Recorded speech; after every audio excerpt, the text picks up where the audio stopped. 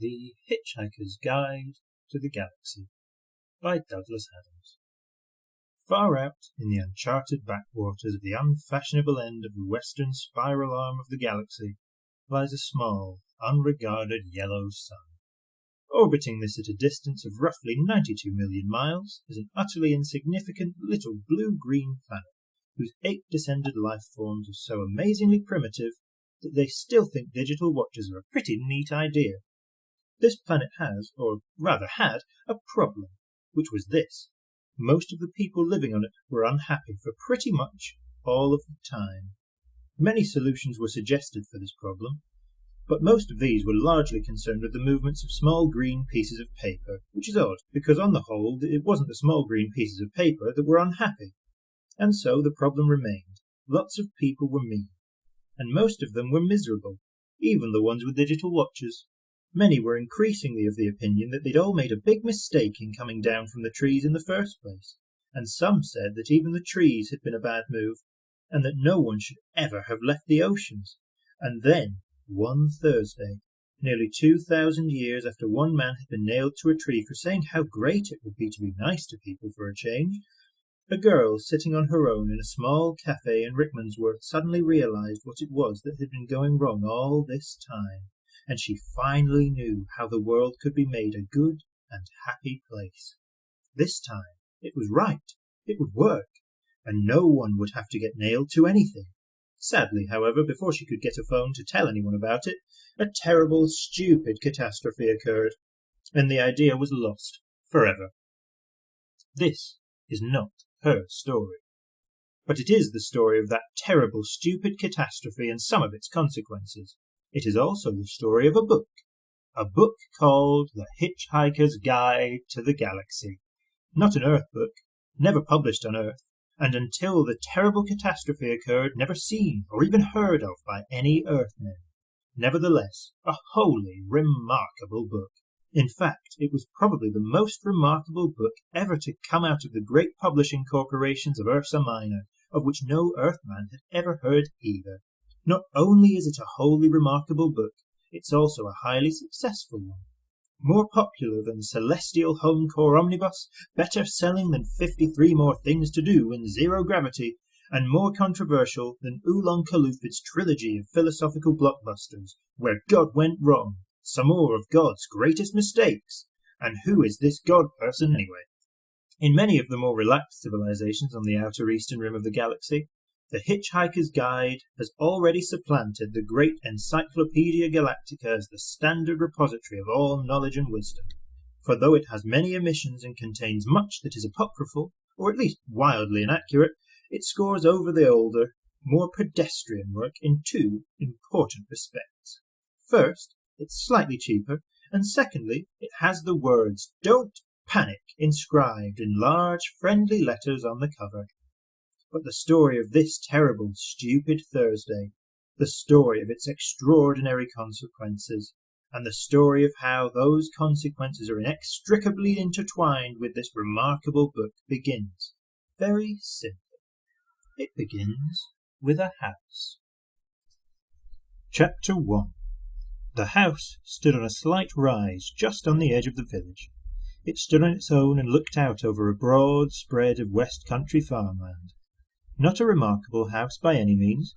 It was about 30 years old, squattish, squarish, made of brick, and had 4 windows set in the front of a size and proportion which more or less exactly failed to please the eye. The only person for whom the house was in any way special was Arthur Dent, and that was only because it happened to be the one he lived in. He'd lived in it for about 3 years, ever since he'd moved out of London because it made him nervous and irritable. He was about 30 as well, tall, dark-haired, and never quite at ease with himself. The thing that used to worry him most was the fact that people always used to ask him what he was looking so worried about. He worked in local radio, which he always used to tell his friends was a lot more interesting than they probably thought. It was, too. Most of his friends worked in advertising. On Wednesday night it had rained very heavily. The lane was wet and muddy, but the Thursday morning sun was bright and clear as it shone on Arthur Dent's house for what was to be the last time. It hadn't properly registered with Arthur that the council wanted to knock it down and build a bypass instead. At 8 o'clock on Thursday morning, Arthur didn't feel very good. He woke up blearily, got up, wandered blearily round his room, opened a window, saw a bulldozer, found his slippers and stomped off to the bathroom to wash. Toothpaste on the brush. So. Scrub. Shaving mirror, pointing at the ceiling. He adjusted it. For a moment it reflected a second bulldozer through the bathroom's window. Properly adjusted, it reflected Arthur Dent's bristles. He shaved them off, washed, dried, and stomped off to the kitchen to find something pleasant to put in his mouth. Kettle, plug, fridge, milk, coffee, yawn. The word bulldozer wandered through his mind for a moment in search of something to connect with. The bulldozer outside the kitchen window was quite a big one. He stared at it. Yellow, he thought, and stomped off back to his bedroom to get dressed. Passing the bathroom, he stopped to drink a large glass of water, and another. He began to suspect that he was hungover. Why was he hungover? Had he been drinking the night before? He supposed he must have been. He caught a glint in the shaving mirror.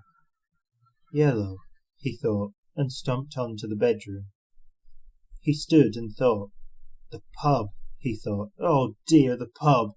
He vaguely remembered being angry about something that seemed important. He'd been telling people about it at great length, he rather suspected. His clearest visual recollection was of glazed looks on other people's faces. Something about a new bypass he'd just found out about. It had been in the pipeline for months, only no one seemed to have known about it. Ridiculous. He took a swig of water. Oh, it would sort itself out, he decided. No one wanted a bypass. The council didn't have a leg to stand on. It would sort itself out. God, what a terrible hangover it had earned him, though. He looked at himself in the wardrobe mirror. He stuck out his tongue. Yellow, he thought.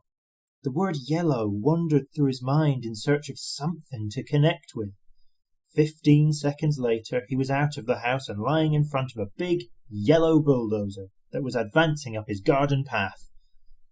Mr. L. Prosser was, as they say, only human. In other words, he was a carbon-based bipedal life form descended from an ape. More specifically, he was 40, fat and shabby, and worked for the local council. Curiously enough, though he didn't know it, he was also a direct male line descendant of Genghis Khan. Through intervening generations and racial mixing had so juggled his genes that he had no discernible Mongol characteristics, and the only vestiges left in Mr. L. Prosser of his mighty ancestry were a pronounced stoutness about the tum and a predilection for little fur hats. He was by no means a great warrior. In fact, he was a nervous, worried man. Today he was particularly nervous and worried because something had gone seriously wrong with his job, which was to see that Arthur Dent's house got cleared out of the way before the day was out. "Come off it, Mr. Dent," he said. "You can't win, you know. You can't lie in front of the bulldozer indefinitely." He tried to make his eyes blaze fiercely, but they just wouldn't do it. Arthur lay in the mud and squelched at them. "I'm game," he said. "We'll see who rusts first." "I'm afraid you're going to have to accept it," said Mr. Prosser, gripping his fur hat and rolling it round the top of his head. "This bypass has got to be built, and it's going to be built." "First I've heard of it," said Arthur. "Why's it got to be built?" Mr. Prosser shook his finger at him for a bit, then stopped and put it away again. "What do you mean, why's it got to be built?" he said. "It's a bypass. You've got to build bypasses." Bypasses are devices which allow some people to dash from point A to point B very fast, while other people dash from point B to point A very fast. People living at point C, being a point directly in between, are often given to wonder what's so great about point A that so many people from point B are so keen to get there, and what's so great about point B that so many people from point A are so keen to get there. They often wish that people would just, once and for all, work out where the hell they wanted to be. Mr. Prosser wanted to be at point D. Point D wasn't anywhere in particular. It was just any conventional point a very long way from points A, B, and C. He would have a nice little cottage at point D, with axes over the door, and spend a pleasant amount of time at point E, which would be the nearest pub to point D. His wife, of course, wanted climbing roses, but he wanted axes. He didn't know why. He just liked axes. He flushed hotly under the derisive grins of the bulldozer drivers. He shifted his weight from foot to foot, but it was equally uncomfortable on each. Obviously somebody had been appallingly inconvenient, and he hoped to God it wasn't him. Mr. Prosser said, "You are quite entitled to make any suggestions or protests at the appropriate time, you know." "Appropriate time?" hooted Arthur. "Appropriate time? The first I knew about it was when a workman arrived at my home yesterday. I asked him if he'd come to clean the windows, and he said no. He'd come to demolish the house. He didn't tell me straight away, of course. Oh, no. First he wiped a couple of windows and charged me £5, and then he told me. But, Mr. Dent, the plans have been available in the local planning office for the last 9 months. Oh, yes, well, as soon as I heard, I went straight round to see them. Yesterday afternoon. You hadn't exactly gone out of your way to call attention to them, had you? I mean, like actually telling anybody or anything. But the plans were on display. On display? I eventually had to go down to the cellar to find them. That's the display department. With a torch. Oh, well, the lights had probably gone. So had the stairs. But look, you found the notice, didn't you? Yes, I did. It was on display in the bottom of a locked filing cabinet stuck in a disused lavatory with a sign on the door saying, "Beware of the leopard." A cloud passed overhead. It cast a shadow over Arthur Dent as he lay propped up on his elbows in the cold mud. It cast a shadow over Arthur Dent's house. Mr. Prosser frowned at it. "It's not as if it's a particularly nice house," he said. "I'm sorry, but I happen to like it." "You'll like the bypass." "Oh, shut up," said Arthur Dent. "Shut up and go away, and take your bloody bypass with you. You haven't got a leg to stand on, and you know it." Mr. Prosser's mouth opened and closed a couple of times, while his mind was for a moment filled with inexplicable but terribly attractive visions of Arthur Dent's house being consumed with fire, and Arthur himself running screaming from the blazing ruin, at least 3 hefty spears protruding from his back.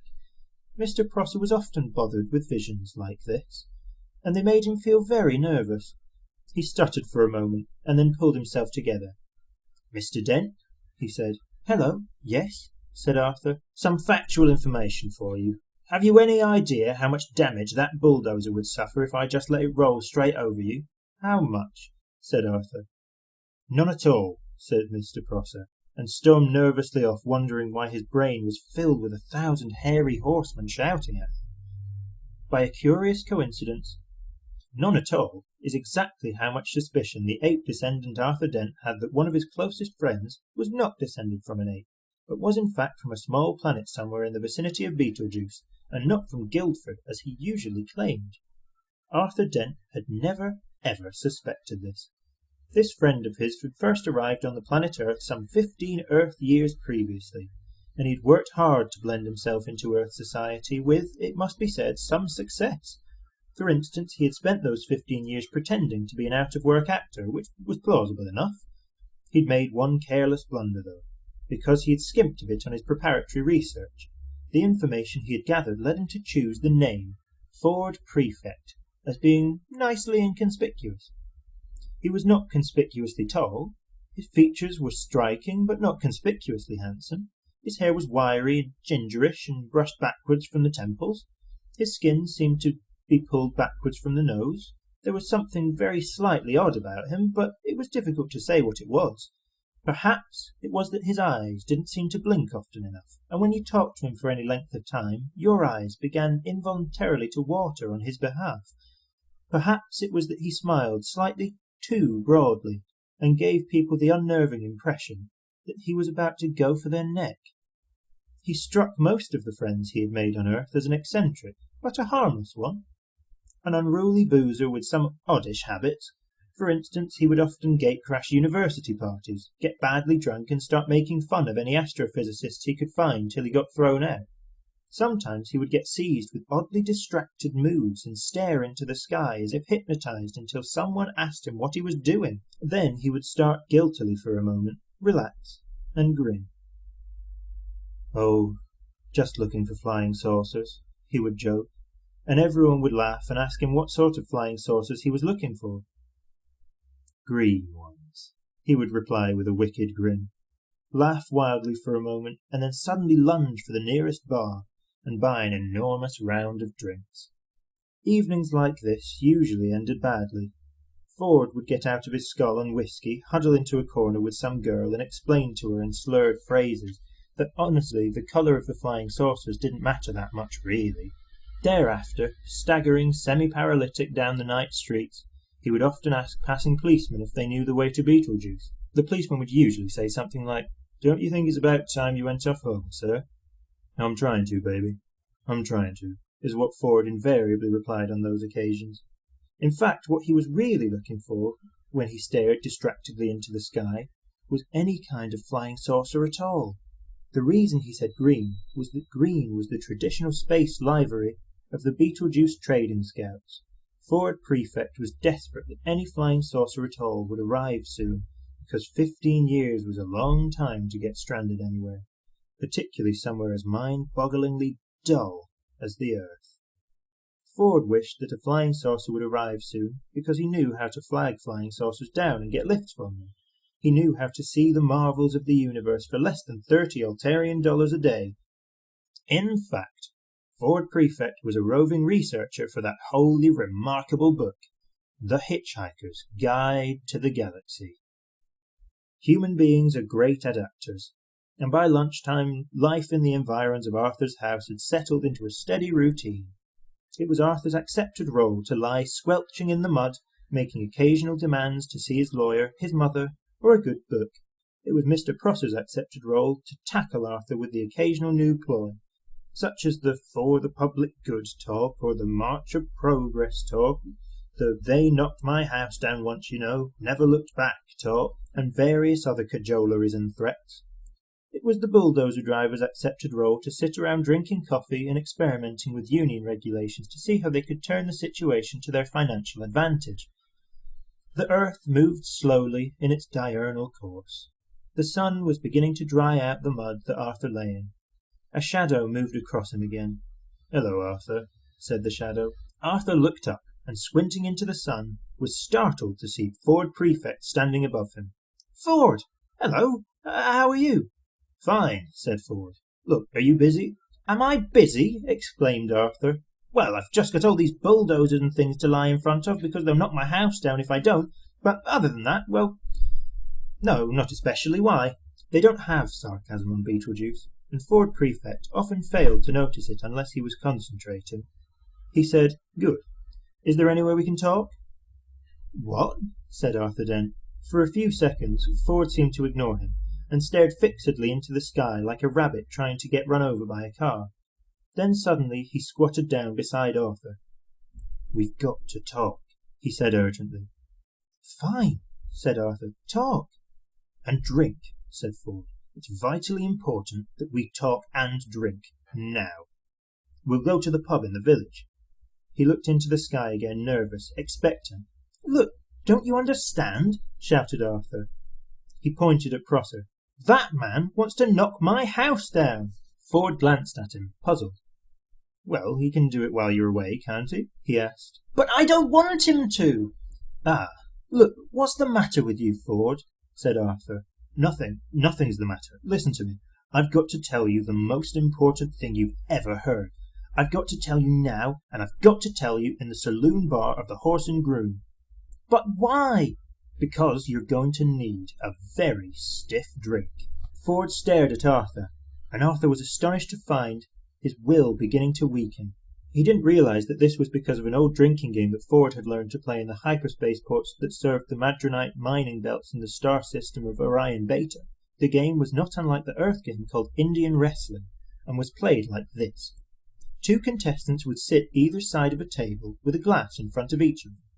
Between them would be placed a bottle of jank spirit, as immortalized in that ancient Orion mining song. "Oh, don't give me none more of that old jank spirit.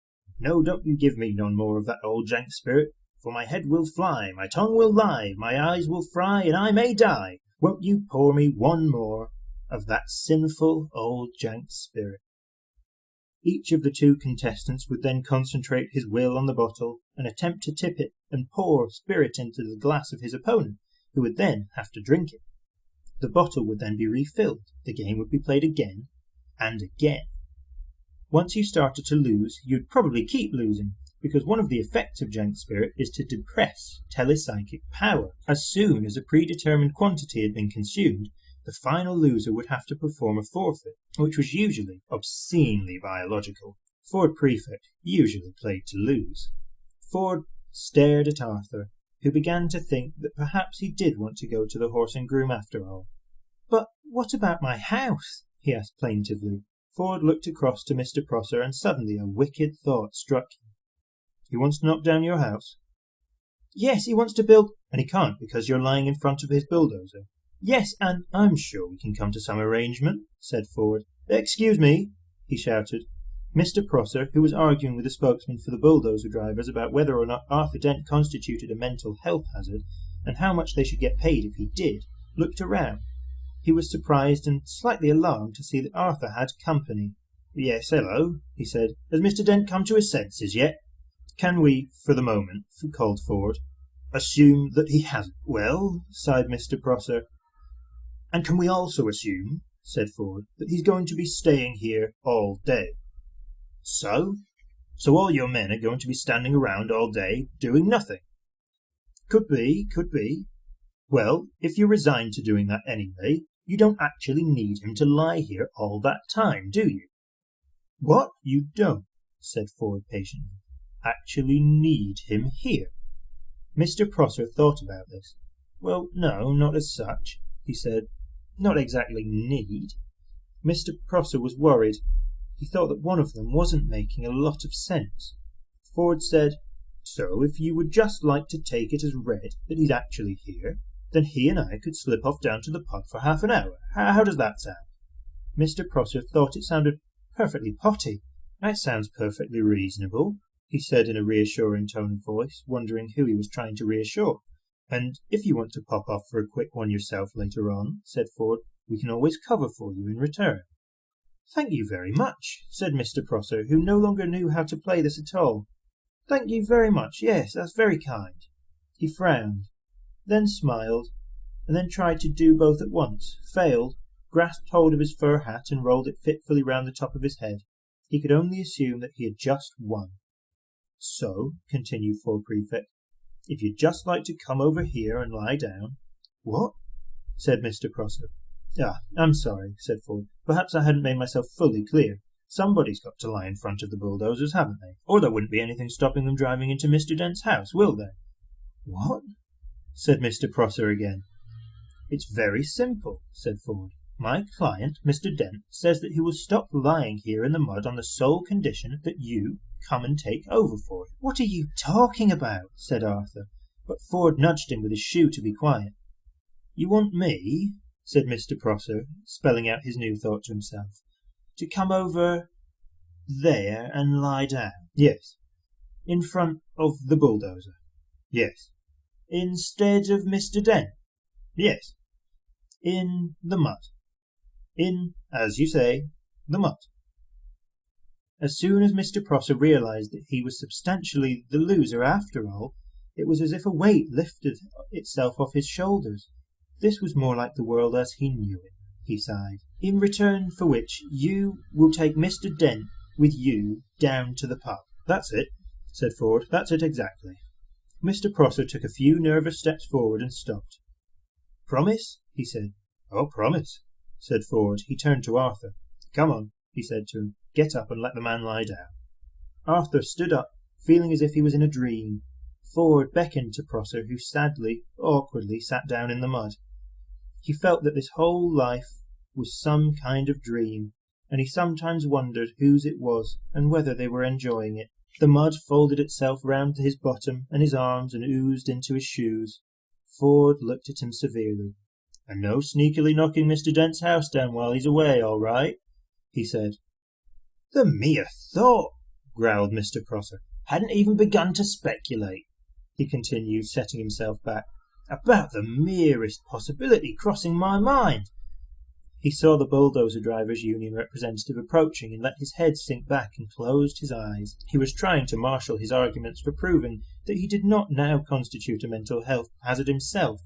He was far from certain about this. His mind seemed to be full of noise, horses, smoke, and the stench of blood. This always happened when he felt miserable or put upon, and he had never been able to explain it to himself. In a high dimension of which we know nothing, the mighty Khan bellowed with rage. But Mr. Prosser only trembled slightly and whimpered. He began to feel little pricks of water behind his eyelids, bureaucratic cock-ups, angry men lying in mud, indecipherable strangers handing out inexplicable humiliations, and an unidentified army of horsemen laughing at him in his head. What a day! What a day! Ford Prefect knew that it didn't matter a pair of dingoes' kidneys whether Arthur's house got knocked down or not now. Arthur remained very worried. "But can we trust him?" he said. "Myself, I'd trust him to the end of the earth," said Ford. "Oh, yes," said Arthur. "And how far's that?" "About 12 minutes away," said Ford. "Come on, I need a drink." Chapter 2. Here's what the Encyclopedia Galactica has to say about alcohol. It says that alcohol is a colourless, volatile liquid formed by the fermentation of sugars, and also notes its intoxicating effect on certain carbon-based life forms. The Hitch-Hiker's Guide to the Galaxy also mentions alcohol.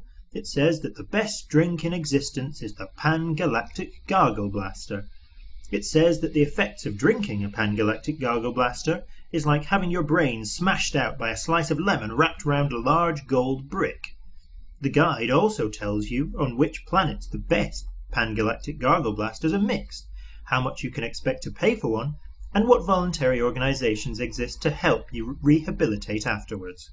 The guide even tells you how you can mix one yourself. Take the juice from one bottle of that old jank spirit, it says, pour into it 1 measure of water from the seas of Santraginus 5. Oh, that Santraginus sea water, it says. Oh, those Santraginan fish.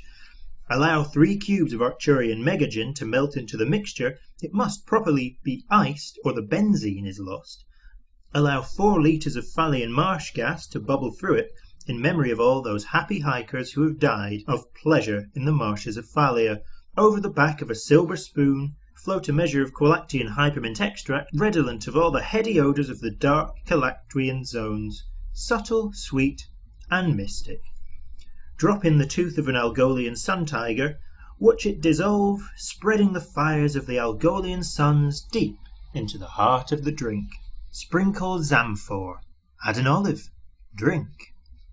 But, very carefully, the Hitch-Hiker's Guide to the Galaxy sells rather better than the Encyclopedia Galactica. 6 pints of bitter, said Ford Prefect to the barman of the Horse and Groom. And quickly, please, the world's about to end. The barman of the Horse and Groom didn't deserve this sort of treatment. He was a dignified old man. He pushed his glasses up his nose and blinked at Ford Prefect. Ford ignored him and stared out of the window, so the barman looked instead at Arthur, who shrugged helplessly and said nothing. So the barman said, "Oh yes, sir, nice weather for it," and started pulling pints. He tried again. "Going to watch the match this afternoon, then?" Ford glanced round at him. No point," he said, and looked back out of the window. "What's that, foregone conclusion, then, you reckon, sir?" said the barman. "Arsenal without a chance?" No, said Ford. "It's just that the world is about to end." "Oh, yes, sir, so he said the barman, looking over his glasses at the time at Arthur. "Lucky escape for Arsenal, if it did." Ford looked back at him, genuinely surprised. "No, not really," he said. He frowned. The barman breathed in heavily. "There you are, sir, 6 pints," he said. Arthur smiled at him wanly and shrugged again. He turned and smiled wanly at the rest of the pub, just in case any of them had heard what was going on. None of them had, and none of them could understand what he was smiling at them for. A man sitting next to Ford at the bar looked at the two men, looked at the 6 pints, did a swift burst of mental arithmetic, arrived at an answer he liked, and grinned a stupid, hopeful grin at them. "Get off," said Ford. "They're ours." Giving him a look that would have made an Algolian sun tiger get on with what it was doing, Ford slapped a £5 note on the bar. He said, "Keep the change." "What, from a fiver?" "Thank you, sir." "You've got 10 minutes left to spend it." The barman decided simply to walk away for a bit. "Ford," said Arthur, "would you please tell me what the hell is going on?" "Drink up," said Ford. "You've got 3 pints to get through." "3 pints?" said Arthur. "At lunchtime?" The man next to Ford grinned and nodded happily. Ford ignored him. He said, Time is an illusion, lunchtime doubly so. Very deep, said Arthur. You should send that into the Reader's Digest. They've got a page for people like you. Drink up. Why 3 pints all of a sudden? Muscle relaxant. You'll need it. Muscle relaxant? Muscle relaxant. Arthur stared into his beer. Did I do anything wrong today? He said. Or has the world always been like this, and I've been too wrapped up in myself to notice? All right, said Ford. I'll try to explain. How long have we known each other? How long? Arthur thought. About 5 years, maybe 6, he said. Most of it seemed to make some sense at the time. All right, said Ford. How would you react if I said that I'm not from Guildford after all, but from a small planet somewhere in the vicinity of Betelgeuse? Arthur shrugged in a so-so sort of way. I dunno, he said, taking a pull of beer. Why? Do you think it's the sort of thing you're likely to say? Ford gave up. It really wasn't worth bothering at the moment, what with the world being about to end. He just said, Drink up. He added, perfectly factually, The world's about to end. Arthur gave the rest of the pub another one smile. The rest of the pub frowned at him. A man waved at him to stop smiling at them and mind his own business. This must be Thursday, Arthur said to himself, sinking low over his beer. I never could get the hang of Thursdays. Chapter 3. On this particular Thursday, something was moving quietly through the ionosphere many miles above the surface of the planet. Several somethings, in fact. Several dozen huge, yellow, chunky slab-like somethings, huge as office blocks, silent as birds. They soared with ease, basking in electromagnetic rays from the star Sol, biding their time, grouping, preparing. The planet beneath them was almost perfectly oblivious of their presence, which was just how they wanted it for the moment.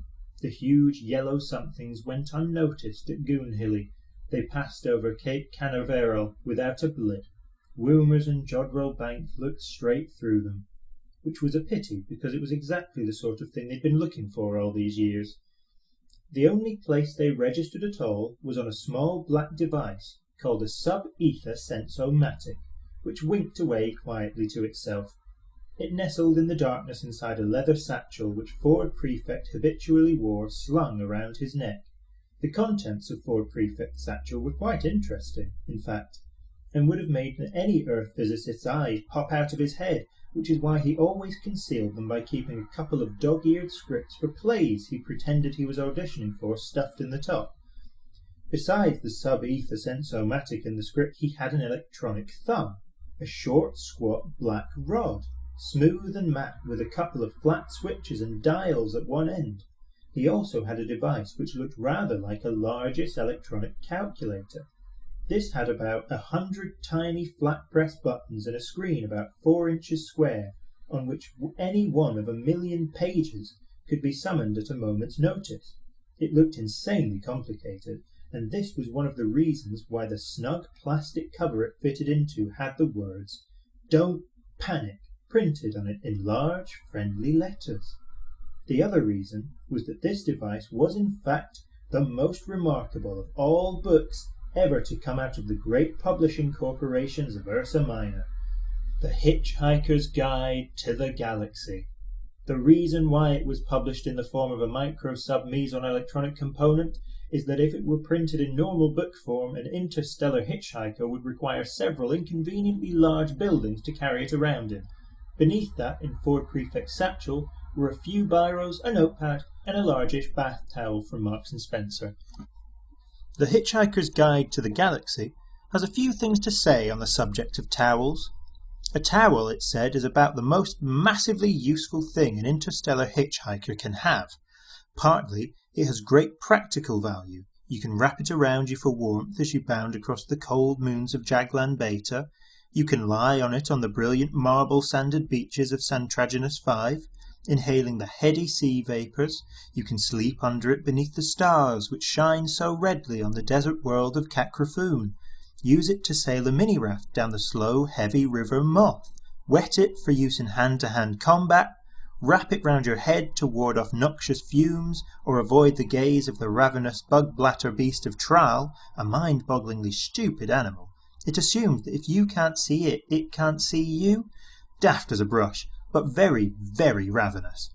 You can wave your towel in emergencies as a distress signal, and of course, dry yourself off with it if it still seems to be clean enough. More importantly, a towel has immense psychological value.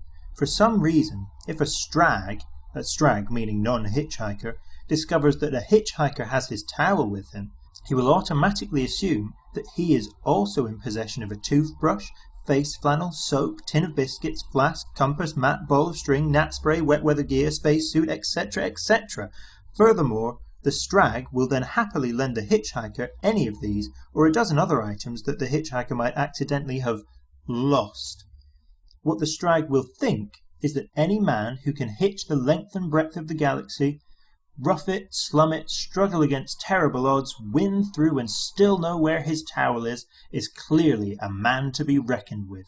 Hence a phrase which has passed into hitchhiking slang as in, "Hey, you sassed that hoopy Ford prefect? There's a frood who really knows where his towel is."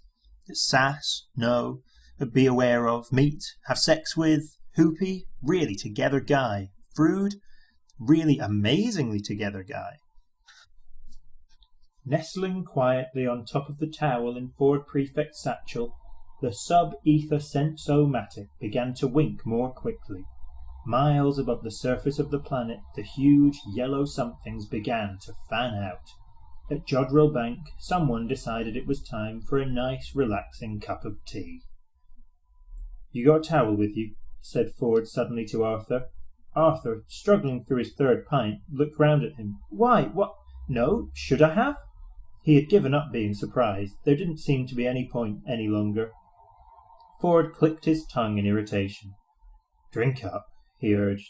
At that moment the dull sound of a rumbling crash from outside filtered through the low murmur of the pub, through the sound of the jukebox, through the sound of the man next to Ford hiccuping over the whisky Ford had eventually brought him. Arthur choked on his beer, leapt to his feet. "What's that?" he yelped. "Don't worry," said Ford. "They haven't started yet." "Thank God for that," said Arthur, and relaxed. "It's probably just your house being knocked down," said Ford, downing his last pint. "What?" shouted Arthur. Suddenly Ford's spell was broken. Arthur looked wildly around him and ran to the window. "My God, they are! They're knocking my house down! What the hell am I doing in the pub, Ford?" "It hardly makes any difference at this stage," said Ford. "Let them have their fun." "Fun?" yelped Arthur. "Fun?" He quickly checked out of the window again that they were talking about the same thing. "Damn their fun!" he shouted, and ran out of the pub, furiously waving a nearly empty beer glass. He made no friends at all in the pub that lunchtime. "Stop, you vandals!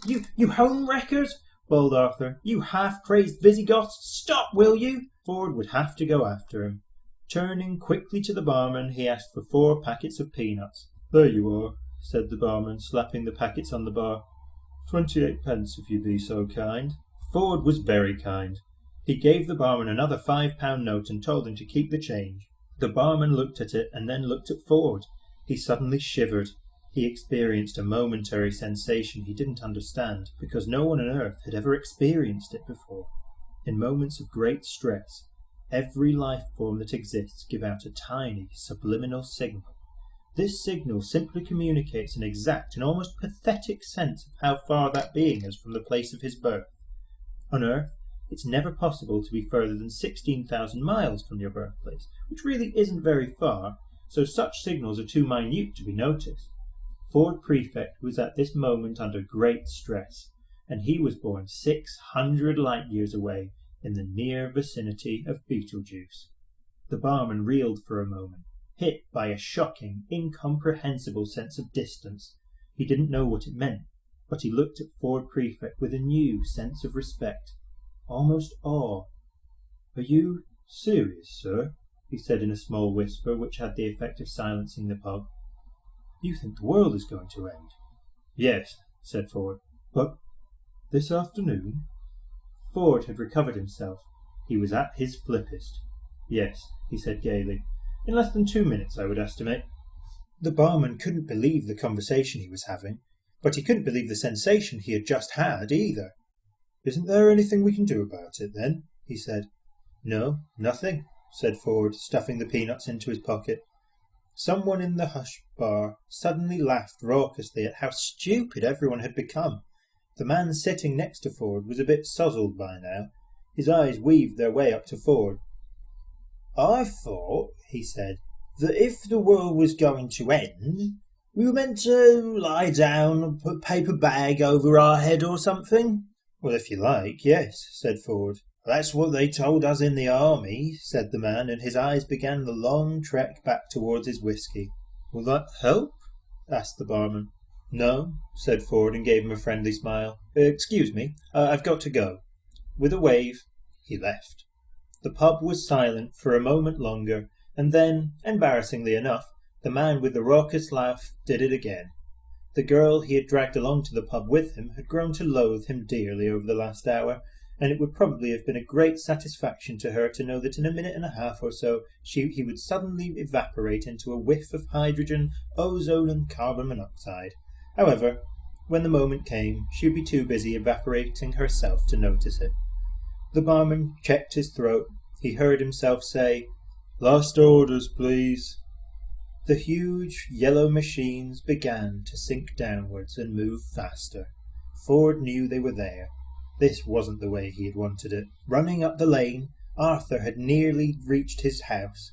He didn't notice how cold it had suddenly become. He didn't notice the wind. He didn't notice the sudden irrational squall of rain. He didn't notice anything but the caterpillar bulldozers crawling over the rubble that had been his home. "You barbarians!" he yelled. "I'll sue the council for every penny it's got. I'll have you hung, drawn and quartered, and whipped and boiled until you've had enough." Ford was running after him very fast, very, very fast. "And then I'll do it again," yelled Arthur. "And when I've finished, I will take all the little bits and I will jump on them." Arthur didn't notice that the men were running from the bulldozers. He didn't notice that Mr. Prosser was staring hectically into the sky. What Mr. Prosser had noticed was that huge yellow somethings were gleaming through the clouds. Impossibly huge yellow somethings.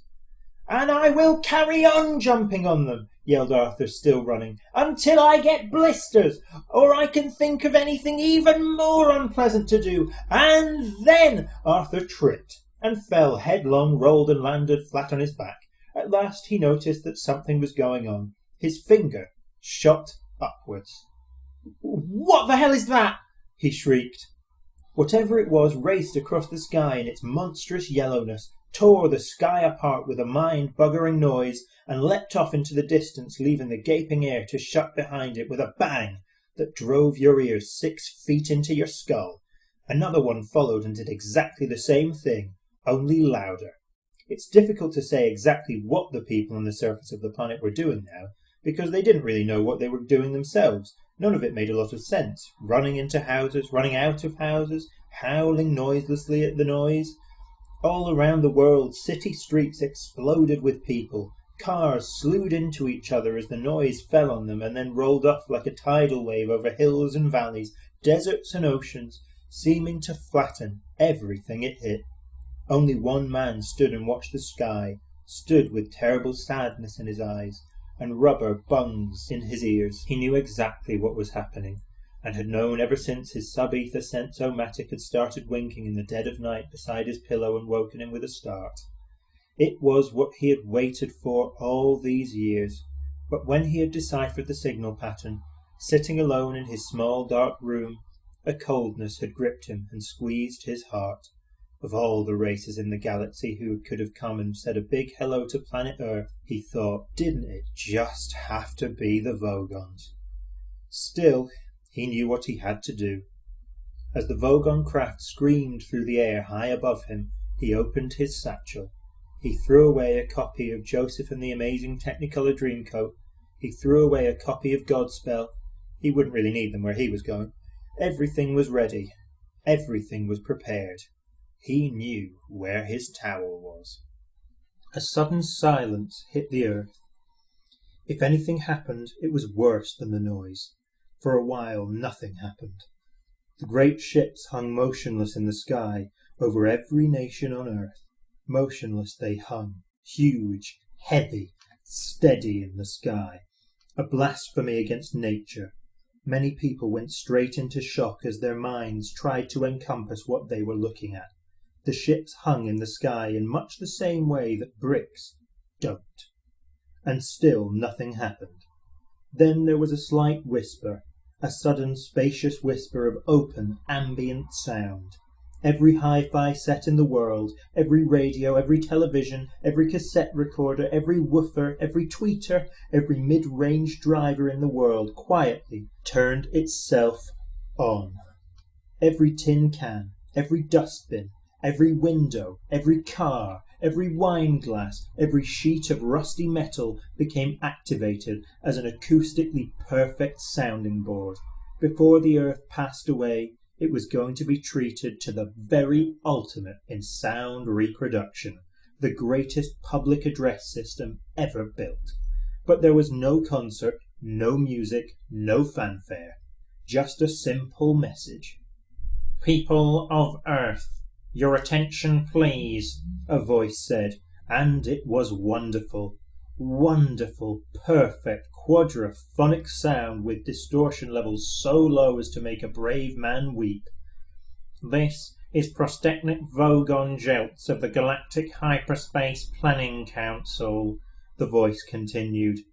"As you will no doubt be aware, the plans for development of the outlying regions of the galaxy require the building of a hyperspatial express route through your star system, and regrettably your planet is one of those scheduled for demolition. The process will take slightly less than 2 of your Earth minutes. Thank you." The PA died away. Uncomprehending terror settled onto the watching people of Earth. The terror moved slowly through the gathered crowds as if they were iron filings on a sheet of board and a magnet was moving beneath them. Panic sprouted again. Desperate, fleeing panic. But there was nowhere to flee to. Observing this, the Vogons turned on their PA again. It said, "There's no point in acting all surprised about it.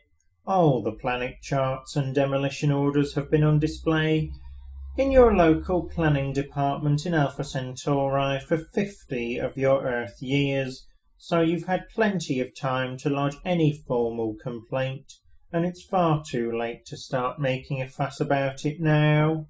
The PA fell silent again, and its echo drifted off across the land. The huge ships turned slowly into the sky with easy power. On the underside of each a hatchway opened, an empty black square. By this time, somebody somewhere must have manned a radio transmitter, located a wavelength and broadcast a message back to the Vogon ships to plead on behalf of the planet. Nobody ever heard what they said. They only heard the reply. The PA slammed back into life again. The voice was annoyed. It said, "What do you mean you've never been to Alpha Centauri? For heaven's sake, mankind is only 4 light years away, you know. I'm sorry, but if you can't be bothered to take an interest in local affairs, that's your own lookout. Energize the demolition beams." Light poured out of the hatchways. "I don't know," said the voice on the PA. "Apathetic, bloody planet. I've no sympathy at all." It cut off. There was a terrible, ghastly silence. There was a terrible, ghastly noise. There was a terrible, ghastly silence. The Vogon constructor fleet coasted away into the inky, starry void. Chapter 4. Far away on the opposite spiral arm of the galaxy, 500,000 light-years from the star Sol, Zaphod Beeblebrox, President of the Imperial Galactic Government, sped across the seas of Damagran, his ion-drive delta boat winking and flashing in the Damagran sun. Damagran the hot, Damagran the remote, Damagran the almost totally unheard of. Damagran, secret home of the Heart of Gold. The boat sped on across the water. It would be some time before it reached its destination because Damagran is such an inconveniently arranged planet. It consists of nothing but middling to large desert islands separated by very pretty but annoyingly wide stretches of ocean. The boat sped on. Because of this topographical awkwardness, Damagran has always remained a deserted planet. This is why the Imperial Galactic Government chose Damagran for the Heart of Gold project, because it was so deserted and the Heart of Gold project was so secret. The boat zipped and skipped across the sea that lay between the main islands of the only archipelago of any useful size on the whole planet. Zaphod Beeblebrox was on his way from the tiny spaceport on Easter Island. The name was an entirely meaningless coincidence. In galactic speak, Easter means small, flat, and light brown. To the Heart of Gold Island, which, by another meaningless coincidence, was called France. One of the side effects of working on the Heart of Gold was a whole string of pretty meaningless coincidences. But it was not in any way a coincidence that today, the day of culmination of the project, the great day of unveiling, the day that the Heart of Gold was finally to be introduced to a marvelling galaxy, was also a great day of culmination for Zaphod Beeblebrox. It was for the sake of this day that he had first decided to run for the presidency, a decision which had sent shockwaves of astonishment throughout the Imperial Galaxy. Zaphod Beeblebrox, president, not the Zaphod Beeblebrox, not the president. Many had seen it as clinching proof that the whole of known creation had finally gone bananas. Zaphod grinned and gave the boat an extra kick of speed. Zaphod Beeblebrox, adventurer, ex-hippie, good timer, crook, quite possibly, maniac, self-publicist, terribly bad at personal relationships, often thought to be completely out to lunch. President? No one had gone bananas, not in that way at least. Only 6 people in the entire galaxy understood the principle on which the galaxy was governed, and they knew that once Zaphod Beeblebrox had announced his intention to run as president, it was more or less a fait accompli, that he was ideal presidency fodder. President, full title, President of the Imperial Galactic Government. The term Imperial is kept, though it's now an anachronism. The hereditary emperor is nearly dead, and has been for many centuries. In the last moments of his dying coma, he was locked in a stasis field which keeps him in a state of perpetual unchangingness. All his heirs are now long dead, and this means that without any drastic political upheaval, power has simply and effectively moved a rung or two down the ladder, and is now seen to be vested in a body which used to act simply as advisors to the emperor, an elected governmental assembly, headed by a president elected by that assembly. In fact, it vests in no such place. The president, in particular, is very much a figurehead. He wields no real power whatsoever. He's apparently chosen by the government, but the qualities he's required to display are not those of leadership, but those of finely judged outrage. For this reason, the president is always a controversial choice, always an infuriating but fascinating character. His job is not to wield power, but to draw attention away from it. On those criteria, Zaphod Beeblebrox is one of the most successful presidents of the galaxy has ever had. He has already spent 2 of his 10 presidential years in prison for fraud. Very, very few people realize that the president and the government have virtually no power at all, and of these few people, only 6 know whence ultimate political power is wielded. Most of the others secretly believe that the ultimate decision-making process is handled by a computer. They couldn't be more wrong. What they had completely failed to understand was why Zaphod was doing it. He banked sharply, shooting a wild wall of water at the sun. Today was the day. Today was the day when they would realize what Zaphod had been up to. Today was what Zaphod Beeblebrox's presidency was all about. Today was also his 200th birthday, but that was just another meaningless coincidence. As he skipped his boat across the seas of Damagran, he smiled quietly to himself about what a wonderful, exciting day it was going to be. He relaxed and spread his 2 arms lazily along the seat back. He steered with his extra arm he'd recently had fitted just beneath his right one to help improve his ski boxing. "Hey," he cooed to himself, "you're a real cool boy, you." But his nerves sang a song shriller than a dog whistle. The island of France was about 20 miles long, 5 miles across the middle, sandy and crescent-shaped. In fact, it seemed to exist not so much as an island in its own right as simply a means of defining the sweep and curve of a huge bay. This impression was heightened by the fact that the inner coastline of the crescent consisted almost entirely of steep cliffs. From the top of the cliff the land sloped slowly down 5 miles to the opposite shore. On top of the cliff stood a reception committee.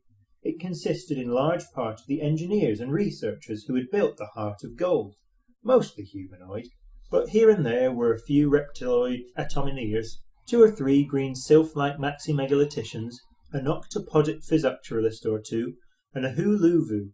A huluvu is a super-intelligent shade of the colour blue. All except the huluvu were resplendent in their multicoloured ceremonial lab coats. The huluvu had been temporarily refracted into a free-standing prism for the occasion. There was a mood of immense excitement thrilling through all of them. Together and between them they had gone to and beyond the furthest limits of physical laws, restructured the fundamental fabric of matter, strained, twisted and broken the laws of possibility and impossibility. But still, the greatest excitement of all seemed to be to meet a man with an orange sash round his neck. An orange sash was what the President of the Galaxy traditionally wore. It might not even have made much difference to them if they'd known exactly how much power the President of the Galaxy actually wielded. None at all. Only 6 people in the galaxy knew that the job of the Galactic President was not to wield power, but to attract attention away from it. Zaphod Beeblebrox was amazingly good at his job. The crowd gasped, dazzled by sun and seamanship, as the presidential speedboat zipped round the headland into the bay. It flashed and shone as it came skating over the sea in wide, skidding turns. In fact, it didn't need to touch the water at all, because it was supported on a hazy cushion of ionized atoms. But just for effect, it was fitted with thin fin blades which could be lowered into the water. They slashed sheets of water hissing into the air, carved deep gashes into the sea, which swayed crazily and sank back, foaming in the boat's wake as it careered across the bay. Zaphod loved effect. It was what he was best at. He twisted the wheel sharply. The boat slewed round in a wild, scything skid beneath the cliff face and dropped to rest lightly on the rocking waves. Within seconds he ran out to the deck and waved and grinned at over 3 billion people.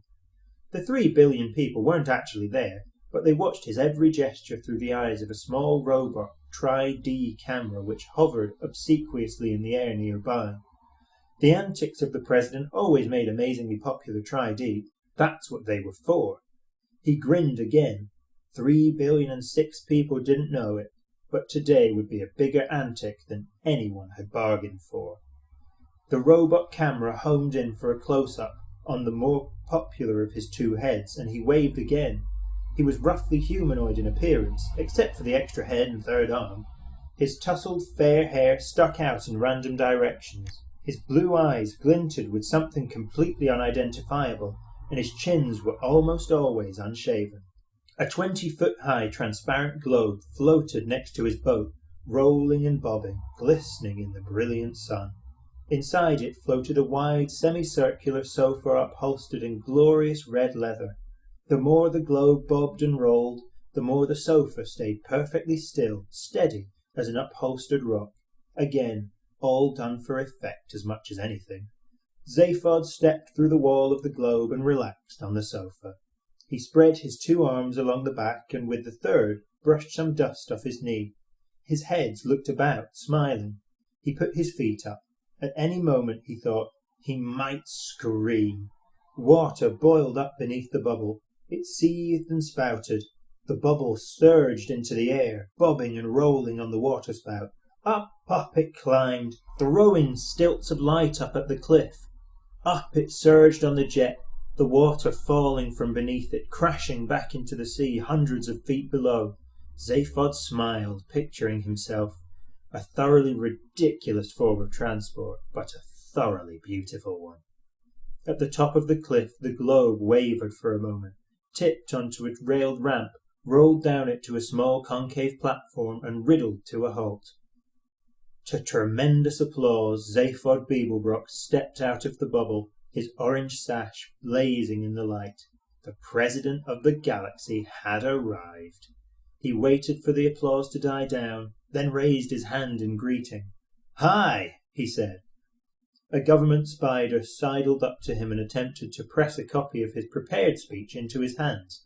Pages 3 to 7 of the original version were at the moment floating soggily on the Demogran Sea, some 5 miles out from the bay. Pages 1 and 2 had been salvaged by a Demogran frond-crested eagle, and had already become incorporated into an extraordinary new form of nest which the eagle had invented. It was constructed largely of papier-mâché, and it was virtually impossible for a newly hatched baby eagle to break out of it. The Demogran frond-crested eagle had heard of the notion of survival of the species, but wanted no truck with it. Zaphod Beeblebrox would not be needing his set speech, and he gently deflected the one being offered him by the spider. "Hi," he said again. Everyone beamed at him, or at least nearly everyone. He singled out Trillian from the crowd. Trillian was a girl that Zaphod had picked up recently while visiting a planet, just for fun, incognito. She was slim, darkish, humanoid, with long waves of black hair, a full mouth, an odd little knob of a nose, and ridiculously brown eyes. With her red headscarf knotted in that particular way, and her long, flowing, silky brown dress, she looked vaguely Arabic. Not that anyone there had ever heard of an Arab, of course. The Arabs had very recently ceased to exist, and even when they had existed, they were 500,000 light-years from Damagran. Trillian wasn't anybody in particular, or so Zaphod claimed. She just went around with him rather a lot, and told him what she thought of him. "Hi, honey," he said to her. She flashed him a quick, tight smile and looked away. Then she looked back for a moment and smiled more warmly, but by this time he was looking at something else. "Hi," he said to a small knot of creatures from the press who were standing nearby, wishing that he would stop saying hi and get on with the quotes. He grinned at them particularly, because he knew that in a few moments he would be giving them one hell of a quote. The next thing he said, though, was not a lot of use to them. One of the officials of the party had irritably decided that the president was clearly not in a mood to read the deliciously turned speech that had been written for him, and had flipped the switch on the remote control device in his pocket. Away in front of them, a huge white dome that bulged against the sky cracked down the middle, split, and slowly folded itself down into the ground. Everyone gasped, although they had known perfectly well it was going to do that, because they built it that way. Beneath it lay uncovered a huge starship, 150 meters long, shaped like a sleek, running shoe, perfectly white and mind-bogglingly beautiful. At the heart of it, unseen, lay a small gold box, which carried within it the most brain-wrenching device ever conceived, a device which made this starship unique in the history of the galaxy, a device after which the ship had been named, the Heart of Gold. "Wow!" said Zaphod Beeblebrox to the Heart of Gold. There wasn't much else he could say. He said it again because he knew it would annoy the press. "Wow!" The crowd turned their faces back towards him expectantly. He winked at Trillian, who raised her eyebrows and widened her eyes at him. She knew what he was about to say and thought him a terrible show-off. "That is really amazing," he said. "That really is truly amazing. That is so amazingly amazing, I think I'd like to steal it." A marvellous presidential quote, absolutely true to form. The crowd laughed appreciatively. The newsmen gleefully punched buttons on their sub-ether newsmatics, and the president grins.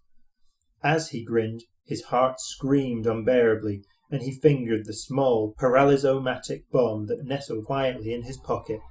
Finally, he could bear it no more.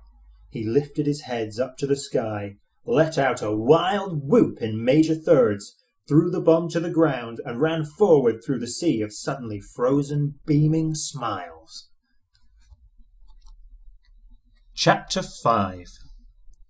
Prostetnik Vogon Jeltz was not a pleasant sight, even for other Vogons. His highly domed nose rose high above a small, piggy forehead. His dark green, rubbery skin was thick enough for him to play the game of Vogon civil service politics, and play it well, and waterproof enough for him to survive indefinitely at sea depths of up to 1,000 feet with no ill effects. Not that he ever went swimming, of course.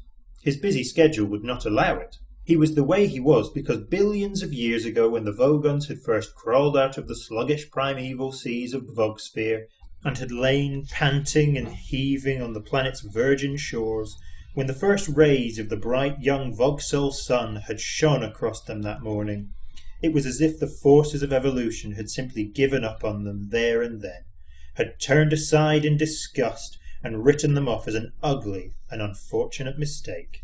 They never evolved again. They should never have survived. The fact that they did is some kind of tribute to the thick-willed, slug-brained stubbornness of those creatures. Evolution, they said to themselves, who needs it? And what nature refused to do for them, they simply did without until such time as they were able to rectify the grosser anatomical inconveniences with surgery. Meanwhile, the natural forces on the planet Vogsphere had been working overtime to make up for their earlier blunder. They brought forth scintillating, jewelled, scuttling crabs, which the Vogons ate, smashing their shells with iron mallets, tall, aspiring trees of breathtaking slenderness and colour, which the Vogons cut down and burnt the crab meat with. Elegant, gazelle-like creatures with silken coats and dewy eyes, which the Vogons would catch and sit on. They were no use as transport because their backs would snap instantly, but the Vogons sat on them anyway. Thus, the planet Vogsphere whiled away the unhappy millennia until the Vogons suddenly discovered the principles of interstellar travel. Within a few short Vog years, every last Vogon had migrated to the Megabrantis cluster, the political hub of the galaxy, and now formed the immensely powerful backbone of the galactic civil service. They have attempted to acquire learning, they have attempted to acquire style and social grace, but in most respects the modern Vogon is little different from his primitive forebears. Every year they import 27,000 scintillating, jewelled, scuttling crabs from their native planet and while away a happy, drunken night smashing them to bits with iron mallets. Prostetnik Vogon Jelks was a fairly typical Vogon in that he was thoroughly vile. Also, he did not like hitchhikers. Somewhere in a small dark cabin buried deep in the intestines of Prostetnik Vogon Jelks' flagship, a small match flared nervously. The owner of the match was not a Vogon, but he knew all about them and was right to be nervous. His name was Ford Prefect. He looked about the cabin, but could see very little. Strange, monstrous shadows loomed and leaped with the tiny, flickering flame, but all was quiet. He breathed a silent thank you to the Dentrasis. The Dentrasis are an unruly tribe of gourmands, a wild but pleasant bunch whom the Vogons had recently taken to employing as catering staff on their long-haul fleets, on the strict understanding that they kept themselves very much to themselves. They suited the Dentrasis fine, because they loved Vogon money, which is one of the hardest currencies in space, but loathed the Vogons themselves. The only sort of Vogon a Dentrasi liked to see was an annoyed Vogon. It was because of this tiny piece of information that Ford Prefect was not now a whiff of hydrogen, ozone, and carbon monoxide. He heard a slight groan. By the light of the match he saw a heavy shape moving slightly on the floor. Quickly he shook the match out, reached in his pocket, found what he was looking for and took it out. He ripped it open and shook it. He crouched on the floor. The shape moved again. Ford Prefect said, "I brought some peanuts." Arthur Dent moved and groaned again, muttering incoherently. "Here, have some," urged Ford, shaking the packet again. "If you've never been through a matter-transference beam before, you've probably lost some salt and protein. The beer you had should have cushioned your system a bit." "Whoa," said Arthur Dent. He opened his eyes. "It's dark," he said. "Yes," said Ford Prefect. "It's dark." "No light," said Arthur Dent. "Dark. No light." One of the things Ford Prefect had always found hardest to understand about humans was their habit of continually stating and repeating the very, very obvious. As in, "It's a nice day," or "You're very tall," or "Oh dear, you seem to have fallen down a 30-foot well. Are you all right?" At first Ford had formed a theory to account for this strange behaviour. If human beings don't keep exercising their lips, he thought, their mouths probably seize up. After a few months' consideration and observation, he abandoned this theory in favour of a new one. If they don't keep exercising their lips, he thought, their brains start working. After a while he abandoned this one as well, as being obstructively cynical, and decided he quite liked human beings after all. But he always remained desperately worried about the terrible number of things they don't know about. Yes, he agreed with Arthur. No light. He helped Arthur to some peanuts. How do you feel? He asked him. Like a military academy, said Arthur. Bits of me keep on passing out. Ford stared at him blankly in the darkness. If I asked you where the hell we were, said Arthur weakly, would I regret it? Ford stood up. We're safe, he said. Oh, good, said Arthur. We're in a small galley cabin, said Ford, in one of the spaceships of the Vogon constructor fleet. Ah, said Arthur, this is obviously some strange usage of the word safe that I wasn't previously aware of. Ford struck another match to help him search for a light switch. Monstrous shadows leaped and loomed again. Arthur struggled to his feet and hugged himself apprehensively. Hideous alien shapes seemed to throng about him. The air was thick with musty smells which sidled into his lungs without identifying themselves, and a low, irritating hum kept his brain from focusing. How did we get here? He asked, shivering slightly. We hitched a lift, said Ford. Excuse me? Said Arthur. Are you trying to tell me that we've just stuck out our thumbs and some green bug-eyed monster stuck his head out and said, Hi, fellas, hop right in. I can take you as far as the Basingstoke roundabout. Well, said Ford, the thumb's an electronic sub-ether signalling device. The roundabout's at Barnard's Star, 6 light-years away, but otherwise, that's more or less right. And the bug-eyed monster? Is green, yes. Fine, said Arthur. When can I go home? Ah, you can't, said Ford Prefect, and found the light switch. Shade your eyes, he said, and turned it on. Even Ford was surprised. Good grief, said Arthur. Is this really the interior of a flying saucer? Prostetnic Fogon Jeltz heaved his unpleasant green body round the control bridge. He always felt vaguely irritable after demolishing populated planets. He wished that someone would come and tell him that it was all wrong so that he could shout at them and feel better. He flopped as heavily as he could onto his control seat in the hope that it would break and give him something to be genuinely angry about, but it only gave a complaining sort of creak. Go away, he shouted at a young Vogon guard who entered the bridge at the moment. The guard vanished immediately, feeling rather relieved. He was glad it wouldn't now be him who delivered the report they'd just received. The report was an official release which said that a wonderful new form of spaceship drive was at this moment being unveiled at a government research base on Damagran, which would henceforth make all hyperspatial express routes unnecessary.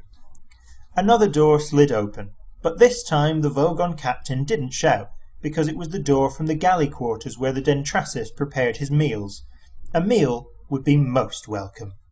A huge, furry creature bounded through the door with his lunch tray. It was grinning like a maniac. Prostetnic Vogon Jeltz was delighted. He knew that when a Dentrasi looked that pleased with itself, there was something going on somewhere on the ship that he could get very angry about indeed. Ford and Arthur stared around them. Well, what do you think? Said Ford. It's a bit squalid, isn't it? Ford frowned at the grubby mattresses, unwashed cups and unidentifiable bits of smelly alien underwear that lay around the cramped cabin. Well, this is a working ship, you see, said Ford. There are the Dentrasi sleeping quarters. I thought you said they were called Vogons or something. Yes, said Ford. The Vogons run the ship. The Dentrasis are the cooks. They let us on board. I'm confused, said Arthur.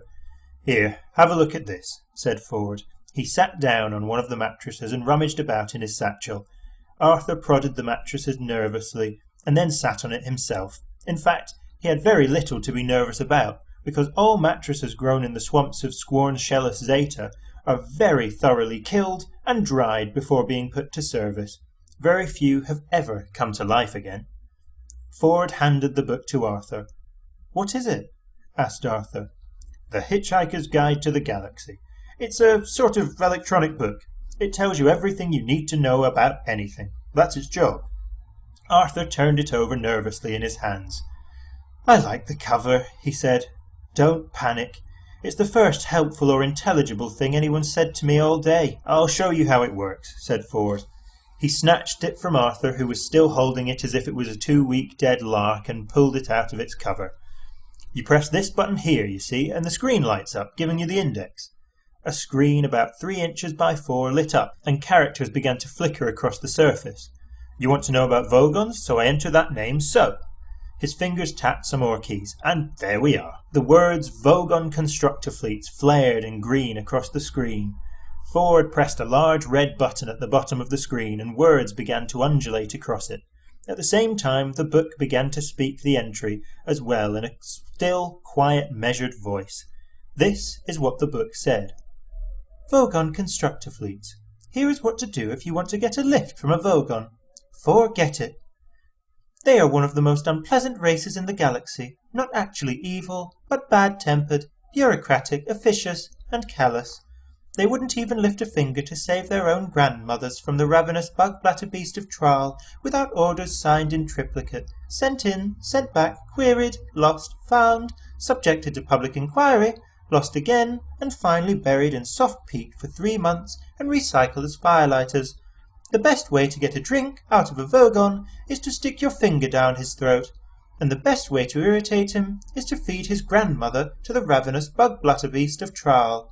On no account allow a Vogon to read poetry at you." Arthur blinked at it. "What a strange book.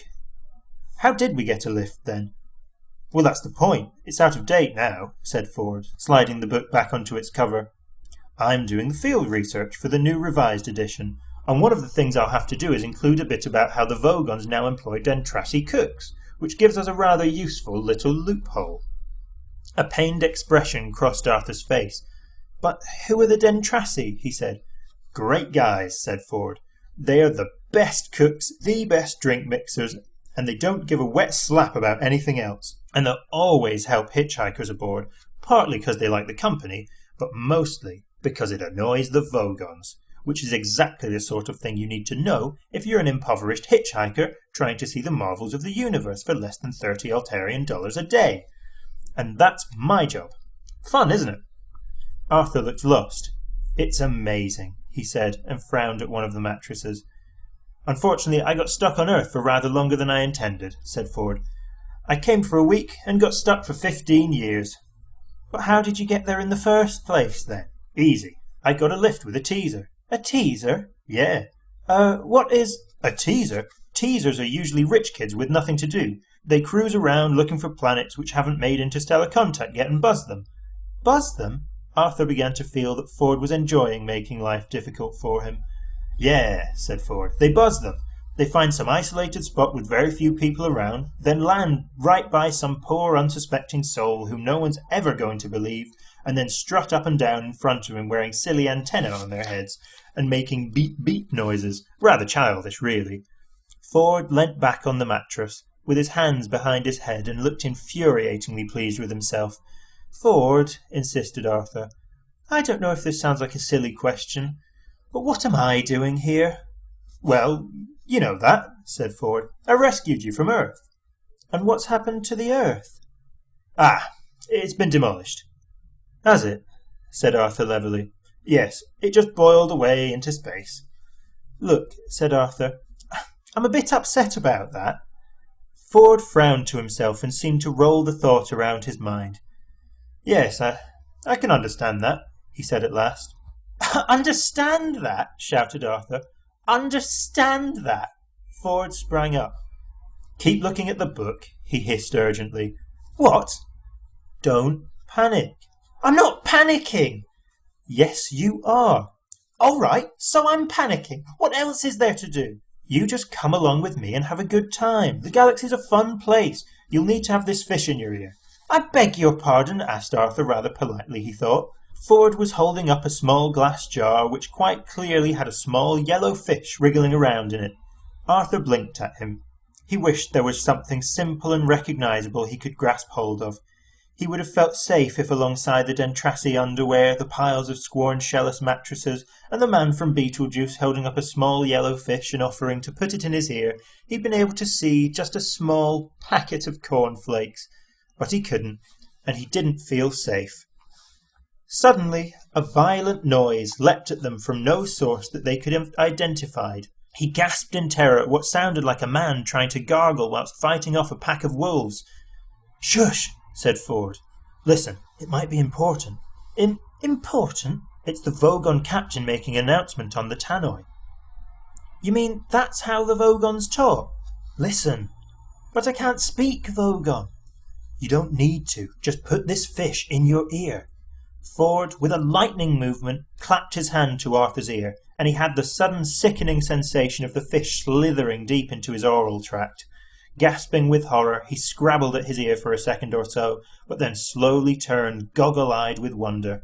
He was experiencing the oral equivalent of looking at a picture of two black silhouetted faces and suddenly seeing it as a picture of a white candlestick, or of looking at a lot of coloured dots on a piece of paper which suddenly resolve themselves into the figure 6 and mean that your optician is going to charge you a lot of money for a new pair of glasses.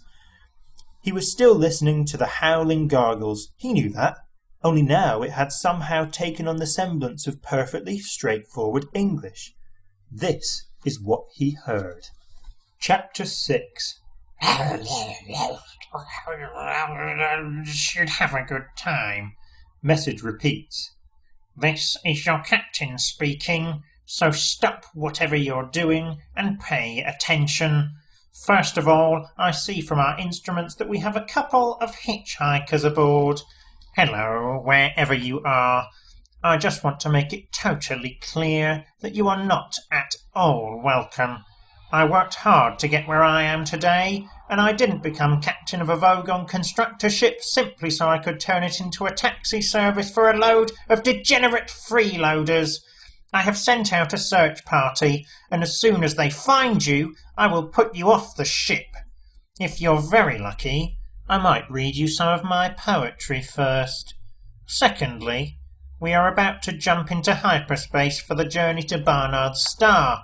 On arrival, we will stay in dock for a 72-hour refit, and no one's to leave the ship during that time. I repeat, all planet leave is cancelled.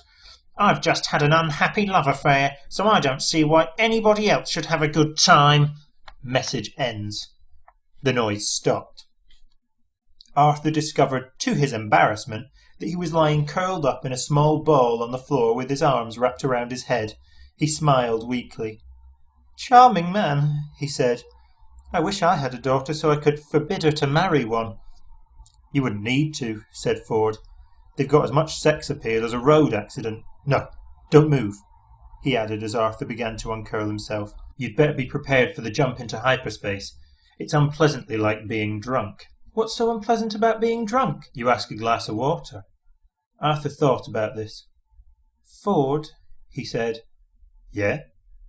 "What's this fish doing in my ear?" "It's translating for you. It's a Babel fish. Look it up in the book if you like."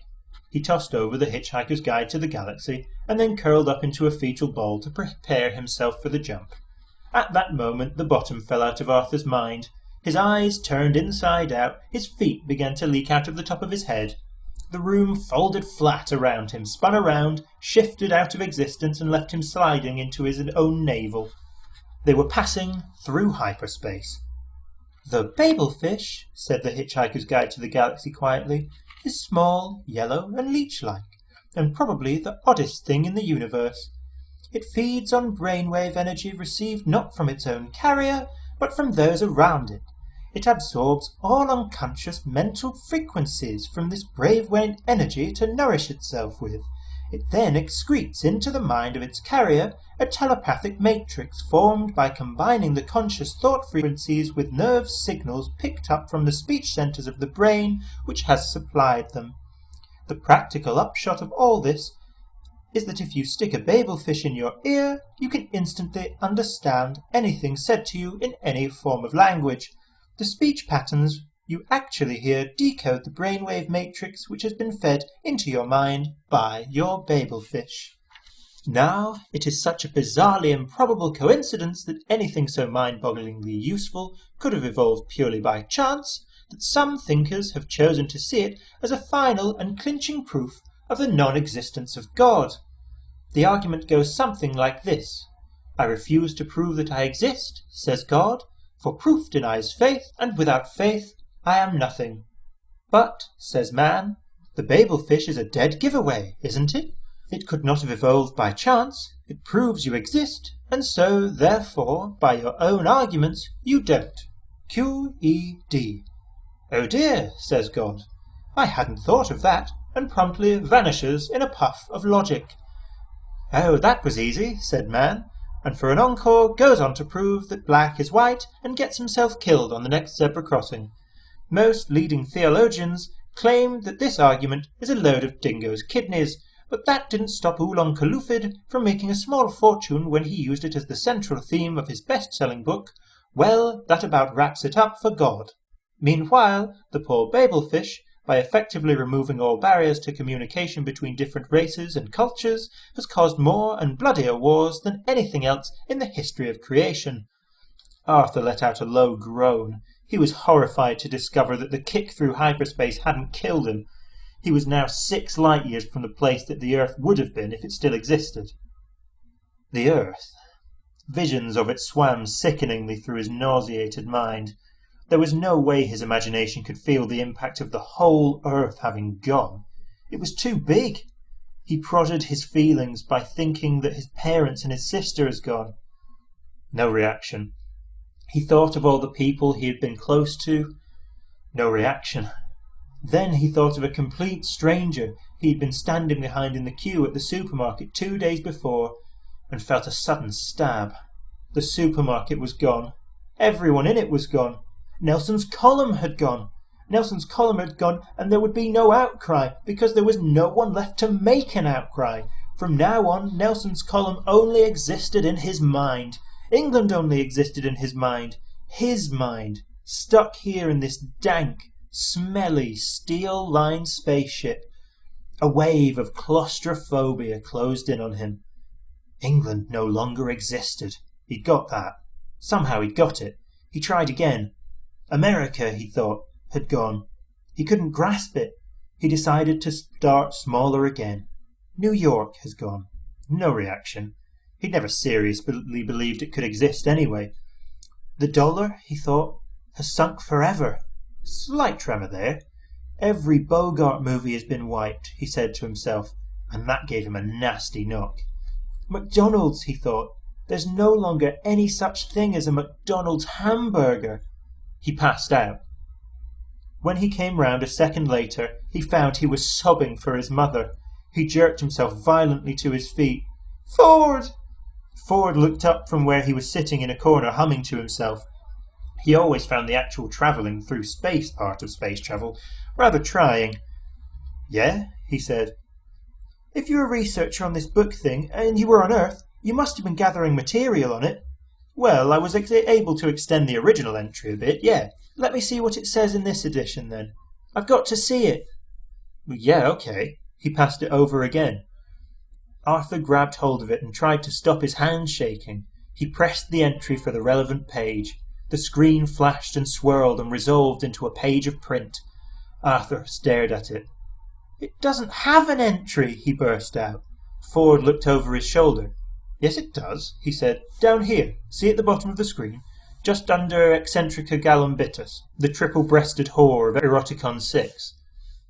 Arthur followed Ford's finger and saw where it was pointing. For a moment, it still didn't register. Then his mind nearly blew up. What? Harmless? Is that all it's got to say? Harmless? One word? Ford shrugged. Well, there's 100 billion stars in the galaxy and only a limited amount of space in the book's microprocessors, he said. And no one knew much about the Earth, of course. Well, for God's sake, I hope you managed to rectify that a bit. Oh, yes. Well, I managed to transmit a new entry off to the editor. He had to trim it a bit, but it's still an improvement. And what does it say now? Asked Arthur. Mostly harmless, admitted Ford with a slightly embarrassed cough. Mostly harmless, shouted Arthur. What was that noise? Hissed Ford. "It was me shouting," shouted Arthur. "No, shut up," said Ford. "I think we're in trouble." "You think we're in trouble?" Outside the door, the clear sounds of marching footsteps. "The Dentrassi?" whispered Arthur. "No, those are steel-tipped boots," said Ford. There was a sharp ringing rap on the door. "Then who is it?" said Arthur. "Well," said Ford, "if we're lucky, it's just the Vogons come to throw us into space." "And if we're unlucky?" "If we're unlucky," said Ford grimly, "the captain might be serious in his threat that he's going to read us some of his poetry first." Chapter 7. Vogon poetry is, of course, the third worst poetry in the universe. The second worst is that of the Asgoths of Krea.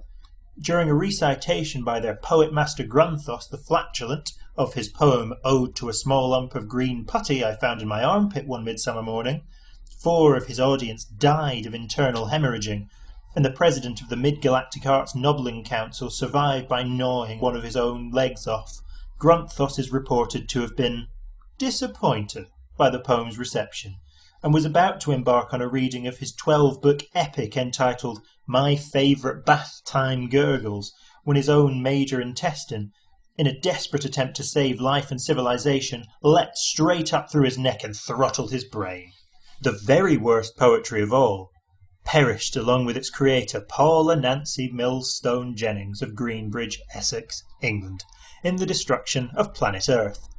Prostetnik Vogon Jeltz smiled very slowly. This was done not so much for effect as because he was trying to remember the sequence of muscle movements.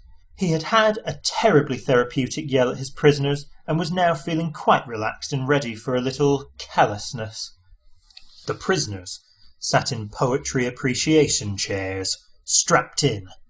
Vogons suffered no illusions as to the regard their works were generally held in. Their early attempts at composition had been part of a bludgeoning insistence that they be accepted as a properly evolved and cultured race, but now the only thing that kept them going was their sheer bloody-mindedness. The sweat stood out on Ford Prefect's brow and slid round the electrodes strapped to his temples. These were attached to a battery of electronic equipment, imagery intensifiers, rhythmic modulators, alliterative residulators, and simile dumpers, all designed to heighten the experience of the poem and make sure that not a single nuance of the poet's thought was lost. Arthur Dent sat and quivered. He had no idea what he was in for, but he knew that he hadn't liked anything that had happened so far and didn't think things were likely to change. The Vogon began to read, a fetid little passage of his own devising. "Oh, Freddled Grunt Bugley," he began. Spasms racked Ford's body. This was worse than even he'd been prepared for. "Thy micturations are to me as plurdled gabble blotches it's on a lurgid bee." "Ah!" went Ford Prefect, retching his head back as lumps of pain thumped through it. He could dimly see behind him Arthur lolling and rolling in his seat. He clenched his teeth. "Group, I implore thee," continued the merciless Vogon, "my founting turlingdromes." His voice was rising to a horrible pitch of impassioned stridency. "And who petitiously drangle me with crinkly bindle wordles, or I will rend thee in the gobberwarts with my blurgle cruncheon. See if I don't." "Oh!" cried Ford Prefect, and threw one final spasm as the electronic enhancement of the last line caught him full blast across the temples. He went limp. Arthur lolled. "Now, earthlings," whirred the Vogon. He didn't know that Ford Prefect was in fact from a small planet somewhere in the vicinity of Beetlejuice, and wouldn't have cared if he had. "I present you with a simple choice. Either die in the vacuum of space, or," he paused for melodramatic effect, "tell me how good you thought my poetry was." He threw himself backwards into a huge leathery bat-shaped seat and watched them. He did the smile again. Ford was rasping for breath. He rolled his dusty tongue round his parched mouth and moaned. Arthur said brightly, "Actually, I quite liked it." Ford turned and gaped. Here was an approach that had quite simply not occurred to him. The Vogon raised a surprised eyebrow that effectively obscured his nose and was therefore no bad thing. "Oh, God," he whirred in a considerable astonishment. "Oh, yes," said Arthur. "I thought that some of the metaphysical imagery was really particularly effective." Ford continued to stare at him, slowly organising his thoughts around this totally new concept. Were they really going to be able to bareface their way out of this?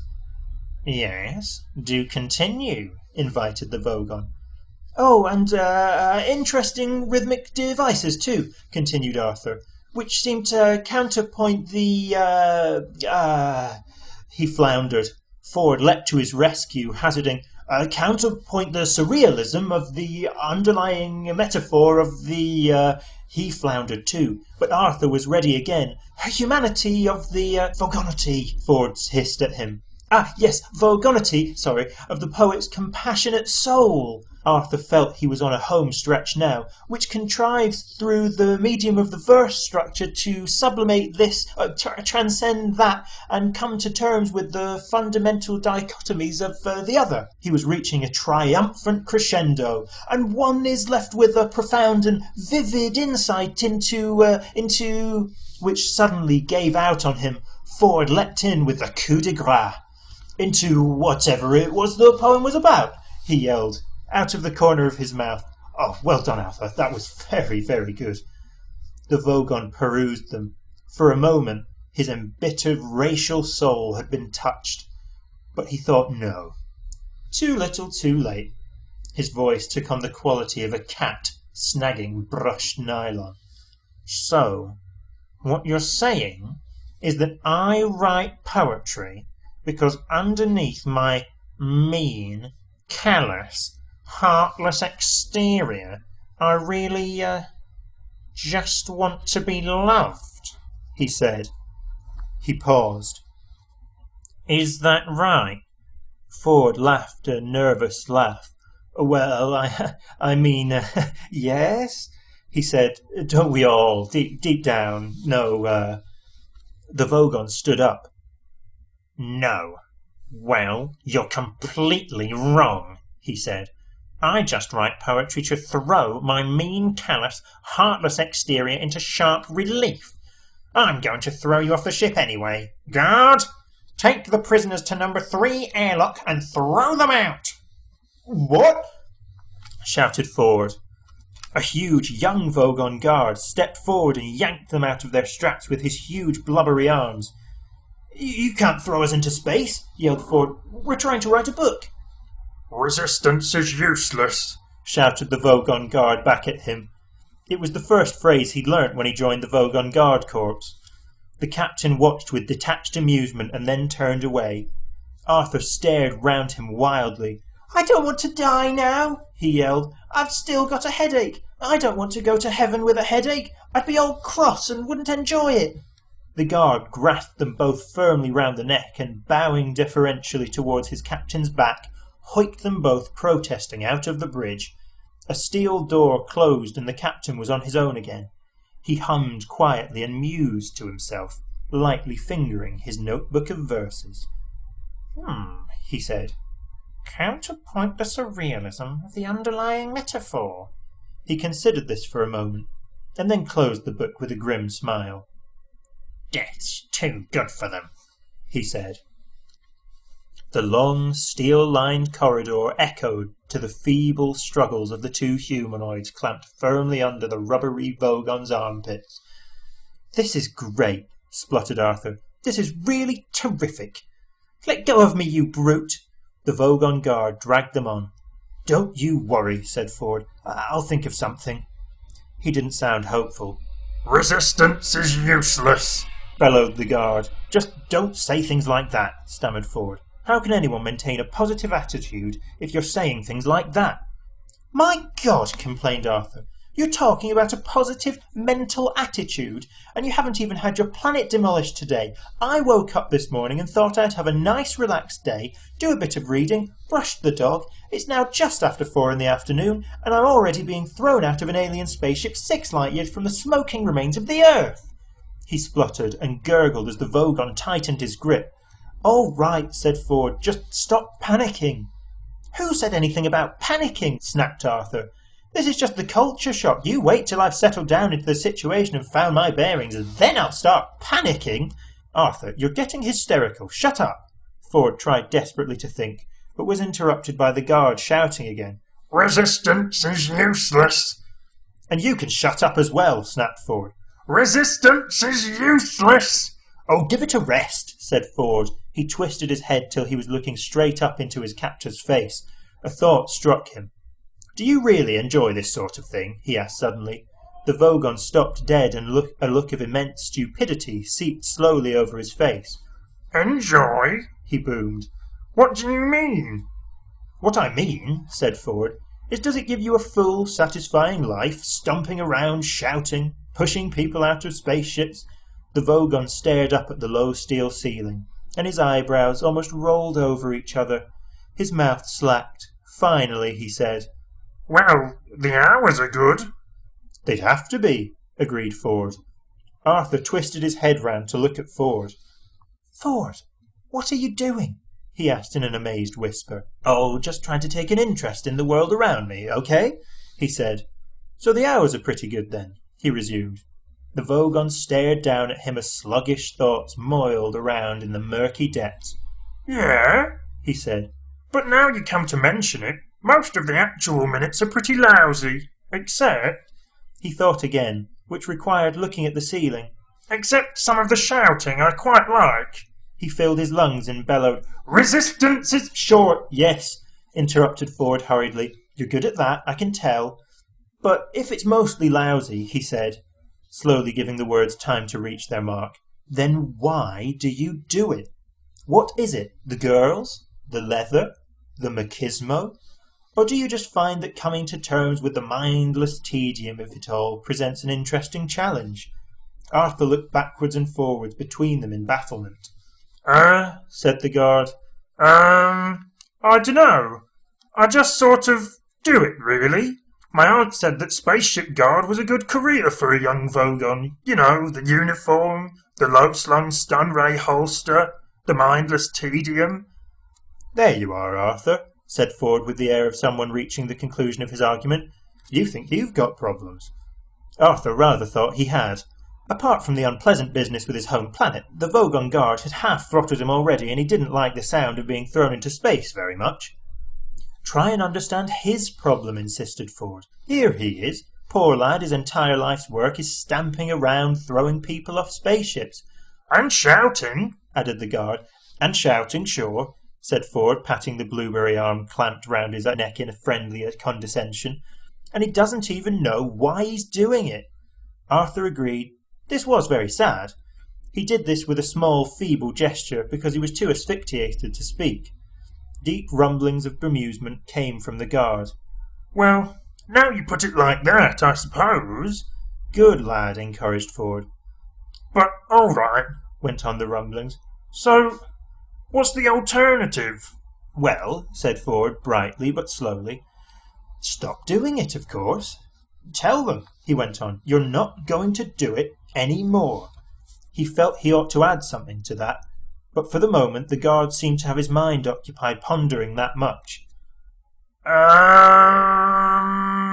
Said the guard.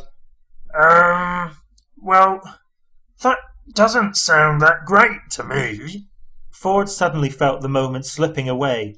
Ah, now wait a minute, he said. That's just the start. You see, there's more to it than that, you see. But at that moment the guard renewed his grip and continued his original purpose of lugging his prisoners to the airlock. He was obviously quite touched. No, I think if it's all the same to you, he said, I'd better get you both shoved into this airlock and then go and get on with some other bits of shouting I've got to do. It wasn't all the same to Ford Prefect at all.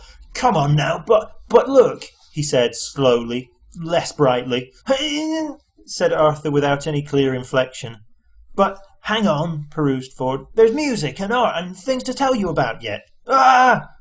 Resistance is useless, bellowed the guard, and then added, You see, if I keep it up, I can eventually get promoted to senior shouting officer.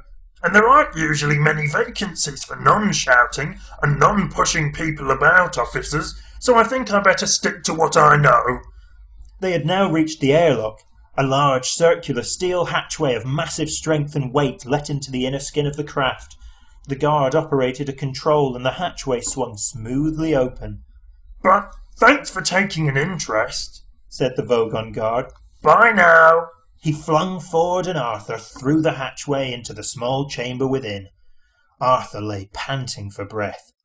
Ford scrambled around and flung his shoulder uselessly against the reclosing hatchway. But listen, he shouted to the guard. There's a whole world you don't know anything about. Here, how about this? Desperately he grabbed for the only bit of culture he knew offhand. He hummed the first bar of Beethoven's Fifth. Da-da-da-dum. Doesn't that stir anything in you? No, said the guard. Not really. But I'll mention it to my aunt. If he said anything further after that, it was lost. The hatchway sealed itself tight, and all sound was lost, bar the faint, distant hum of the ship's engines. They were in a brightly polished cylindrical chamber about 6 feet in diameter and 10 feet long. Ford looked round it, panting. Potentially bright lad, I thought, he said, and slumped against the curved wall. Arthur was still lying in the curve of the floor where he had fallen. He didn't look up. He just lay, panting. We're trapped now, aren't we? Yes, said Ford. We're trapped. Well, didn't you think of anything? I thought you said you were going to think of something. Perhaps you thought of something and I didn't notice. Oh, yes, I thought of something, panted Ford. Arthur looked up expectantly. But, unfortunately, continued Ford, it rather involved being on the other side of this airtight hatchway. He kicked the hatch they'd just been thrown through. But it was a good idea, was it? Oh, yes, very neat. What was it? Well, I hadn't worked out the details yet. Not much point now, is there? So, what happens next? Asked Arthur. Well, the hatchway in front of us will open automatically in a few moments, and we'll shoot out into deep space, I expect, and asphyxiate. If you take a lungful of air with you, you can just last for about 30 seconds. Of course, said Ford. He stuck his hands behind his back, raised his eyebrow, and started to hum an old Beetlejuicean battle hymn. To Arthur's eyes, he suddenly looked very alien. So, this is it, said Arthur. We're going to die. Yes, said Ford, except... No, wait a minute. He suddenly lunged across the chamber at something behind Arthur's line of vision. What's this switch? He cried. What? Where? Cried Arthur, twisting round. Nah, I was only fooling, said Ford. We're going to die after all. He slumped against the wall again and carried on the tune from where he'd left off. You know, said Arthur, it's at times like this, when I'm trapped in a Vogon airlock with a man from Beetlejuice and about to die of asphyxiation in deep space, that I really wished I'd listened to what my mother told me when I was young. Why, what did she tell you? I don't know, I didn't listen. Oh, Ford carried on humming. This is terrific, Arthur thought to himself. Nelson's column has gone. McDonald's have gone. All that's left is me, and the world's mostly harmless. Any second all that will be left is mostly harmless.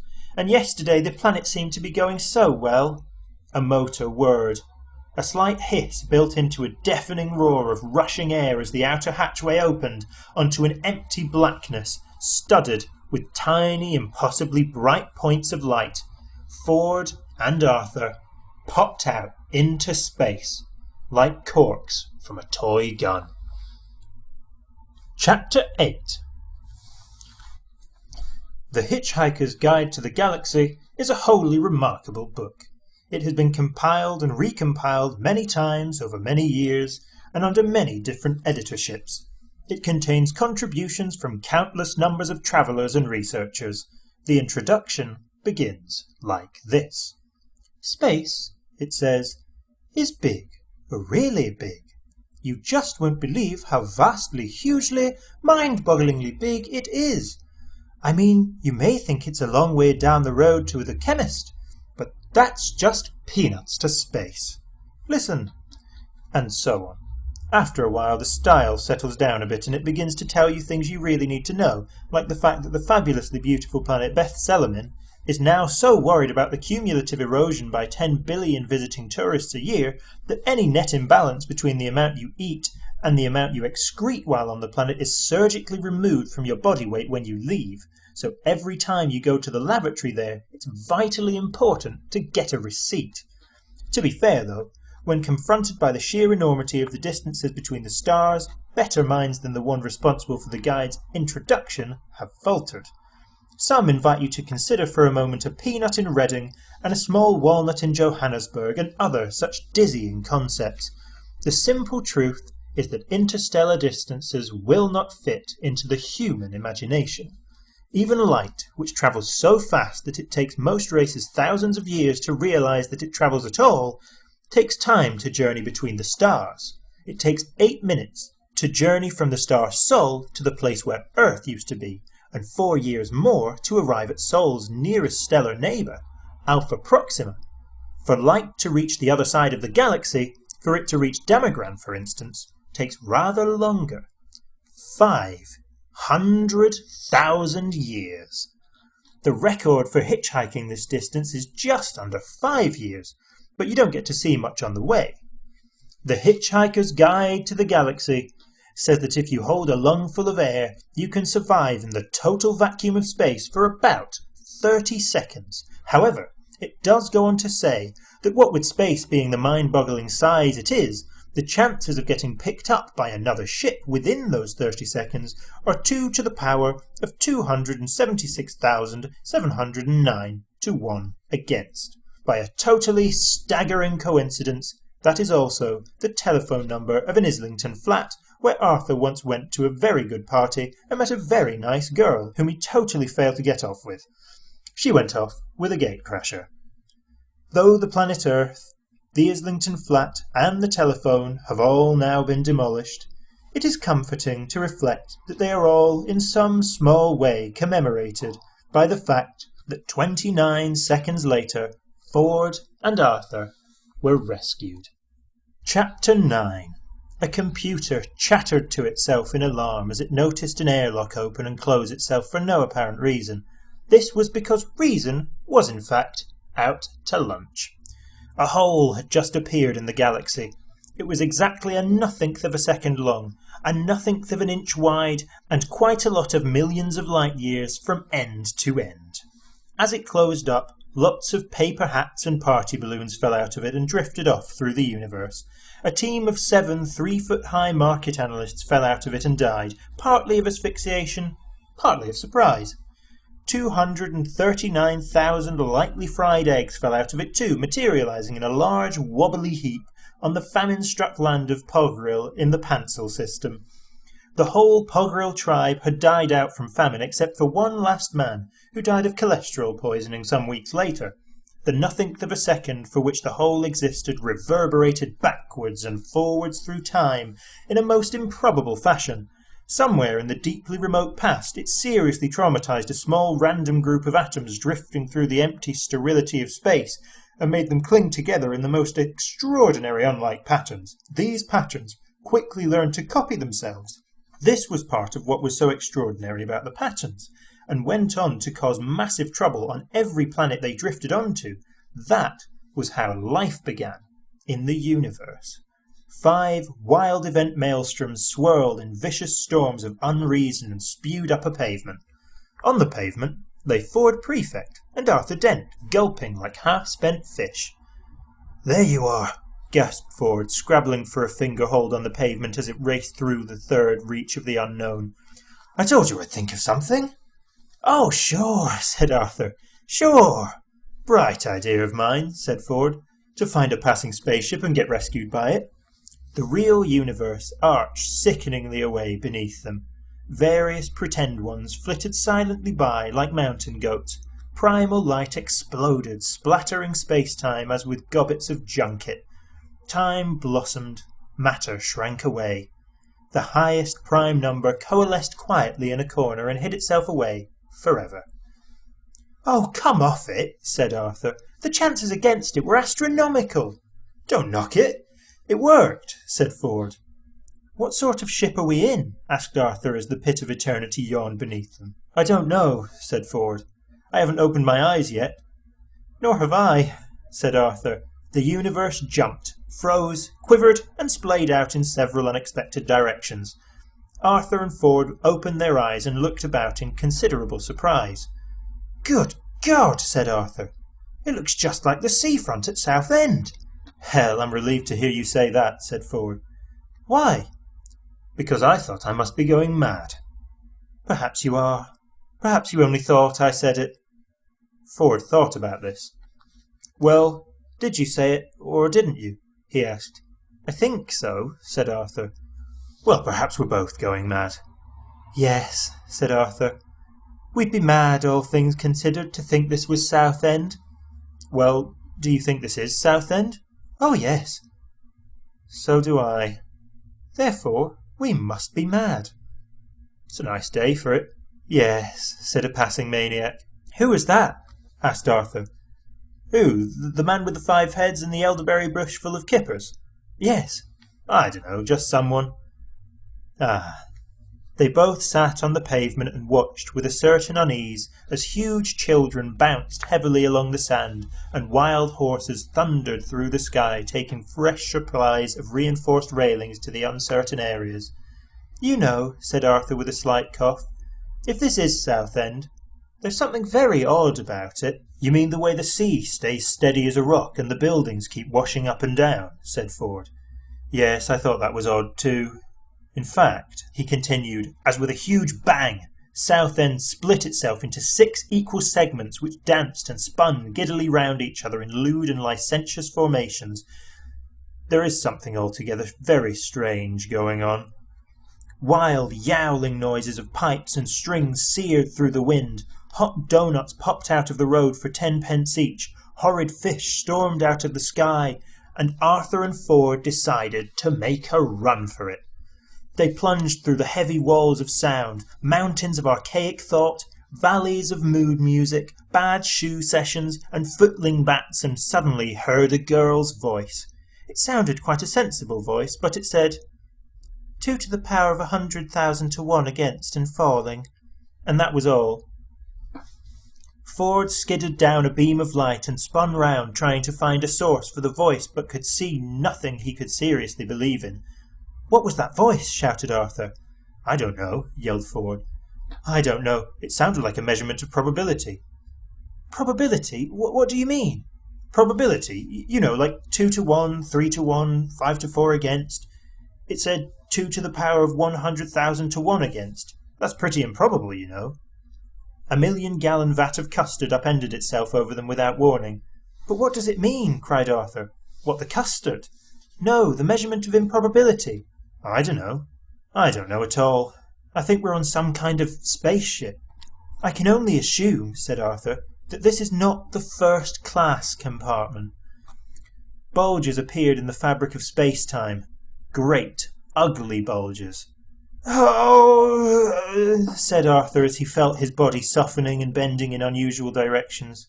"Southend seems to be melting away. The stars are swirling. A dust bowl. My legs are drifting off into the sunset. My left arm's come off too." A frightening thought struck him. "Hell," he said. "How am I going to operate my digital watch now?" He wound his eyes desperately around to Ford's direction. "Ford," he said, "you're turning into a penguin. Stop it." Again came the voice. 2 to the power of 75,000 to 1 against and falling. Ford waddled around his pond in a furious circle. "Hey, who are you?" he quacked. "Where are you? What's going on, and is there any way of stopping it?" "Please relax," said the voice pleasantly. Like a stewardess in an airliner with only 1 wing and 2 engines, one of which is on fire. "You are perfectly safe." "But that's not the point," raged Ford. "The point is that I'm now a perfectly safe penguin, and my colleague here is rapidly running out of limbs." "It's all right. I've got them back now," said Arthur. 2 to the power of 50,000 to 1 against and falling," said the voice. "Admittedly," said Arthur, They're longer than I usually like them, but—" "Isn't there anything," squawked Ford in avian fury, "you feel you ought to be telling us?" The voice cleared its throat. A giant petit four lolloped off into the distance. "Welcome," the voice said, "to the starship Heart of Gold." The voice continued. "Please do not be alarmed," it said, "by anything you see or hear around you. You're bound to feel some initial ill effects if you have been rescued from certain death at an improbability level of 2 to the power of 276,000 to 1 against, or probably much higher. We are now cruising at a level of 2 to the power of 25,000 to 1 against and falling, and we'll be restoring normality just as soon as we are sure that it is normal anyway. Thank you. 2 to the power of 20,000 to 1 against and falling." The voice cut out. Ford and Arthur were in a small, luminous pink cubicle. Ford was wildly excited. "Arthur," he said, "this is fantastic. We've been picked up by a ship powered by the infinite improbability drive. This is incredible. I heard rumours about it before. They were all officially denied, but they must have done it. They've built the improbability drive. Arthur, Arthur, what's happening?" Arthur had jammed himself against the door to the cubicle, trying to hold it closed, but it was ill-fitting. Tiny, furry little hands were squeezing themselves through the cracks. Their fingers were ink-stained. Tiny voices chattered insanely. Arthur looked up. "Ford," he said, "there's an infinite number of monkeys outside who want to talk to us about this script for Hamlet they've worked on." Chapter 10. The infinite improbability drive is a wonderful new method of crossing vast interstellar distances in a mere nothing of a second without all that tedious mucking about in hyperspace. It was discovered by a lucky chance, and then developed into a governable form of propulsion by the Galactic Government's research team on Damagram. This, briefly, is the story of its discovery. The principle of generating small amounts of finite improbability by simply hooking up the logic circuits of a Bambleweenie 57 sub-meson brain to an atomic vector plotter suspended in a strong Brownian motion producer, say a nice hot cup of tea, were of course well understood, and such generators were often used to break the ice at parties by making all the molecules in the hostess's undergarments leap simultaneously 1 foot to the left, in accordance with the theory of indeterminacy. Many respectable physicists said they weren't going to stand for this, partly because it was a debasement of science, but mostly because they didn't get invited to those sort of parties. Another thing they couldn't stand was the perpetual failure they encountered in trying to construct a machine which could generate the infinite improbability field needed to flip a spaceship across the mind-paralyzing distances between the furthest stars, and in the end they grumpily announced that such a machine was virtually impossible. Then, one day, a student who had been left to sweep up the lab after a particularly unsuccessful party found himself reasoning this way. If, he thought to himself, such a machine is a virtual impossibility, then it must logically be a finite improbability. So all I have to do in order to make one is to work out exactly how improbable it is, feed that figure into the finite improbability generator, give it a fresh cup of really hot tea, and turn it on. He did this, and was rather startled to discover that he had managed to create the long-sought-after golden infinite improbability generator out of thin air. It startled him even more when, just after he was awarded the Galactic Institute's prize for extreme cleverness, he got lynched by a rampaging mob of respectable physicists who had finally realized that the one thing they really couldn't stand was a smartass. Chapter 11. The improbability-proof control cabin of the Heart of Gold looked like a perfectly conventional spaceship, except that it was perfectly clean because it was so new. Some of the control seats hadn't had the plastic wrapping taken off yet. The cabin was mostly white, oblong, and about the size of a smallish restaurant. In fact, it wasn't perfectly oblong. The two long walls were raked round in a slight parallel curve, and all the angles and corners of the cabin were contoured in excitingly chunky shapes. The truth of the matter is that it would have been a great deal simpler and more practical to build the cabin as an ordinary three-dimensional oblong room, but then the designers would have got miserable. As it was, the cabin looked excitingly purposeful, with large video screens ranged over the control and guidance system panels on the concave wall, and long banks of computers set into the convex wall. In one corner a robot sat humped, its gleaming brushed steel head hanging loosely between its gleaming brushed steel knees. It too was fairly new, but though it was beautifully constructed and polished, it somehow looked as if the various parts of its more or less humanoid body didn't quite fit properly. In fact, they fitted perfectly well, but something in its bearing suggested that they might have fitted better. Zaphod Beeblebrox paced nervously up and down the cabin, brushing his hands over pieces of gleaming equipment and giggling with excitement. Trillian sat hunched over a clump of instruments reading off figures. Her voice was carried round the tannoy system of the whole ship. 5-1 against and falling, she said. 4-1 against and falling. 3-1, 2, 1. Probability factor of 1-1. We have normality. I repeat, we have normality. She turned her microphone off, then turned it back on with a slight smile and continued, Anything you still can't cope with is therefore your own problem. Please relax. You will be sent for soon. Zaphod burst out in annoyance. Who are they, Trillian? Trillian spun her seat round to face him and shrugged. Just a couple of guys we seem to have picked up in open space, she said. Section ZZ9, plural Z alpha. Yeah, well, that's a very sweet thought, Trillian, complained Zaphod. But do you really think it's wise under the circumstances? I mean, here we are on the run and everything. We must have the police of half the galaxy after us by now, and we stop to pick up hitchhikers? Okay, so 10 out of 10 for style, but minus several million for good thinking, yeah? He tapped irritably at a control panel.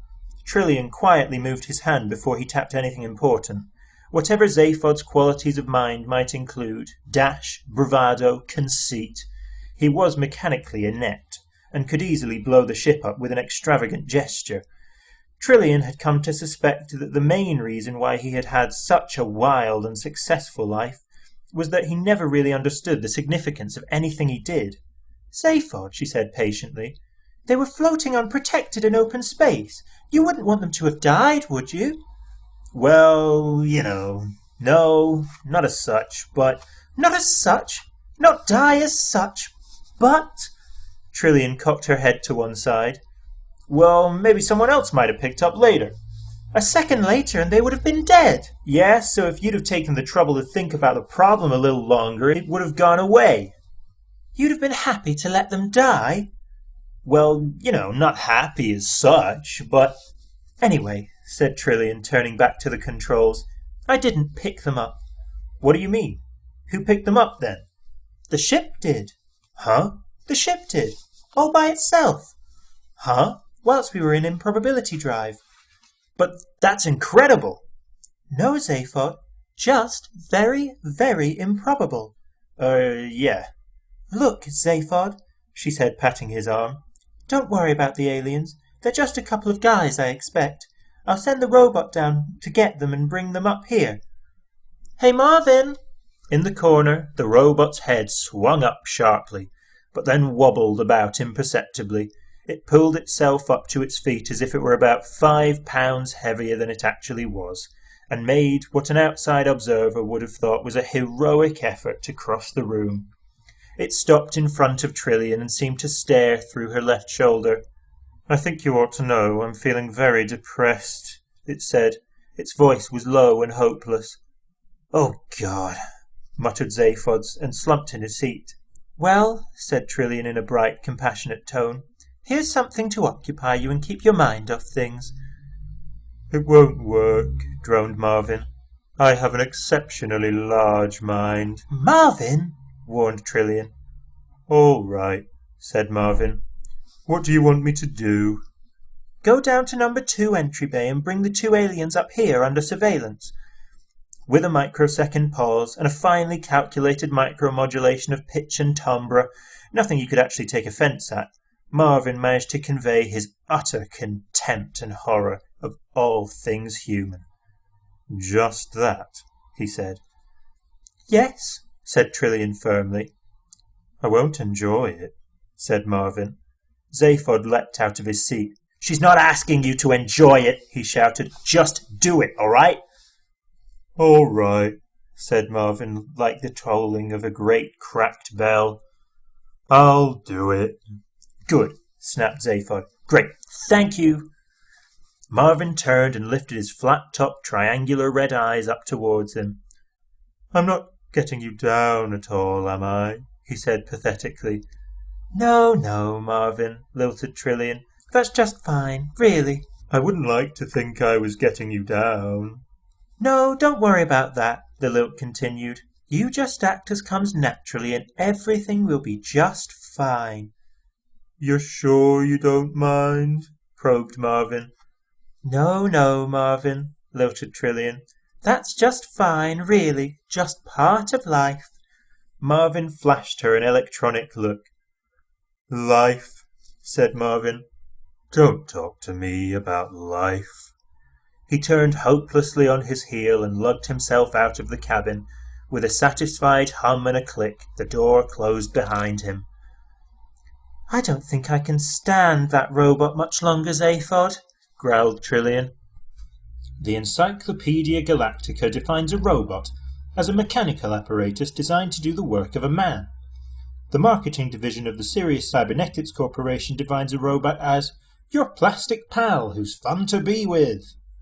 The Hitch-Hiker's Guide to the Galaxy defines the marketing division of the Sirius Cybernetics Corporation as a bunch of mindless jerks who'll be the first against the wall when the revolution comes, with a footnote to the effect that the editors would welcome applications from anyone interested in taking over the post of robotics correspondent. Curiously enough, an edition of the Encyclopedia Galactica that had the good fortune to fall through a time warp from 1,000 years in the future defined the marketing division of the Sirius Cybernetics Corporation as a bunch of mindless jerks who were the first against the wall when the revolution came. The pink cubicle had winked out of existence. The monkeys had sunk away to a better dimension. Ford and Arthur found themselves in the embarkation area of the ship. It was rather smart. I think this ship is brand new, said Ford. How can you tell? Asked Arthur. Have you got some exotic device for measuring the age of metal? No, I just found this sales brochure lying on the floor. It's a lot of the universe can be yours stuff. Ah, look, I was right. Ford jabbed at one of the pages and showed it to Arthur. It said, sensational new breakthrough in improbability physics. As soon as the ship's drive reaches infinite improbability, it passes through every point in the universe. Be the envy of other major governments. Wow, this is big league stuff. Ford hunted excitedly through the technical specs of the ship, occasionally gasping with astonishment at what he read. Clearly, galactic astrotechnology had moved ahead during the years of his exile. Arthur listened for a short while, but being unable to understand the vast majority of what Ford was saying, he began to let his mind wander. Trailing his fingers along the edge of an incomprehensible computer bank, he reached out and pressed an invitingly large red button on a nearby panel. The panel lit up with the words, "Please do not press this button again." He shook himself. Listen, said Ford, who was still engrossed in the sales brochure. They make a big thing of the ship's cybernetics, a new generation of Sirius Cybernetics Corporation robots and computers, with a new GPP feature. GPP feature? Said Arthur. What's that? Oh, it says genuine people personalities. Oh, said Arthur. Sounds ghastly. A voice behind them says, It is. The voice was low and hopeless, and accompanied by a slight clanking sound. They spun round and saw an abject steel man standing hunched in the doorway. What? They said. Ghastly, continued Marvin. It all is. Absolutely ghastly. Just don't even talk about it. Look at this door, he said, stepping through it. The irony circuits cut into his voice modulator as he mimicked the style of the sales brochure. All the doors in this spaceship have a cheerful and sunny disposition. It is their pleasure to open for you, and their satisfaction to close again with the knowledge of a job well done. As the door closed behind them, it became apparent that it did indeed have a satisfied sigh-like quality to it. It said. Marvin regarded it with cold loathing, whilst his logic circuits chattered with disgust and tinkered with the concept of directing physical violence against it. Further circuits cut in, saying, "Why bother? What's the point? Nothing is worth getting involved in." Further circuits amused themselves by analysing the molecular components of the door and of the humanoid's brain cells. For a quick encore, they measured the level of hydrogen emissions in the surrounding cubic parsec of space, and then shut down again in boredom. A spasm of despair shook the robot's body as he turned. "Come on," he droned. "I've been ordered to take you down to the bridge. Here I am, brain the size of a planet, and they ask me to take you down to the bridge. Call that job satisfaction? 'Cause I don't." He turned and walked back to the hated door. Excuse me," said Ford, following after him. "Which government owns this shit?" Marvin ignored him. "You watch this door," he muttered. "It's about to open again. I can tell by the intolerable air of smugness it suddenly generates." With an ingratiating little whine, the door slid open again, and Marvin stomped through. "Come on," he said. The others followed quickly, and the door slid back into place with pleased little clicks and whirs. "Thank you, the marketing division of Sirius Cybernetics Corporation," said Marvin, and trudged desolately up the gleaming curved corridor that stretched out before them. "Let's build robots with genuine people personalities," they said. "So they tried it out with me. I'm a personality prototype. You can tell, can't you?" Ford and Arthur muttered embarrassed little disclaimers. "I hate this door," continued Marvin. "I'm not getting you down at all, am I?"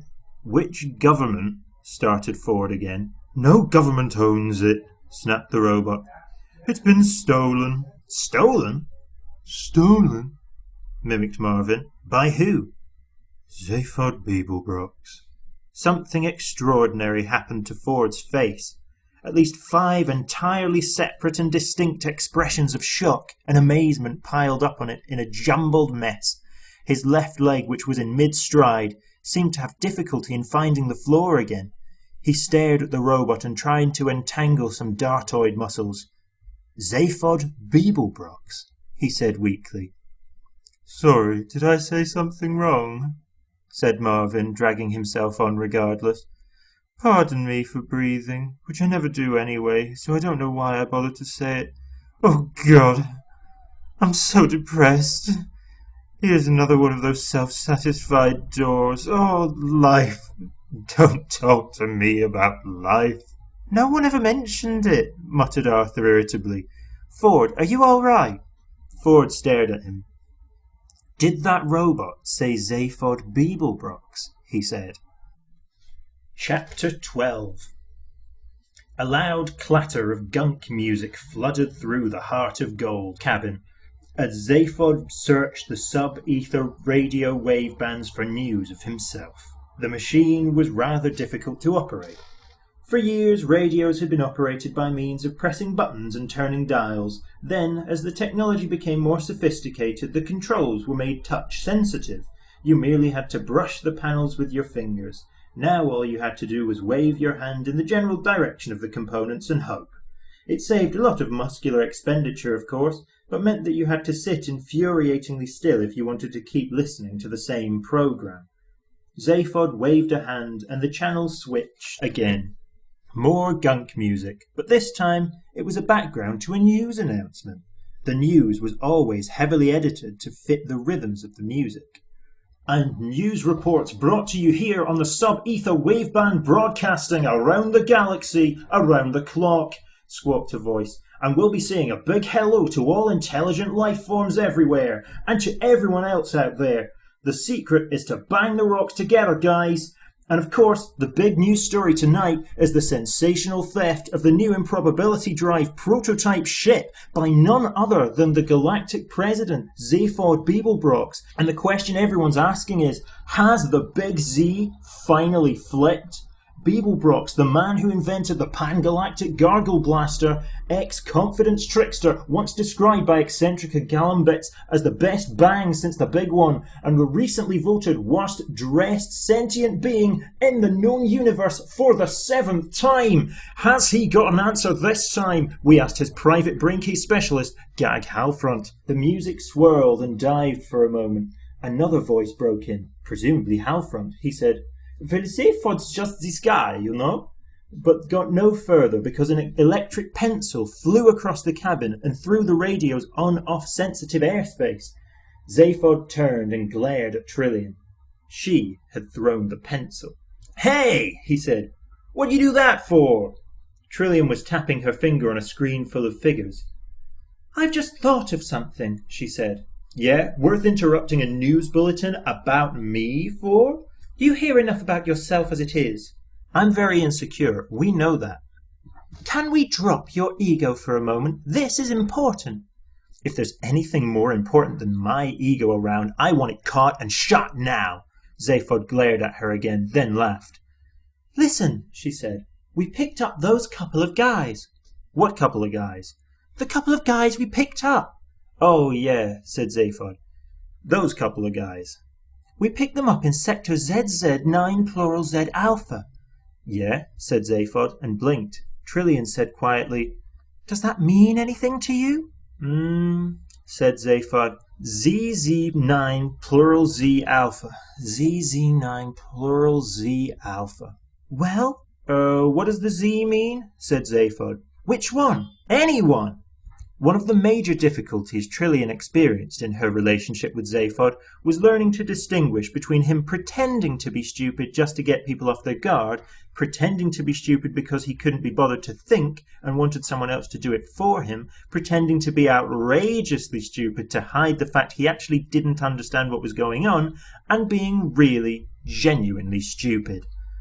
He was renowned for being amazingly clever, and quite clearly was so, but not all the time, which obviously worried him, hence the act.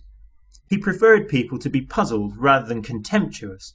This, above all, appeared to Trillian to be genuinely stupid, but she could no longer be bothered to argue about it. She sighed and punched up a star map on the visiscreen so she could make it simple for him, whatever his reasons for wanting it to be that way. "There," she pointed out. "Right there." "Hey, yeah," said Zaphod. "Well?" "Well, what?" Parts of the inside of her head screamed at other parts of the inside of her head. She said, very calmly, "It's the same sector you originally picked me up in." He looked at her and then looked back at the screen. "Hey, yeah," he said.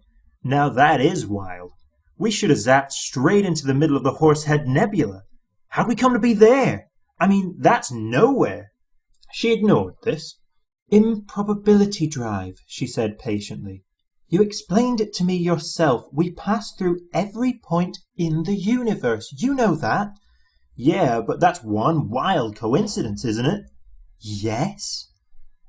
"Picking someone up at that point, out of the whole of the universe to choose from, that's just too... I want to work this out. Computer?" The Sirius cybernetic shipboard computer, which controlled and permeated every particle of the ship, switched into communication mode. "Hi there," it said brightly and simultaneously spewed out a tiny ribbon of ticker tape just for the record. The ticker tape said, "Hi there." "Oh God," said Zaphod. He hadn't worked with this computer for long, but had already learned to loathe it. The computer continued, brash and cheery as if it was selling detergent. "I want you to know that whatever your problem, I am here to solve it." Yeah, said Zaphod. "Look, I think I'll just use a piece of paper." "Sure thing," said the computer, spilling out its message into a waste bin at the same time. "I understand. If you ever want..." "Shut up," said Zaphod, and snatching up a pencil, he sat down next to Trillian at the console. Okay, said the computer in a hurt tone of voice, and closed down its speech channel again. Zaphod and Trillian pored over the figures that the improbability flight path scanner flashed silently up in front of them. "Can we work this out?" said Zaphod, "from their point of view, what the improbability of their rescue was?" "Yes, that's a constant," said Trillian. 2 to the power of 276,709 to 1 against. That's high. They're two lucky guys.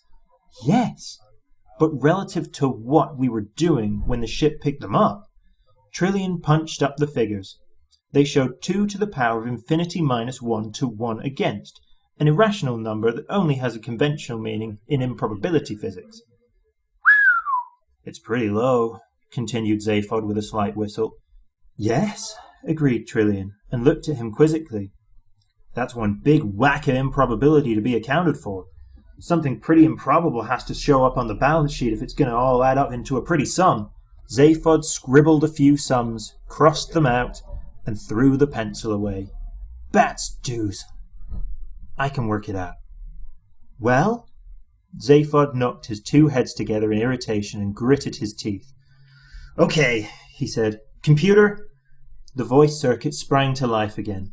Why, hello there, they said. Ticker tape, ticker tape. All I want to do is make your day nicer and nicer and nicer. Yeah, well, shut up and work something out for me. Sure thing, chattered the computer. You want a probability forecast based on improbability data? Yeah. Okay, the computer continued. Here's an interesting little notion. Did you realize that most people's lives are governed by telephone numbers? A pained look crawled across one of Zaphod's faces and on to the other one. Have you flipped? He said.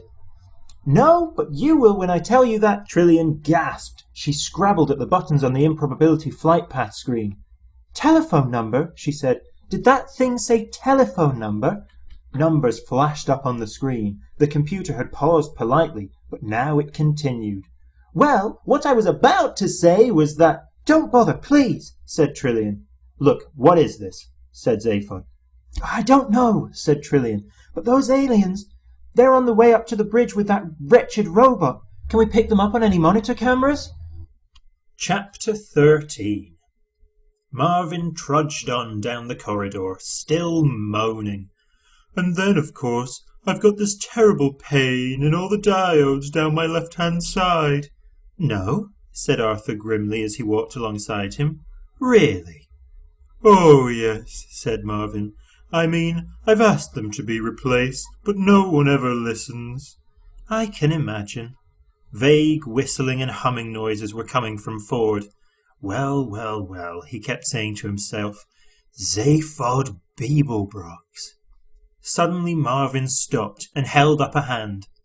You know what happened now, of course. No, what? Said Arthur, who didn't want to know. We've arrived at another of those doors.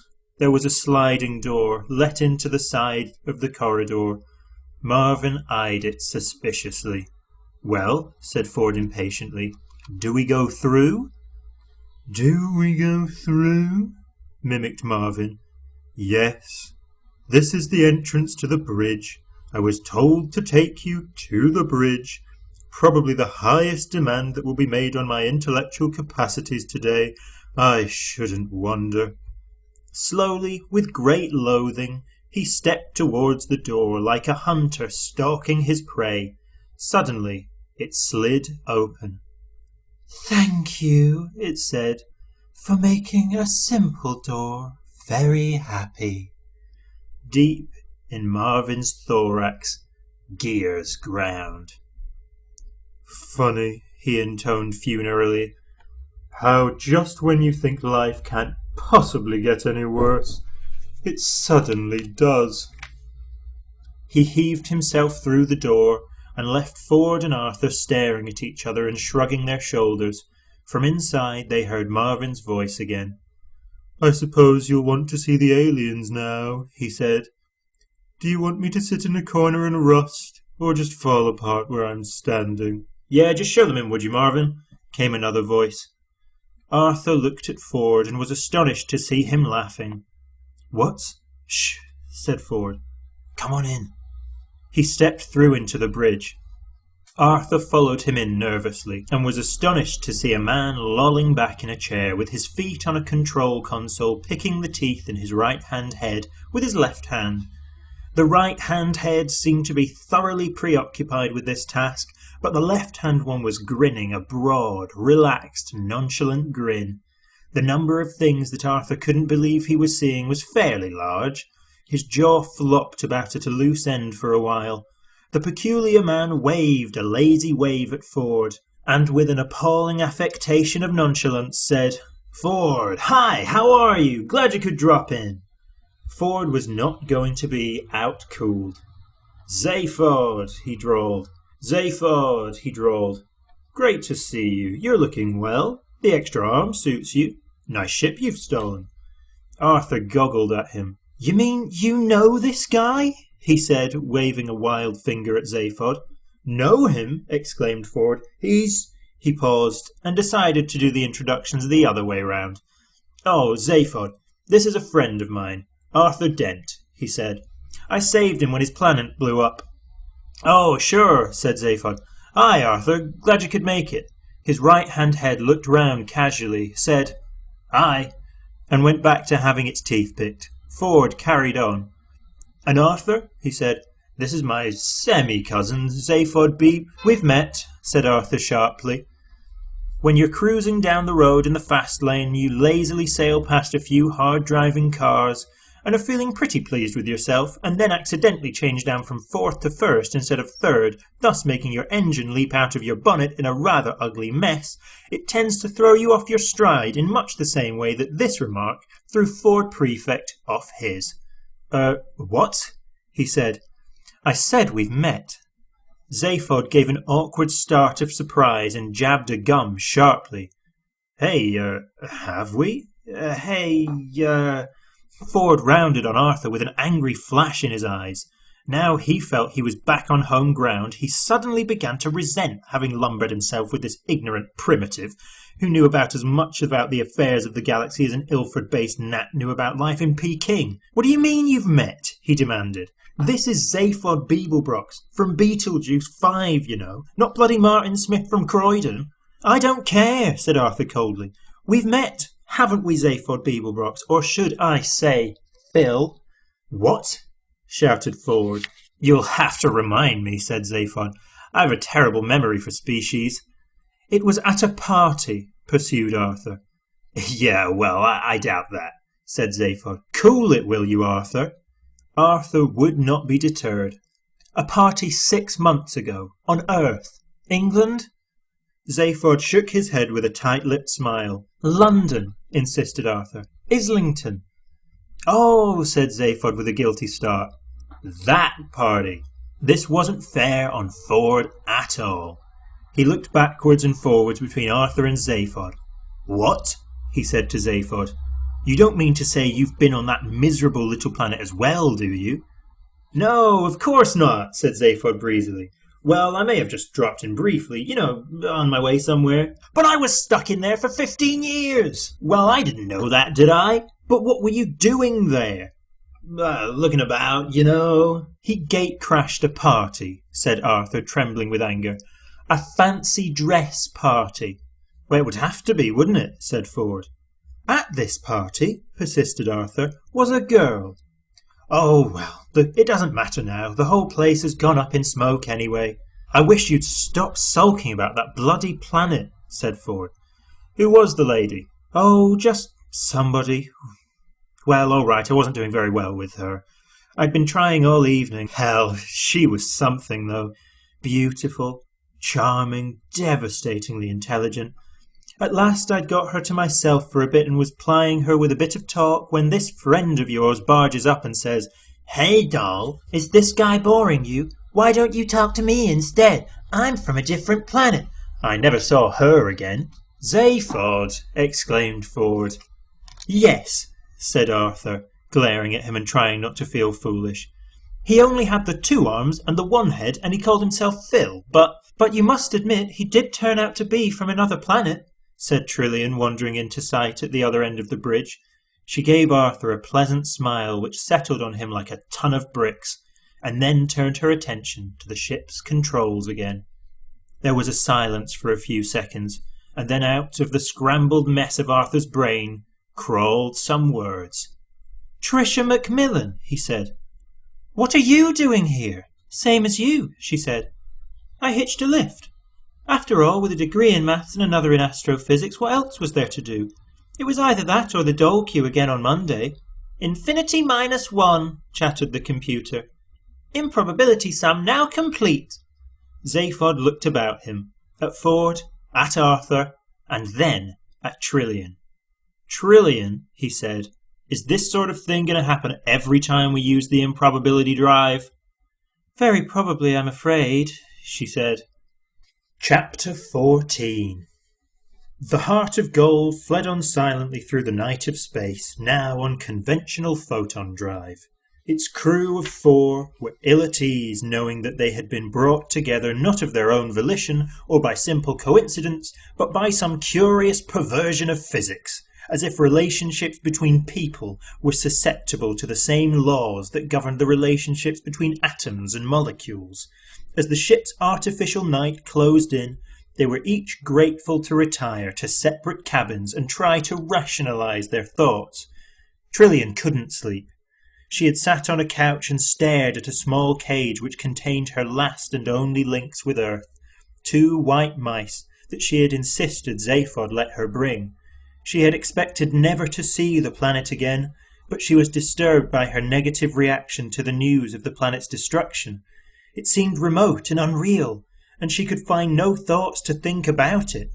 She watched the mice scurrying round the cage and running furiously in their little plastic treadwheels till they occupied her whole attention. Suddenly she shook herself and went back onto the bridge to watch over the tiny flashing lights and figures that charted the ship's progress through the void. She wished she knew what it was she was trying not to think about. Zaphod couldn't sleep. He also wished he knew what it was that he wouldn't let himself think about. For as long as he could remember, he'd suffered from a vague, nagging feeling of not being all there. Most of the time, he was able to put this thought aside and not worry about it. But it had been reawakened by the sudden, inexplicable arrival of Ford Prefect and Arthur Dent. Somehow it seemed to conform to a pattern that he couldn't see. Ford couldn't sleep. He was too excited about being back on the road again. 15 years of virtual imprisonment were over, just as he was finally beginning to give up hope. Knocking about with Zaphod for a bit promised to be a lot of fun, though there seemed to be something faintly odd about his semi-cousin that he couldn't put his finger on. The fact that he had become president of the galaxy was frankly astonishing, as was the matter of his leaving at the post. Was there a reason behind it? There would be no point in asking Zaphod. He'd never appeared to have a reason for anything he did at all. He had turned unfathomably into an art form. He attacked everything in life with a mixture of extraordinary genius and naive incompetence, and it was often difficult to tell which was which. Arthur slept. He was terribly tired. There was a tap at Zaphod's door. It slid open. "Zaphod?" "Yeah?" Trillian stood outlined in the oval of light. "I think we just found what you came to look for." "Hey, yeah?" Ford gave up the attempt to sleep. In the corner of his cabin was a small computer screen and keyboard.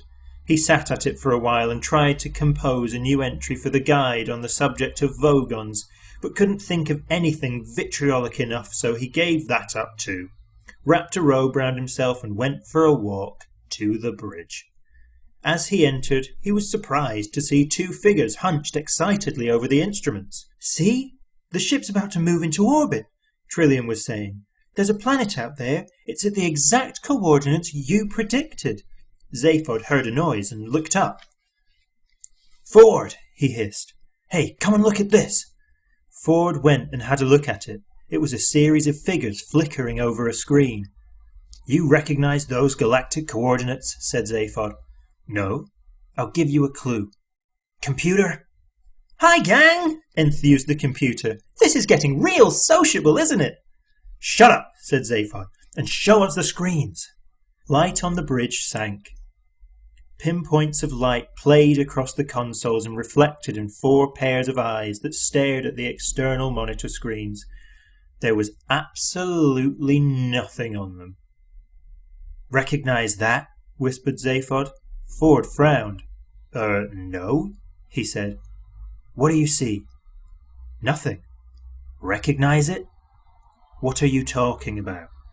We're in the Horsehead Nebula, one whole vast dark cloud, and I was meant to recognize that from a blank screen. Inside a dark nebula is the only place in the galaxy you'd see a dark screen. Very good. Zaphod laughed. He was clearly very excited about something, almost childishly so. Hey, this is really terrific. This is just far too much. What's so great about being stuck in a dust cloud? Said Ford. What would you reckon to find here? Urged Zaphod. Nothing. No stars? No planets? No. Computer, shouted Zaphod, rotate angle of vision through 180 degrees and don't talk about it. For a moment it seemed that nothing was happening. Then a brightness glowed at the edge of the huge screen. A red star, the size of a small plate, crept across it, followed quickly by another one. A binary system. Then a vast crescent sliced into the corner of the picture, a red glare shading away into deep black, the night side of the planet. "I've found it!" cried Zaphod, thumping the console. "I've found it!" Ford stared at it in astonishment. "What is it?" he said. "That," said Zaphod, "is the most improbable planet that ever existed." Chapter 15. Excerpt from the Hitch-Hiker's Guide to the Galaxy, page 634784, section 5A, entry Magrathea. Far back in the mists of ancient time, in the great and glorious days of the former galactic empire, life was wild, rich, and largely tax-free. Mighty starships plied their way between exotic suns, seeking adventure and reward amongst the furthest reaches of galactic space. In those days spirits were brave, the stakes were high, men were real men, women were real women, and small furry creatures from Alpha Centauri were real small furry creatures from Alpha Centauri, and all dared to brave unknown terrors, to do mighty deeds, to boldly split infinitives that no man had split before, and thus was the empire forged. Many men, of course, became extremely rich, but this was perfectly natural and nothing to be ashamed of, because no one was really poor, at least no one worth speaking of, and for all the richest and most successful merchants life inevitably became rather dull and niggly, and they began to imagine that this was therefore the fault of the worlds they'd settled on. None of them was entirely satisfactory. Either the climate wasn't quite right in the later part of the afternoon, or the day was half an hour too long, or the sea was exactly the wrong shade of pink.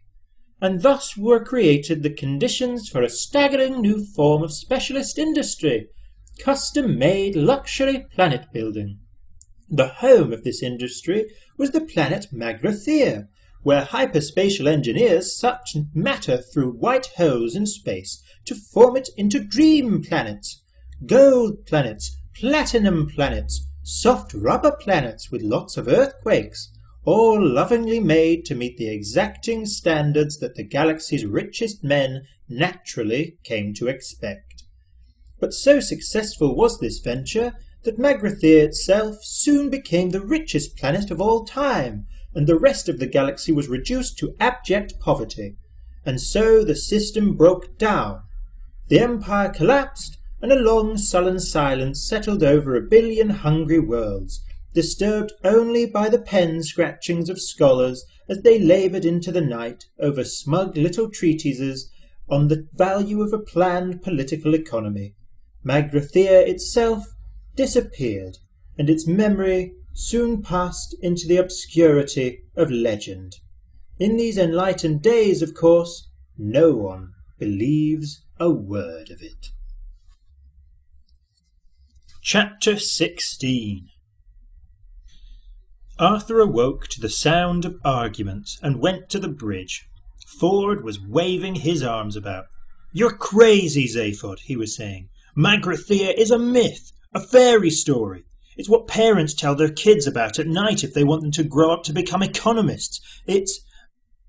And that's what we are currently in orbit about, insisted Zaphod. Look, I can't help what you may personally be in orbit around, said Ford, but this ship... Computer? Shouted Zaphod. Oh no. Hi there! This is Eddie, your shipboard computer, and I'm feeling just great, guys! And I know I'm just going to get a bundle of kicks out of any program you care to run through me. Arthur looked inquiringly at Trillian. She motioned him to come on in, but kept quiet. Computer, said Zaphod, tell us again what our present trajectory is. A real pleasure, fella, it burbled. We are currently in orbit at an altitude of 300 miles around the legendary planet of Magrathea. Proving nothing, said Ford. I wouldn't trust that computer to speak my weight. I can do that for you, sure, enthused the computer, punching out more ticker tape. I can even work out your personality problems to 10 decimal places if it will help. Trillian interrupted. Zaphod, she said, any minute now we'll be swinging round to the daylight side of this planet. Adding, whatever it turns out to be. Hey, what do you mean by that? The planet's where I predicted it would be, isn't it? Yes, I know there's a planet there. I'm not arguing with anyone. It's just that I wouldn't know Magrathea from any other lump of cold rock. Dawn's coming up if you want it. Okay, muttered Zaphod. Let's at least give our eyes a good time. Computer! Hi there! What can I... Just shut up and give us a view of the planet again. A dark, featureless mass once more filled the screens, the planet rolling away beneath them. They watched for a moment in silence, but Zaphod was fidgety with excitement. He said in a hushed voice. The planet rolled on. We are now traversing the night side, he said in a hushed voice. The planet rolled on. The surface of the planet is now 300 miles beneath us, he continued. He was trying to restore a sense of occasion to what he felt should have been a great moment. Magrathea! He was piqued by Ford's sceptical reaction. Magrathea! In a few seconds, he continued, we should see there! The moment carried itself. Even the most seasoned star tramp can't help but shiver at the spectacular drama of a sunrise seen from space. But a binary sunrise is one of the marvels of the galaxy. Out of the utter blackness stabbed a sudden point of blinding light. It crept up by slight degrees and spread sideways in a thin crescent blade, and within seconds 2 suns were visible, furnaces of light, searing the black edge of the horizon with white fire. Fierce shafts of colour streaked through the thin atmosphere beneath them. The fires of dawn, breathed Zaphod. The twin sons of Sulianus and Ram. Or whatever, said Ford quietly. Sulianus and Ram, insisted Zaphod. The suns blazed into the pitch of space, and a low, ghostly music floated through the bridge. Marvin was humming ironically, because he hated humans so much. As Ford gazed at the spectacle of light before them, excitement burned inside him. But only the excitement of seeing a strange, new planet. It was enough to him to see it as it was. It faintly irritated him that Zaphod had to impose some ludicrous fantasy onto the scene to make it work for him. All this Magrathea nonsense seemed juvenile. Isn't it enough to see that a garden is beautiful without having to believe that there are fairies at the bottom of it too? All this Magrathea business seemed totally incomprehensible to Arthur. He edged up to Trillian and asked her what was going on. I only know what Zaphod's told me, she whispered. Apparently Magrathea is some kind of legend from way back, which no one seriously believes in. Bit like Atlantis on Earth, except that the legends say the Magratheans used to manufacture planets. Arthur blinked at the screens and felt he was missing something important. Suddenly he realized what it was. Is there any tea on this spaceship? He asked. More of the planet was unfolding beneath them as the heart of gold streaked along its orbital path. The suns now stood high in the black sky. The pyrotechnics of dawn were over, and the surface of the planet appeared bleak and forbidding in the common light of day. Grey, dusty, and only dimly contoured. It looked dead and cold as a crypt. From time to time, promising features would appear on the distant horizon. Ravines, maybe mountains, maybe even cities. But as they approached, the lines would soften and blur into anonymity, and nothing would transpire. The planet's surface was blurred by time, by the slow movement of the thin, stagnant air that had crept across it for century upon century. Clearly, it was very, very old. A moment of doubt came to Ford as he watched the grey landscape move beneath him. The immensity of time worried him. He could feel it as a presence. He cleared his throat. Well, I'm even supposing it is. It is, said Zaphod. Which it isn't, continued Ford. What do you want with it anyway? There's nothing there. Not on the surface, said Zaphod. All right, just supposing there's something, I take it you're not here for the sheer industrial archaeology of it all. What are you after? One of Zaphod's heads looked away. The other one looked round to see what the first was looking at, but it wasn't looking at anything very much. Well, said Zaphod airily, it's partly the curiosity, partly a sense of adventure, but mostly I think it's the fame and the money. Ford glanced at him sharply. He got a very strong impression that Zaphod hadn't the faintest idea why he was there at all. You know, I don't like the look of that planet at all, said Trillian, shivering. Ah, take no notice, said Zaphod. With half the wealth of the former galactic empire stored on it somewhere, it can afford to look a bit frumpy. Bullshit, thought Ford. Even supposing this was the home of some ancient civilization now gone to dust, even supposing a number of exceedingly unlikely things, there was no way that vast treasures of wealth were going to be stored there in any form that would still have meaning now. He shrugged. I think it's just a dead planet, he said. The suspense is killing me, said Arthur testily. Stress and nervous tension are now serious social problems in all parts of the galaxy. And it is in order that this situation should not be in any way exacerbated that the following facts will now be revealed in advance. The planet in question is, in fact, the legendary Magrathea. The deadly missile attack, shortly to be launched by an ancient automatic defense system, will result merely in the breakage of 3 coffee cups and a mouse cage, the bruising of somebody's upper arm, and the untimely creation and sudden demise of a bowl of petunias and an innocent sperm whale. In order that some sense of mystery still be preserved, no revelation will yet be made concerning whose upper arm sustains the bruise. This fact may safely be made the subject of suspense, since it is of no significance whatsoever. Chapter 17.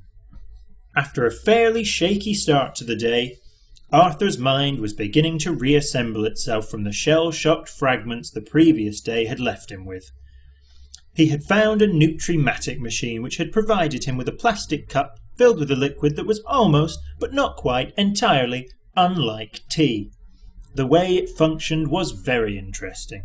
When the drink button was pressed, it made an instant but highly detailed examination of the subject's taste buds, a spectroscopic analysis of the subject's metabolism, and then sent tiny experimental signals down the neural pathways to the taste centres of the subject's brain to see what was likely to go down well. However, no one knew quite why it did this, because it invariably delivered a cupful of liquid that was almost but not quite entirely unlike tea. The Nutrimatic was designed and manufactured by the Sirius Cybernetics Corporation, whose complaints department now covers all the major landmasses of the first 3 planets in the Sirius Tau star system. Arthur drank the liquid and found it reviving. He glanced up at the screens again and watched a few more 100 miles of barren greyness slide past. It suddenly occurred to him to ask a question which had been bothering him. "Is it safe?" he said. "Magrathea's been dead for 5 million years, said Zaphod. "Of course it's safe. Even the ghosts will have settled down and raised families by now." At which point a strange and inexplicable sound thrilled suddenly through the bridge. A noise as of a distant fanfare. A hollow, reedy, insubstantial sound. It preceded a voice that was equally hollow, reedy, and insubstantial. The voice said, "Greetings to you." Someone from the dead planet was talking to them. "Computer!" shouted Zaphod. "Hi there! What the photon is it? Oh, just some 5 million-year-old tape that's being broadcast to us." "A what? A recording?" "Shush," said Ford. "It's carrying on." The voice was old, courteous, almost charming, but was underscored with quite unmistakable menace. "This is a recorded announcement," it said, "as I'm afraid we're all out at the moment. The Commercial Council of Magrathea thanks you for your esteemed visit." "A voice from ancient Magrathea!" shouted Zaphod. Okay, said Ford. "But regrets," continued the voice, "that the entire planet has temporarily closed for business. Thank you. If you would care to leave your name and the address of a planet where you can be contacted, kindly speak when you hear the tone." A short buzz followed, then silence. "They want to get rid of us," said Trillian nervously. "What do we do?" "It's just a recording," said Zaphod. "We keep going. Got that, computer?" "I got it," said the computer, and gave the ship an extra kick of speed. They waited. After a second or so came the fanfare once again, and then the voice. "We would like to assure you that as soon as our business is resumed, announcements will be made in all fashionable magazines and colour supplements, when our clients will once again be able to select from all that's best in contemporary geography." The menace in the voice took on a sharper edge. "Meanwhile, we thank our clients for their kind interest, and would ask them to leave now." Arthur looked round the nervous faces of his companions. "Well, I suppose we'd better be going then, hadn't we?" he suggested. "Shh," said Zaphod. "There's absolutely nothing to be worried about." "Then why's everyone so tense?" "They're just interested," shouted Zaphod. "Computer, start a descent into the atmosphere and prepare for landing." This time the fanfare was quite perfunctory, the voice now distinctly cold. "It is most gratifying," it said, "that your enthusiasm for our planet continues unabated, and so we would like to assure you that the guided missiles currently converging with your ship are part of a special service we extend to all of our most enthusiastic clients. And the fully armed nuclear warheads are of course merely a courtesy detail. We look forward to your custom in future lives. Thank you." The voice snapped off. "Oh," said Trillian. Said Arthur. "Well," said Ford. "Look," said Zaphod. "Will you get it into your heads? That's just a recorded message. It's millions of years old. It doesn't apply to us. Get it?" "What?" said Trillian quietly. "About the missiles." "Missiles? Don't make me laugh." Ford tapped Zaphod on the shoulder and pointed at the rear screen. Clear in the distance behind them, 2 silver darts were climbing through the atmosphere towards the ship. A quick change of magnification brought them into close focus. 2 massively real rockets thundering through the sky. The suddenness of it was shocking. "I think they're going to have a very good try at applying to us," said Ford. Zaphod stared at them in astonishment. "Hey, this is terrific," he said. "Someone down there is trying to kill us." "Terrific," said Arthur. "But don't you see what this means?" "Yes, we're going to die." "Yeah, but apart from that." "Apart from that?" "It means we must be on to something. How soon can we get rid of it?" Second by second, the image of the missiles on the screen grew larger. They had swung round now onto a direct homing course, so that all that could be seen of them now was the warheads, head on. "As a matter of interest," said Trillian, "what are we going to do?" "Just keep cool," said Zaphod. "Oh, is that all?" shouted Arthur. "No, we're all going to, take evasive action," said Zaphod with a sudden access of panic. "Computer, what evasive action can we take?" None, I'm afraid, guys," said the computer. "Or something," said Zaphod. He said. "There seems to be something jamming my guidance systems," explained the computer brightly. "Impact minus 45 seconds. Please call me Eddie if it will help you to relax." Zaphod tried to run several equally decisive directions simultaneously. "Right," he said. We gotta get to manual control of this ship." "Can you fly her?" asked Ford pleasantly. "No, can you?" "No." "Trillian, can you?" "No." "Fine," said Zaphod, relaxing. "We'll do it together." "I can't either," said Arthur, who felt it was time he began to assert himself.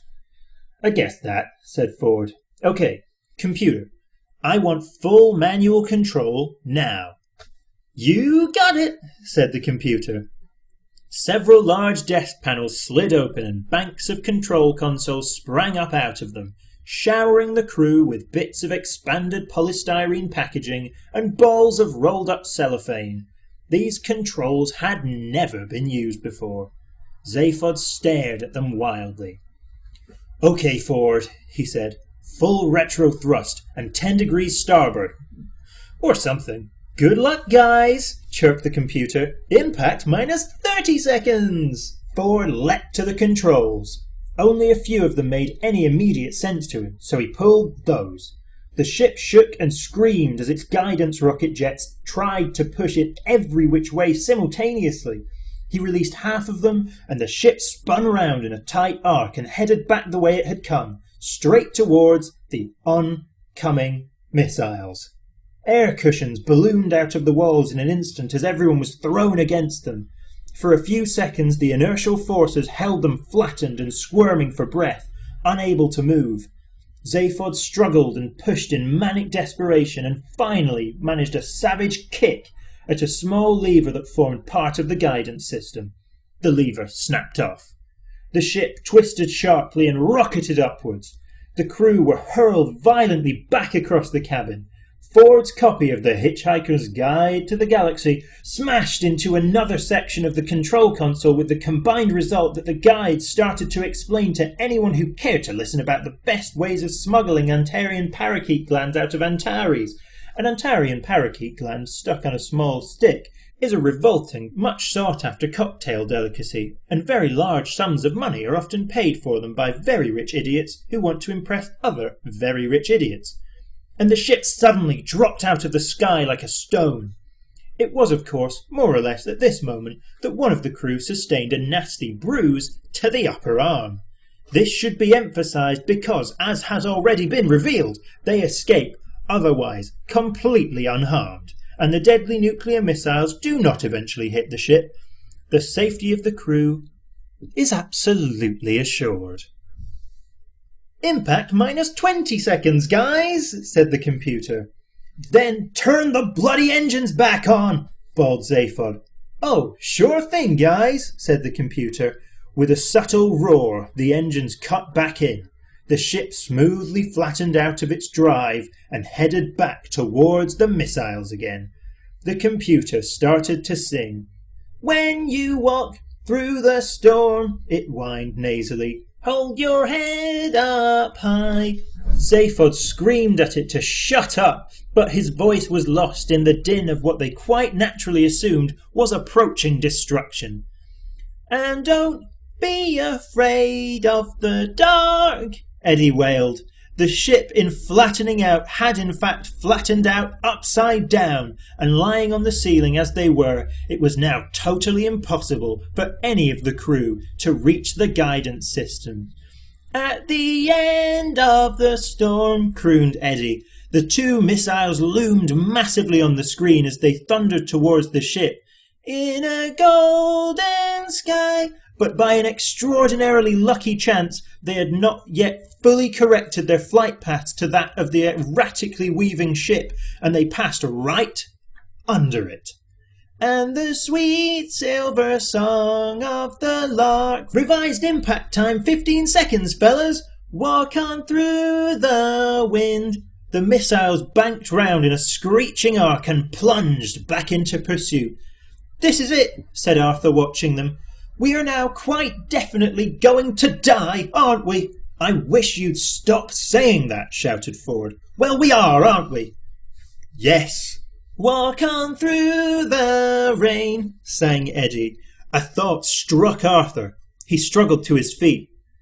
"Why doesn't anyone turn on this improbability drive thing?" he said. We could probably reach that. What are you, crazy? Said Zaphod. Without proper programming, anything could happen. Does that matter at this stage? Shouted Arthur. Through your dreams be tossed and blown, sang Eddie. Arthur scrambled up onto one of the excitingly chunky pieces of moulded contouring where the curve of the wall met the ceiling. Walk on with hope in your heart. Does anyone know why Arthur can't turn on the improbability drive? Shouted Trillian. And you'll never walk alone. Impact minus 5 seconds. It has been great knowing you guys. God bless. You'll never walk alone. I said, yelled Trillian, does anyone know? The next thing that happened was a mind-mangling explosion of noise and light. Chapter 18. And the next thing that happened after that was that the Heart of Gold continued on its way perfectly normally with a rather fetchingly redesigned interior. It was somewhat larger and done out in a delicate pastel shades of green and blue. In the centre of a spiral staircase, leading nowhere in particular, stood in a spray of ferns and yellow flowers, and next to it a stone sundial pedestal housed the main computer terminal. Cunningly deployed lighting and mirrors created the illusion of standing in a conservatory overlooking a wide stretch of inquisitively manicured garden. Around the periphery of the conservatory area stood marble-topped tables on intricately beautiful wrought iron legs. As you gazed into the polished surface of the marble, the vague forms of instruments became visible, and as you touched them, the instruments materialized instantly under your hands. Looked at from the correct angles, the mirror appeared to reflect all the required data readouts. Though it was far from clear where they were reflected from, it was in fact sensationally beautiful. Relaxing in a wickerwork sun chair, Zaphod Beeblebrox said, "What the hell happened?" "Well, I was just saying," said Arthur, lounging by a small fish pool, "there's this improbability drive switch over here." He waved at where it had been. There was a potted plant there now. "But where are we?" said Ford, who was sitting on the spiral staircase, a nicely chilled Pangalactic gargle blaster in his hand. "Exactly where we were, I think," said Trillian, as all about them the mirrors suddenly showed them an image of the blighted landscape of Magrathea, which still scooted about beneath them. Zaphod leapt out of his seat. "Then what's happened to those missiles?" he said. A new and astounding image appeared in the mirrors. "They would appear," said Ford doubtfully, "to have turned into a bowl of petunias and a very surprised-looking whale." "At an improbability factor," cut in Eddie, who hadn't changed a bit, "of 8,767,128 to 1 against." Zaphod stared at Arthur. "Did you think of that, Earthman?" he demanded. "Well," said Arthur, "all I did was—" "That's very good thinking, you know. Turn on the improbability drive for a second without first activating the proofing screens. Hey kid, you just saved our lives, you know that?" "Oh," said Arthur. "Well, it was nothing really." "Was it?" said Zaphod. "Oh, well, forget it then. Okay, computer, take us into land." "But—" "I said forget it." Another thing that got forgotten was the fact that against all probability a sperm whale had suddenly been called into existence several miles above the surface of an alien planet. And since this is not a naturally tenable position for a whale, this poor, innocent creature had very little time to come to terms with its identity as a whale before it then had to come to terms with not being a whale anymore. This is a complete record of its thought from the moment it began its life till the moment it ended it. "Oh, what's happening?" it thought. Excuse me, who am I? Hello? Why am I here? What's my purpose in life? What do I mean by who am I? Oh, calm down. Get a grip now. Oh, this is an interesting sensation. What is it? A sort of yawning, tingling sensation in my... Oh, well, I suppose I'd better start finding names for things if I want to make any headway in what, for the sake of what I shall call an argument, I shall call the world. So let's call it my stomach. Good. Ooh, it's getting quite strong. And hey, what's all this whistling, roaring sound going past what I'm suddenly going to call my head? Perhaps I can call that wind. Is that a good name? It'll do. Perhaps I can find a better name for it later when I've found out what it's for. It must be something very important, because there certainly seems to be a hell of a lot of it. Hey, what's this thing? This. Let's call it a tail. Yes, tail. Hey, I can really thrash it about pretty good, can't I? Wow, wow, that feels great. Doesn't seem to achieve very much, but I'll probably find out what it's for later on. Now, have I built up any coherent picture of things yet? No? Never mind. This is really exciting. So much to find out about, so much to look forward to. I'm quite dizzy with anticipation. Or is it the wind? There really is a lot of that now, isn't there? And wow, hey, what's this suddenly coming towards me very fast? Very, very fast. So big and flat and round, it needs a big wide-sounding name, like round, ground. That's it. That's the good name, ground. I wonder if it will be friends with me. And the rest, after a sudden, wet thud, was silence. Curiously enough, the only thing that went through the mind of the bowl of petunias as it fell was, "Oh no, not again!" Many people have speculated that if we knew exactly why the bowl of petunias had thought that, we would know a lot more about the nature of the universe than we do now. Chapter 19. "Are we taking this robot with us?" said Ford, looking with distaste at Marvin, who was standing in an awkward, hunched posture in the corner under a small palm tree. Zaphod glanced away from the mirror screens, which presented a panoramic view of the blighted landscape on which the Heart of Gold had now landed. "Oh, the paranoid android," he said. "Yeah, we'll take him. But what are you supposed to do with a manically depressed robot?" "You think you've got problems," said Marvin, as if he was addressing a newly occupied coffin. "What are you supposed to do if you are a manically depressed robot? No, don't bother to answer that. I'm 50,000 times more intelligent than you, and even I don't know the answer. It gives me a headache just trying to think down to your level." Trillian burst in through the door from her cabin. "My white mice have escaped," she said. An expression of deep worry and concern failed to cross either of Zaphod's faces. "Nuts to your white mice," he said. Trillian glared an upset glare at him and disappeared again. It is possible that her remark would have commanded greater attention had it been generally realized that human beings were only the third most intelligent life form present on the planet Earth, instead of, as was generally thought by most independent observers, the second. "Good afternoon, boys." The voice was oddly familiar, but oddly different. It had a matriarchal twang. It announced itself to the crew as they arrived at the airlock hatchway that would let them out on the planet's surface. They looked at each other in puzzlement. "It's the computer," explained Zaphod. "I discovered it had an emergency backup personality that I thought might work better." "Now this is going to be your first day out on a strange new planet," continued Eddie's new voice. "So I want you all wrapped up snug and warm, and no playing with any naughty bag-eyed monsters." Zaphod tapped impatiently on the hatch. "I'm sorry," he said. "I think we might be better off with a slide rule." "Right," snapped the computer. "Who said that?"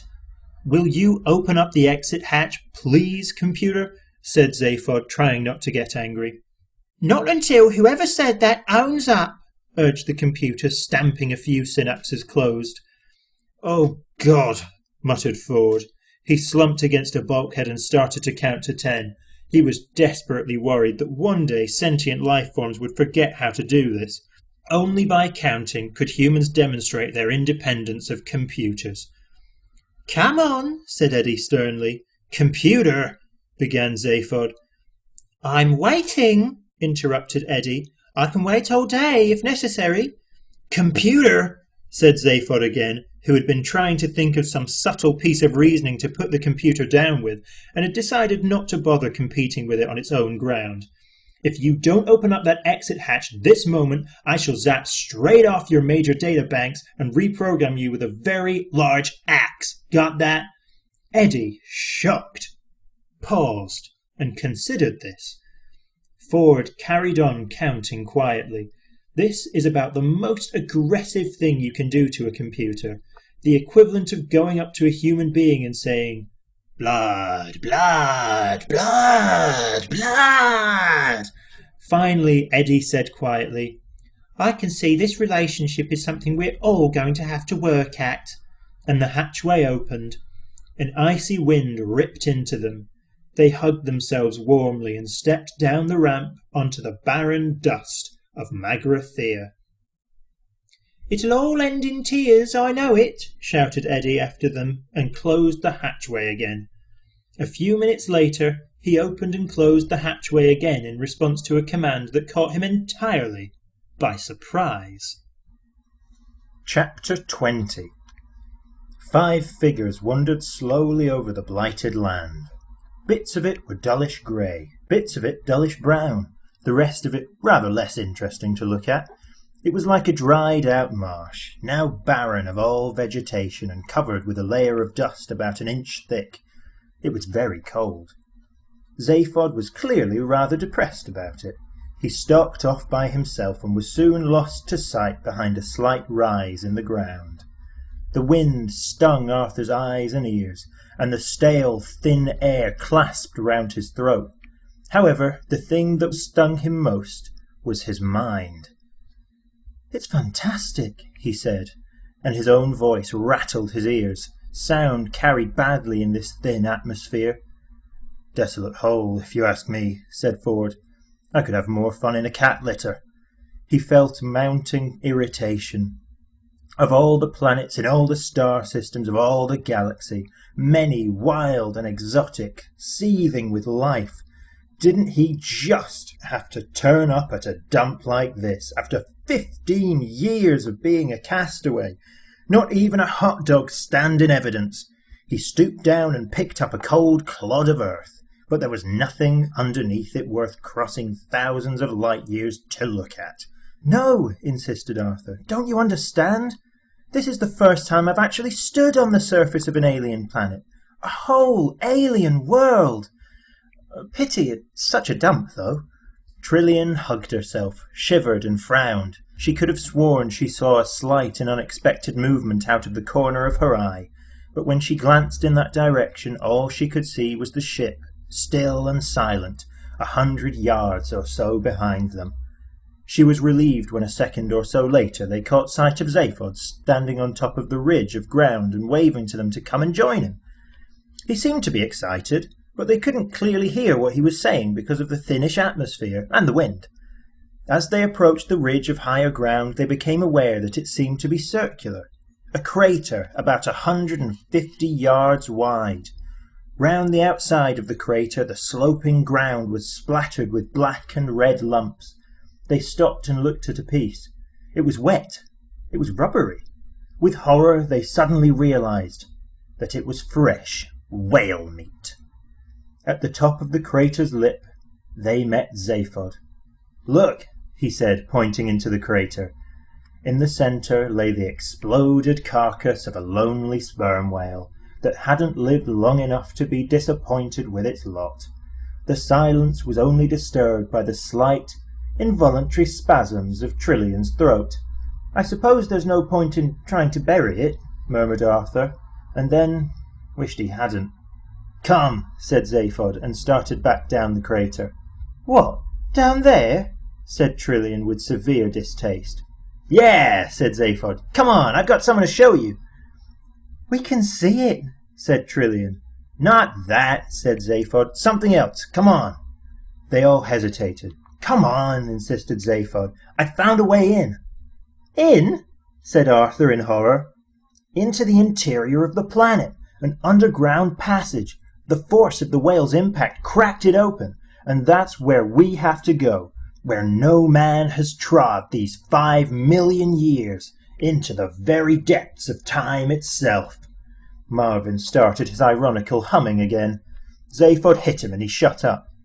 With little shudders of disgust, they all followed Zaphod down the incline into the crater, trying very hard to avoid looking at its unfortunate creator.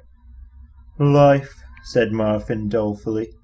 Loathe it, or ignore it. You can't like it. The ground had caved in where the whale had hit it, revealing a network of galleries and passages, now largely obstructed by collapsed rubble and entrails. Zaphod had made a start, clearing a way into one of them, but Marvin was able to do it rather faster.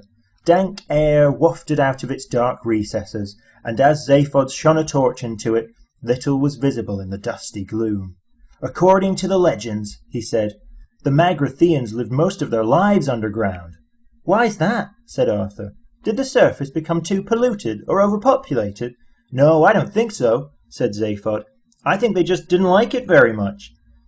"Are you sure you know what you're doing?" said Trillian, peering nervously into the darkness. "We've been attacked once already, you know." "Look, kid, I promise you the live population of this planet is nil, plus the 4 of us.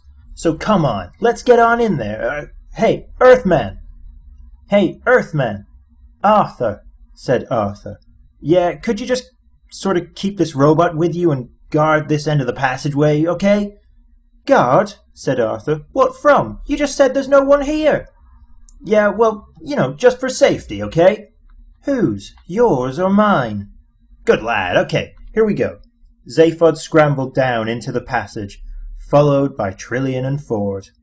"Well, I hope you have a really miserable time," complained Arthur. "Don't worry," Marvin assured him.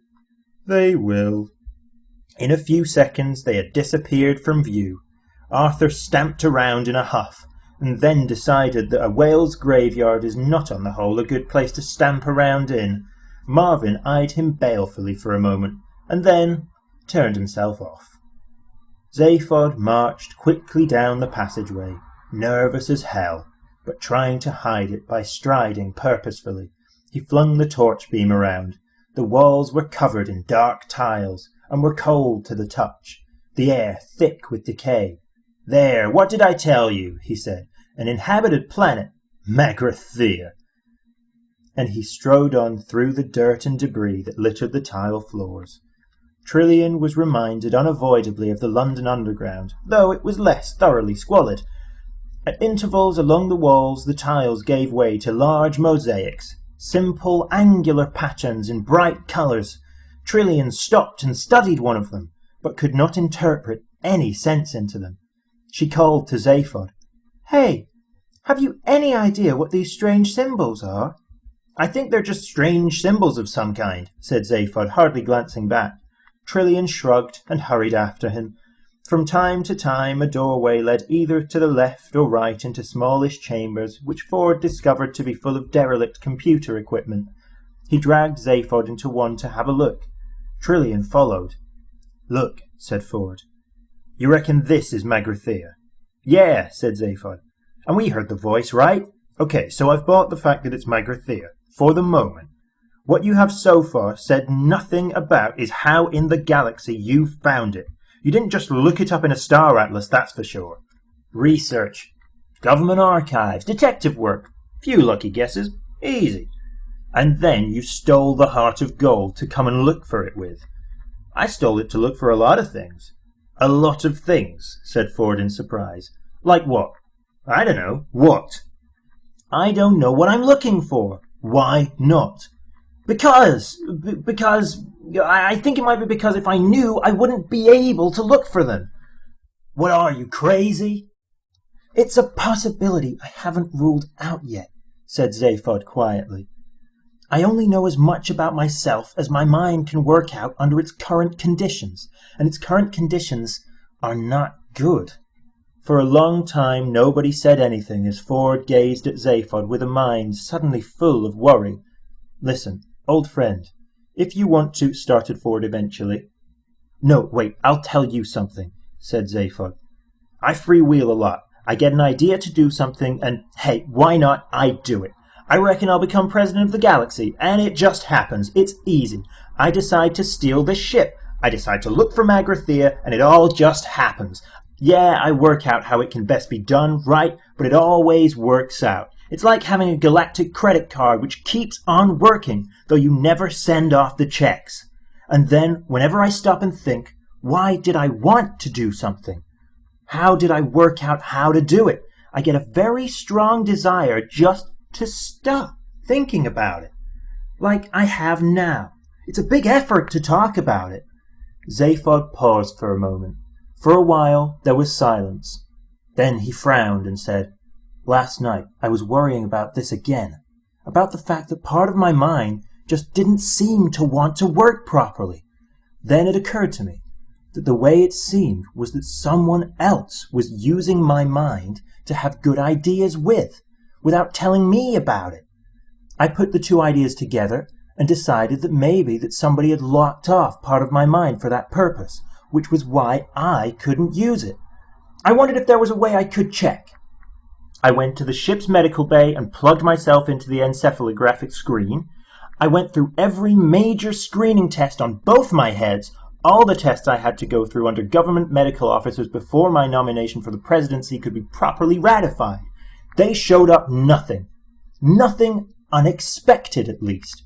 They showed that I was clever, imaginative, irresponsible, untrustworthy, extrovert, nothing you couldn't have guessed, and no other anomalies. So I started inventing further tests, completely at random. Nothing. Then I tried superimposing the results from one head on top of the results from the other head. Still nothing. Finally, I got silly, because I'd given it all up as nothing more than an attack of paranoia. Last thing I did before I packed it in was take the superimposed picture and look at it through a green filter.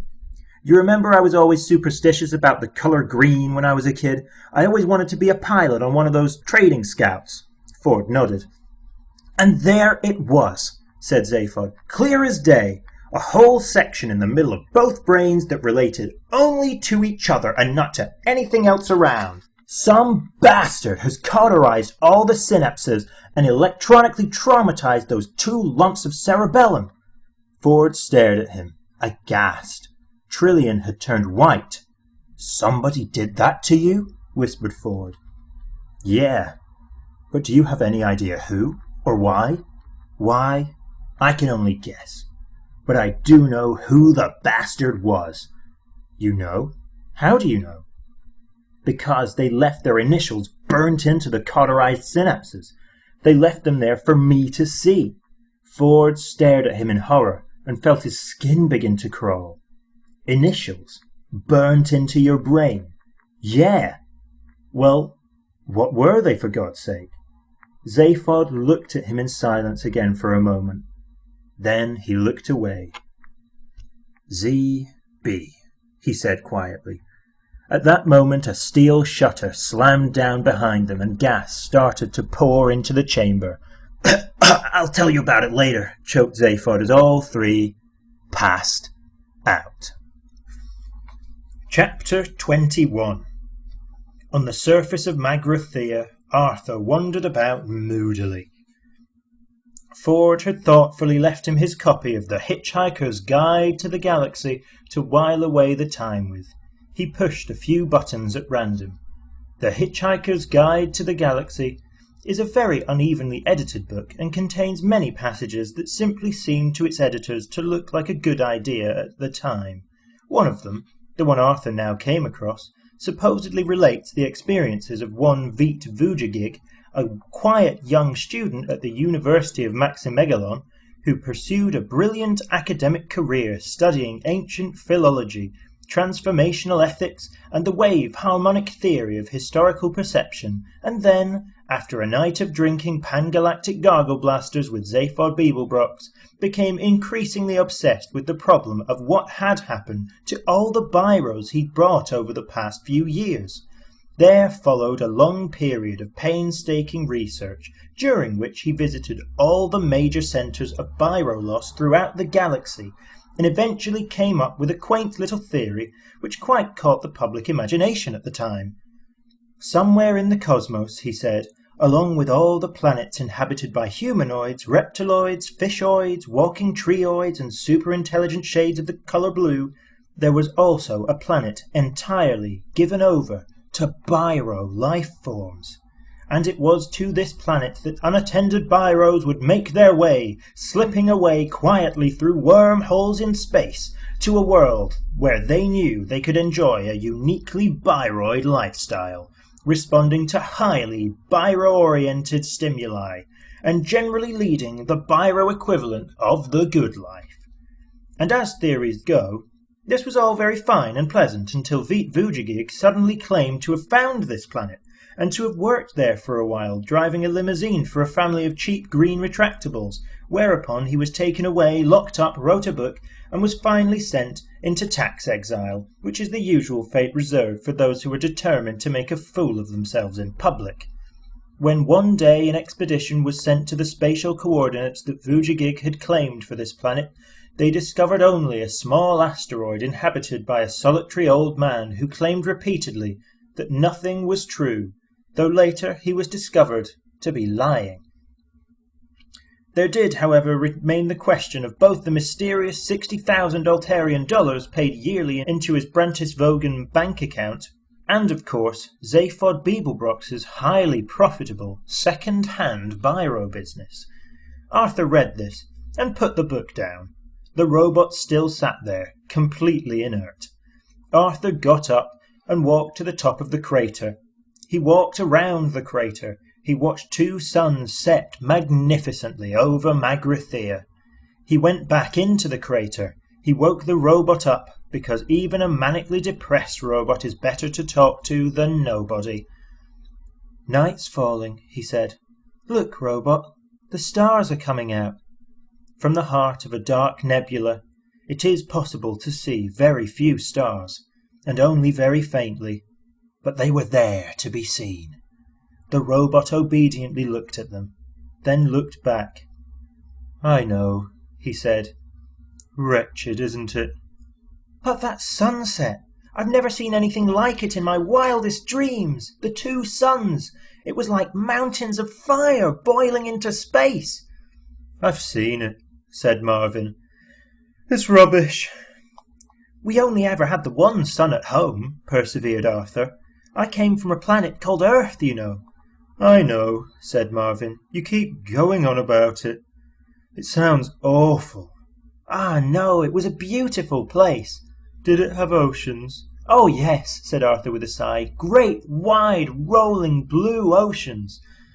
"Can't bear oceans," said Marvin. "Tell me," inquired Arthur, "do you get on well with other robots?" "Hate them," said Marvin. "Where are you going?" Arthur couldn't bear any more. He had got up again. "I think I'll just take another walk," he said. "Don't blame you," said Marvin, and counted 597,000 million sheep before falling asleep again a second later.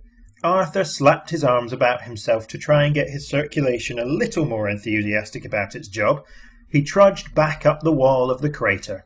Because the atmosphere was so thin, and because there was no moon, nightfall was very rapid, and it was by now very dark.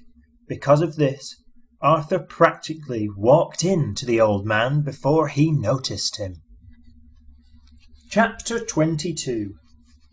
He was standing with his back to Arthur, watching the very last glimmers of light sink into the blackness behind the horizon. He was tallish, elderly, and dressed in a single long grey robe. When he turned, his face was thin and distinguished, careworn, but not unkind, the sort of face you would happily bank with. But he didn't turn yet, not even to react to Arthur's yelp of surprise. Eventually, the last rays of the sun had vanished completely, and he turned. His face was still illuminated from somewhere, and when Arthur looked for the source of the light, he saw that a few yards away stood a small craft of some kind. A small hovercraft, Arthur guessed. It shed a dim pool of light around it. The man looked at Arthur. Sadly, it seemed. "You chose a cold night to visit our dead planet," he said. Who are you?" stammered Arthur. The man looked away. Again a look of sadness seemed to cross his face. "My name is not important," he said. He seemed to have something on his mind. conversation was clearly something he felt he didn't have to rush at. Arthur felt awkward. You startled me, he said lamely. The man looked round to him again and slightly raised his eyebrows. He said. I said you startled me. Do not be alarmed. I will not harm you. Arthur frowned at him. But you shot at us. There were missiles, he said. The man gazed into the pit of the crater. The slight glow from Marvin's eyes cast very faint red shadows on the huge carcass of the whale. The man chuckled slightly. An automatic system, he said, and gave a small sigh. Ancient computers, ranged in the bowels of the planet, tick away the dark millennia, and the ages hang heavy on their dusty data banks. I think they take the occasional pot shot to relieve the monotony. He looked gravely at Arthur and said, I'm a great fan of science, you know. Oh, really? Said Arthur, who was beginning to find the man's curious, kindly manner disconcerting. Oh, yes, said the old man, and simply stopped talking again.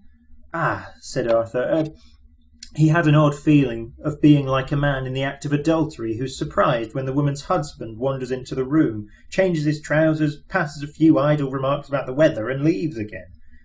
You seem ill at ease, said the old man with polite concern. Well, yes. Actually, you see, we weren't really expecting to find anybody about, in fact. I sort of gathered that you were all dead or something. Dead? Said the old man. Good gracious me, no. We have but slept. Slept? Said Arthur incredulously. Yes, through the economic recession, you see, said the old man, apparently unconcerned about whether Arthur understood a word he was talking about or not. Arthur had to prompt him again. Economic recession? Well, you see, 5 million years ago the galactic economy collapsed, and seeing that custom-built planets are something of a luxury commodity, you see... He paused and looked at Arthur. You know we built planets, do you? He asked solemnly. Well, yes, said Arthur. I'd sort of gathered. Fascinating trade, said the old man, and a wistful look came into his eyes. Doing the coastlines was always my favourite. Used to have endless fun doing the little bits in fjords. So, anyway, he said, trying to find his thread again, the recession came, and we decided it would save a lot of bother if we just slept through it. So we programmed the computers to revive us when it was all over. The man stifled a very slight yawn and continued. The computers were index-linked to the galactic stock market prices, you see, so that we'd all be revived when everybody else had rebuilt the economy enough to afford our rather expensive services. Arthur, a rather regular Guardian reader, was deeply shocked at this. That's a pretty unpleasant way to behave, isn't it? Is it? Asked the old man mildly. I'm sorry, I'm a bit out of touch. He pointed down into the crater. Is that robot yours? He said. No, came a thin metallic voice from the crater. I'm mine. If you'd call it a robot, muttered Arthur. It's more a sort of electric sulking machine. Bring it, said the old man. Arthur was quite surprised to hear a note of decision suddenly present in the old man's voice. He called to Marvin, who crawled up the slope, making a big show of being lame, which he wasn't.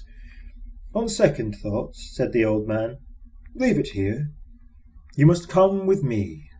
Great things are afoot. He turned towards his craft, which, though no apparent signal had been given, now drifted quietly towards them through the dark. Arthur looked down at Marvin, who now made an equally big show of turning round laboriously and trudging off down into the crater again, muttering sour nothings to himself. Come, said the old man. Come now, or you'll be late. Late? Said Arthur. What for? What is your name, human? Dent. Arthur Dent, said Arthur. Late, as in the late Dent Arthur Dent, said the old man sternly. It's a sort of threat, you see. Another wistful look came into his tired old eyes. I've never been very good at them myself, but I'm told they can be Very effective. Arthur blinked at him. What an extraordinary person, he muttered to himself. I beg your pardon, said the old man. Oh, nothing, I'm sorry, said Arthur in embarrassment. All right, where do we go? In my air car, said the man, motioning Arthur to get into the craft which had settled silently next to them. We are going deep into the bowels of the planet, where even now our race is being revived from its 5 million-year slumber. Magrathea awakes. Arthur shivered involuntarily as he seated himself next to the old man. The strangeness of it, the silent bobbing movement of the craft as it soared into the night sky, quite unsettled him. He looked at the old man, his face illuminated by the dull glow of tiny lights on the instrument panel. Excuse me, he said to him. What is your name, by the way? My name, said the old man, and the same distant sadness came into his face again. He paused. My name, he said, is Slarty Bartfast. Arthur practically choked. I beg your pardon, he spluttered. Slarty Bartfast, repeated the old man quietly. Slarty Bartfast? The old man looked at him gravely. I said it wasn't important, he said. The air car sailed through the night. Chapter 23. It is an important and popular fact that things are not always what they seem. For instance, on the planet Earth, man had always assumed that he was more intelligent than dolphins, because he had achieved so much, the wheel, New York, wars and so on, whilst all the dolphins had ever done was muck about in the water having a good time. But conversely, the dolphins had always believed that they were far more intelligent than man, for precisely the same reasons. Curiously enough, the dolphins had long known of the impending destruction of the planet Earth, and had made many attempts to alert mankind to the danger, but most of their communications were misinterpreted as amusing attempts to punch footballs or whistle for tidbits. So they eventually gave up and left the Earth by their own means shortly before the Vogons arrived. The last ever dolphin message was misinterpreted as a surprisingly sophisticated attempt to do a double backward somersault through a hoop whilst whistling the Star-Spangled Banner. But in fact the message was, "So long and thanks for all the fish." In fact, there was only one species on the planet more intelligent than dolphins, and they spent a lot of their time in behavioural research laboratories running round inside wheels and conducting frighteningly elegant and subtle experiments on man. The fact that once again man completely misinterpreted this relationship was entirely according to these creatures' plans. Chapter 24. Silently the air car coasted through the cold darkness, a single soft glow of light that was utterly alone in the deep Magrathean night. It sped swiftly. Arthur's companion seemed sunk in his own thoughts, and when Arthur tried on a couple of occasions to engage him in conversation again, he would simply reply by asking if he was comfortable enough, and then left it at that. Arthur tried to gauge the speed at which they were travelling, but the blackness outside was absolute, and he was denied any reference points. The sense of motion was so soft and slight, he could almost believe they were hardly moving at all. Then a tiny glow of light appeared in the far distance, and within seconds had grown so much in size that Arthur realised it was travelling towards them at a colossal speed, and he tried to make out what sort of craft it might be. He peered at it, but was unable to discern any clear shape, and suddenly gasped in alarm as the air car dipped sharply and headed downwards in what seemed certain to be a collision course. Their relative velocity seemed unbelievable, and Arthur had hardly time to draw breath before it was all over. The next thing he was aware of was an insane silver blur that seemed to surround him. He twisted his head sharply round and saw a small black point dwindling rapidly in the distance behind them, and it took him several seconds to realise what had happened. They had plunged into a tunnel in the ground. The colossal speed had been their own relative to the glow of light, which was a stationary hole in the ground, the mouth of the tunnel. The insane blur of silver was the circular wall of the tunnel down which they were shooting, apparently at several hundred miles an hour. He closed his eyes in terror. After a length of time which he made no attempt to judge, he sensed a slight subsidence in their speed, and some while later became aware that they were gradually gliding to a gentle halt. He opened his eyes again. They were still in the silver tunnel, threading and weaving their way through what appeared to be a criss-cross warren of converging tunnels. When they finally stopped, it was in a small chamber of curved steel. Several tunnels also had their own terminus here, and at the farther end of the chamber Arthur could see a large circle of dim, irritating light. It was irritating because it played tricks with the eyes. It was impossible to focus on it properly or tell how near or far it was. Arthur guessed, quite wrongly, that it might be ultraviolet. Slarty Bartfast turned and regarded Arthur with his solemn old eyes. "Earthman," he said, "we are now deep in the heart of Magrathea." "How did you know I was an Earthman?" demanded Arthur. "These things will become clear to you," said the old man gently. "At least," he added with slight doubt in his voice, "clearer than they are at the moment." He continued, "I should warn you that the chamber we are about to pass into does not literally exist within our planet.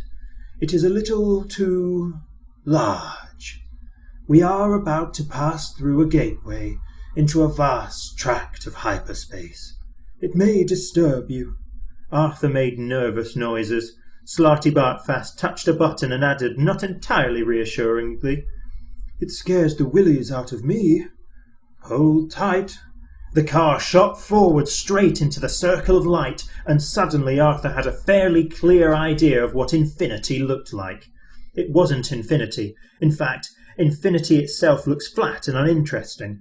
Looking up into the night sky is looking into infinity. Distance is incomprehensible and therefore meaningless. The chamber into which the air car emerged was anything but infinite. It was just very, very, very big. So big that it gave the impression of infinity far better than infinity itself. Arthur's senses bobbed and span as, travelling at the immense speed he knew the aircraft attained, they climbed slowly through the open air, leaving the gateway through which they had passed an invisible pinprick in the shimmering wall behind them. The wall. The wall defied the imagination, seduced it and defeated it. The wall was so paralysingly vast and sheer that its top, bottom and sides passed away beyond the reach of sight. The mere shock of vertigo could kill a man. The wall appeared perfectly flat. It would take the finest laser measuring equipment to detect that as it climbed, apparently to infinity, as it dropped dizzily away, as it planed out to either side, it also curved. It met itself again 13 light seconds away. In other words, the wall formed the inside of a hollow sphere, a sphere over 3 million miles across and flooded with unimaginable light.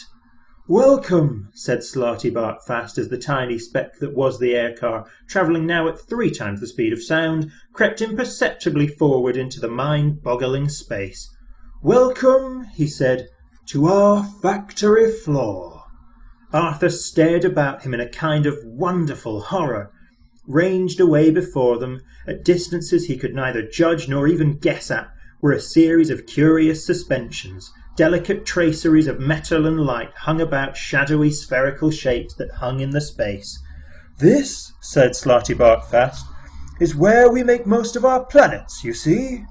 "You mean," said Arthur, trying to form the words, "you mean you're starting it all up again now?" "No, no, good heavens, no," exclaimed the old man. "No, the galaxy isn't nearly rich enough to support us yet.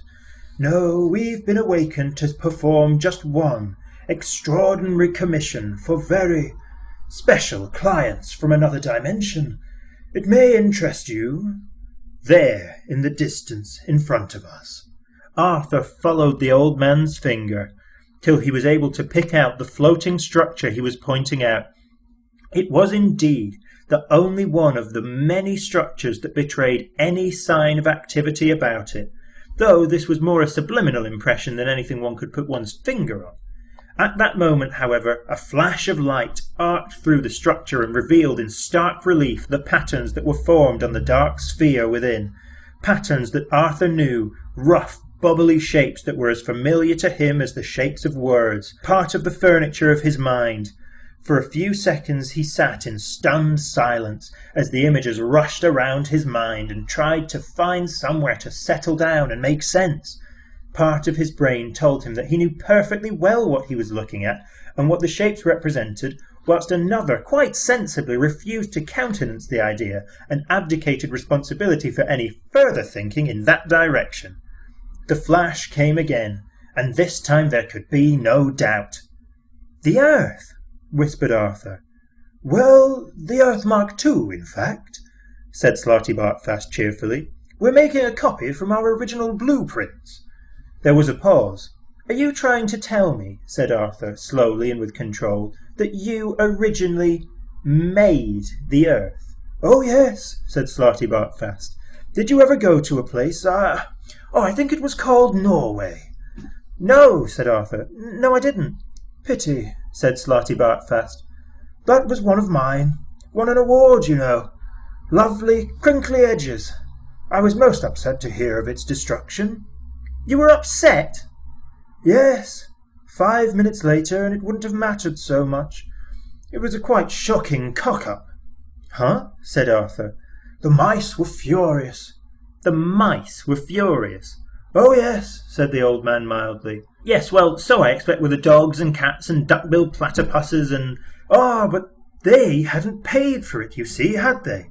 "Look," said Arthur, "would it save you a lot of time if I just gave up and went mad now?"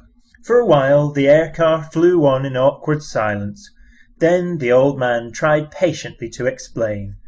"Earthman, the planet you lived on was commissioned, paid for and run by mice. It was destroyed 5 minutes before the completion of the purpose for which it was built, and we've got to build another one." Only one word registered with Arthur. "Mice," he said. "Indeed, Earthman. Look, sorry, are we talking about the little white furry things with the cheese fixation and women standing on tables screaming in the early 60s sitcoms?" Slartibartfast coughed politely. "Earthman," he said, "it is sometimes hard to follow your mode of speech.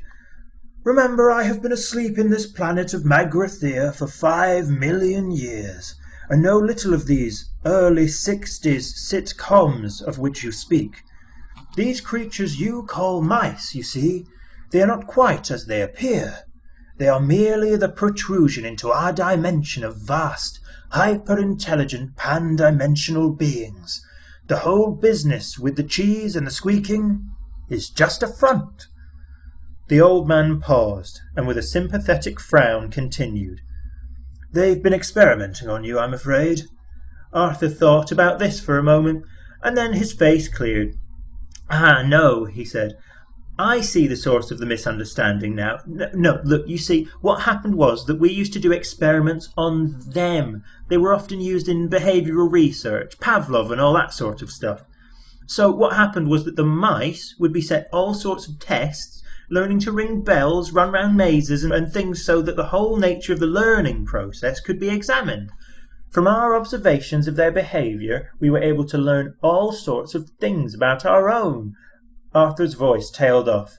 "Ah, such subtlety," said Slartibartfast. "One has to admire it." "What?" said Arthur.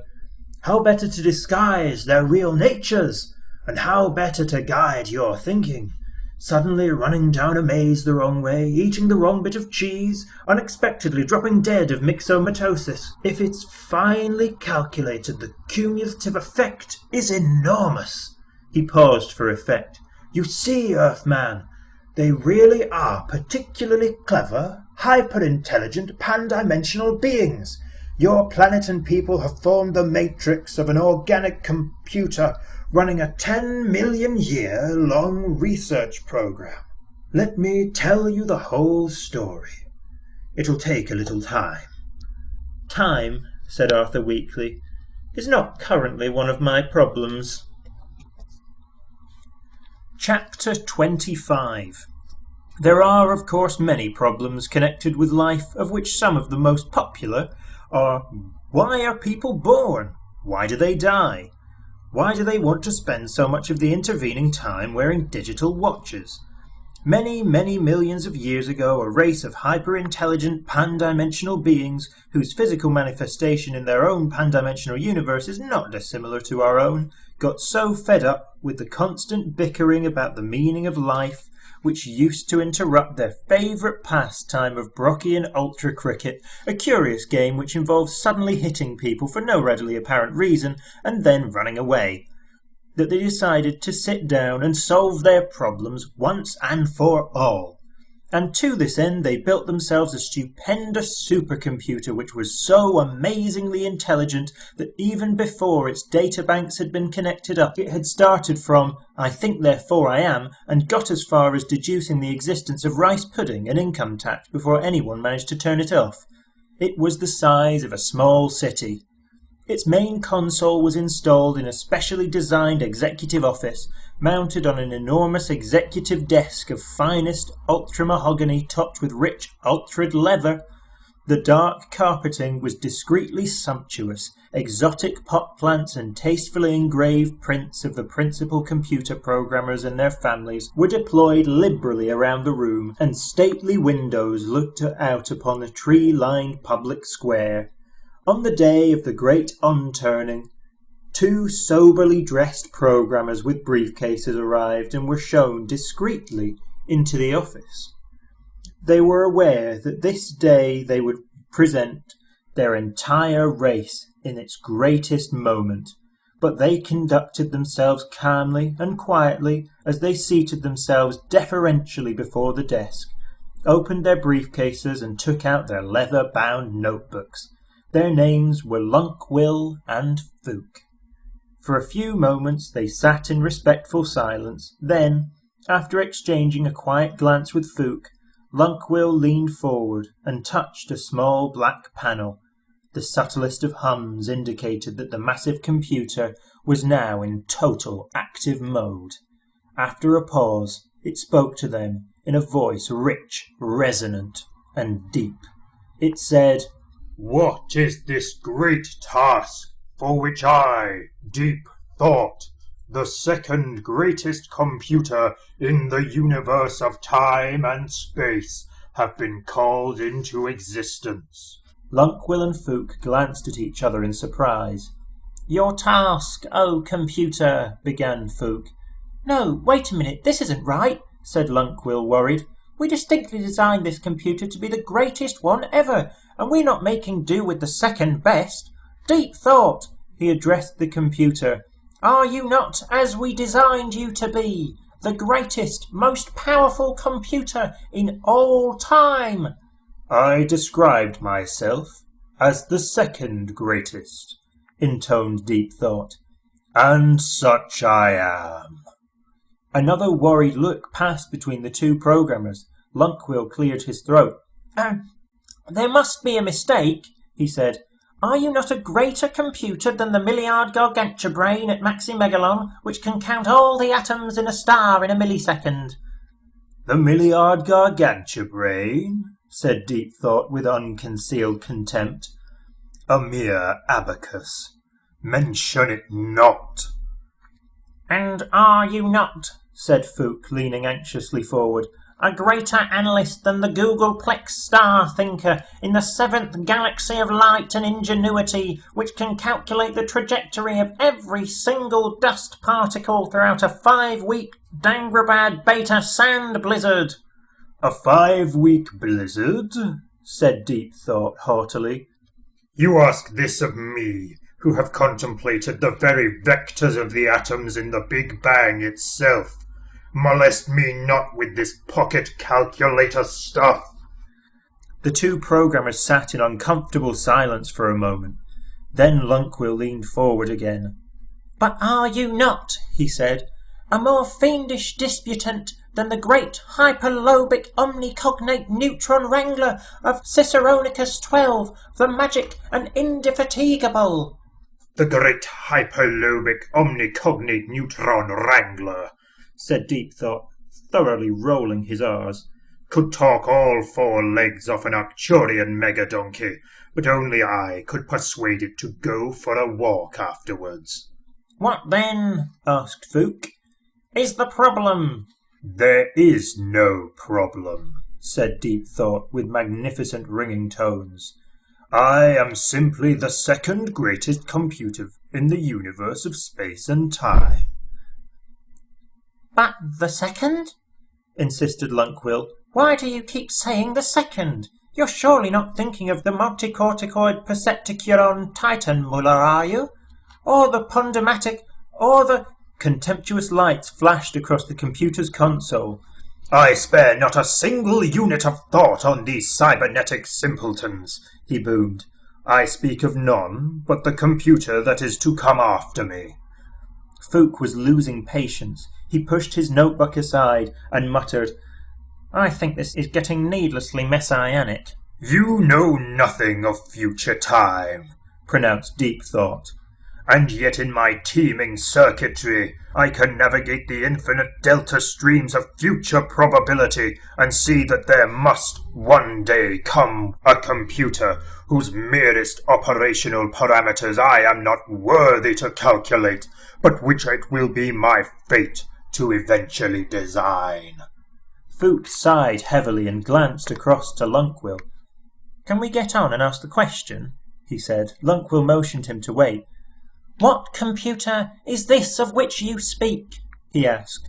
I will speak of it no further in this present time, said Deep Thought. Now, ask what else of me you will, that I may function. Speak. They shrugged at each other. Fook composed himself. Oh, Deep Thought computer, he said. The task we have designed you to perform is this. We want you to tell us, he paused, the answer. The answer, said Deep Thought. The answer to what? Life, the universe, everything, they said in chorus. Deep Thought paused for a moment's reflection. Tricky, he said finally. But can you do it? Again a significant pause. Yes, I can do it. There is an answer, said Fook with breathless excitement. A simple answer, said Lunkwill. Yes, said Deep Thought. Life, the universe, and everything. There is an answer. But, he added, I'll have to think about it. A sudden commotion destroyed the moment. The door flew open and 2 angry men wearing coarse, faded blue robes and belts of the Cruxwan University burst into the room, thrusting aside the ineffectual flunkies who tried to bar their way. We demand admission, shouted the younger of the 2 men, elbowing a pretty young secretary in the throat. Come on, shouted the older one. You can't keep us out. He pushed a junior programmer back through the door. We demand that you can't keep us out, bawled the younger one, though he was now firmly inside the room, and no further attempt were being made to stop him. Who are you? Said Lunkwill, rising angrily from his seat. What do you want? I am Magic Thief, announced the older one. And I demand that I am Vroomfondle, shouted the younger one. Magic Thief turned on Vroomfondle. It's all right, he explained angrily. You don't need to demand that. All right, bawled Vroomfondle, banging on a nearby desk. I am Vroomfondle, and that is not a demand, that is a solid fact. What we demand is solid facts. No, we don't, exclaimed Magic Thief in irritation. That is precisely what we don't demand. Scarcely pausing for breath, Vroomfondle shouted, We don't demand solid facts. What we demand is a total absence of solid facts. I demand that I may or may not be Vroomfondle. But who the devil are you? Exclaimed an outraged Fook. We, said Magic Thief, are philosophers. Though we may or may not be, said Vroomfondle, waving a warning finger at the programmers. Yes, we are, insisted Magic Thief. We are quite definitely here as representatives of the amalgamated union of philosophers, sages, luminaries, and other thinking persons, and we want this machine off. We want it off now. What's the problem? Said Lunkwill. I'll tell you what the problem is here, mate, said Magic Thief.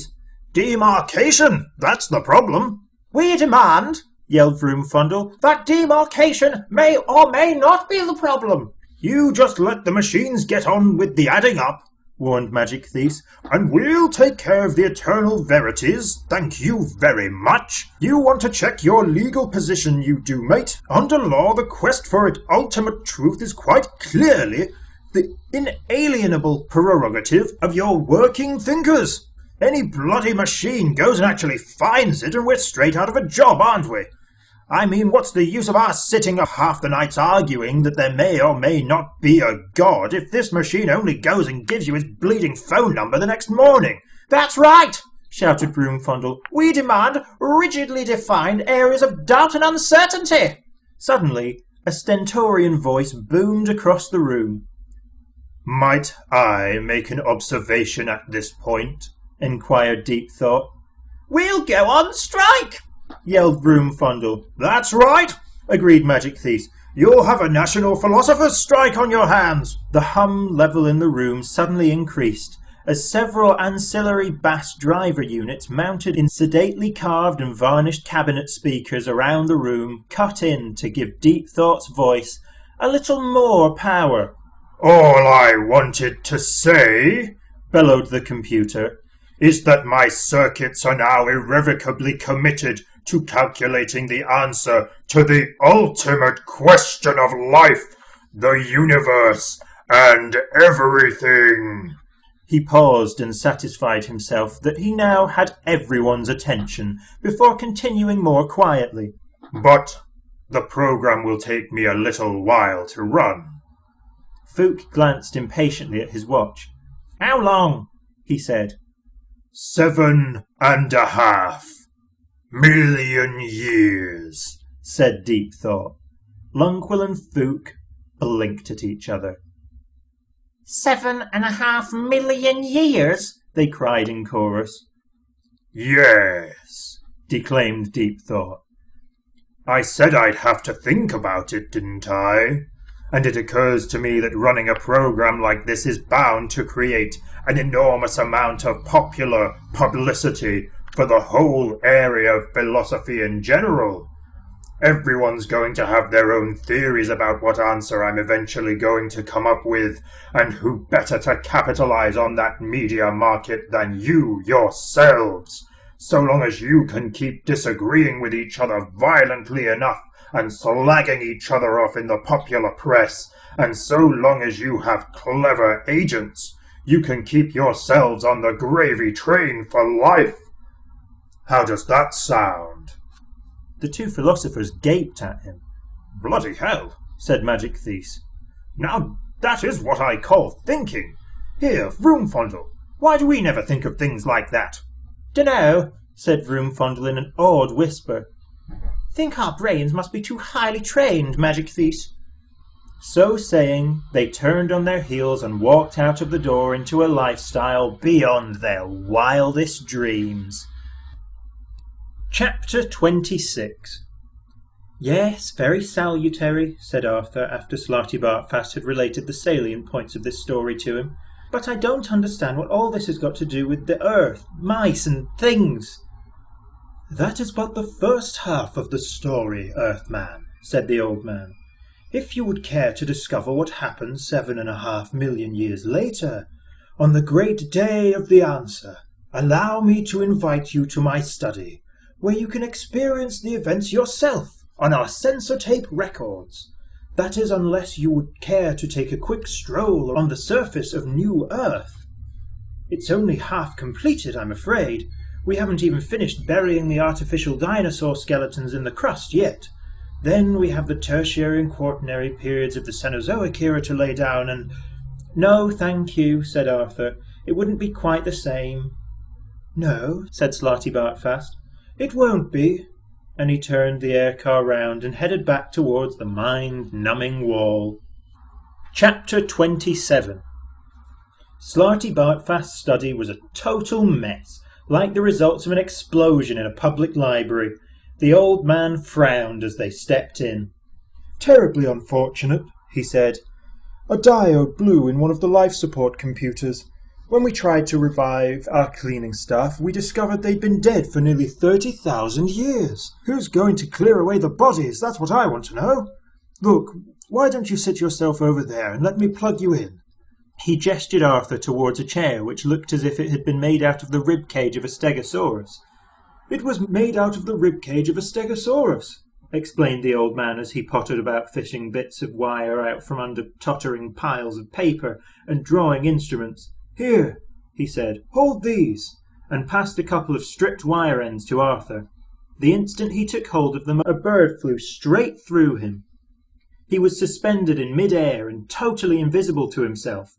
Beneath him was a pretty tree-lined city square, and all around it, as far as the eye could see, were white concrete buildings of airy, spacious design, but somewhat the worse for wear.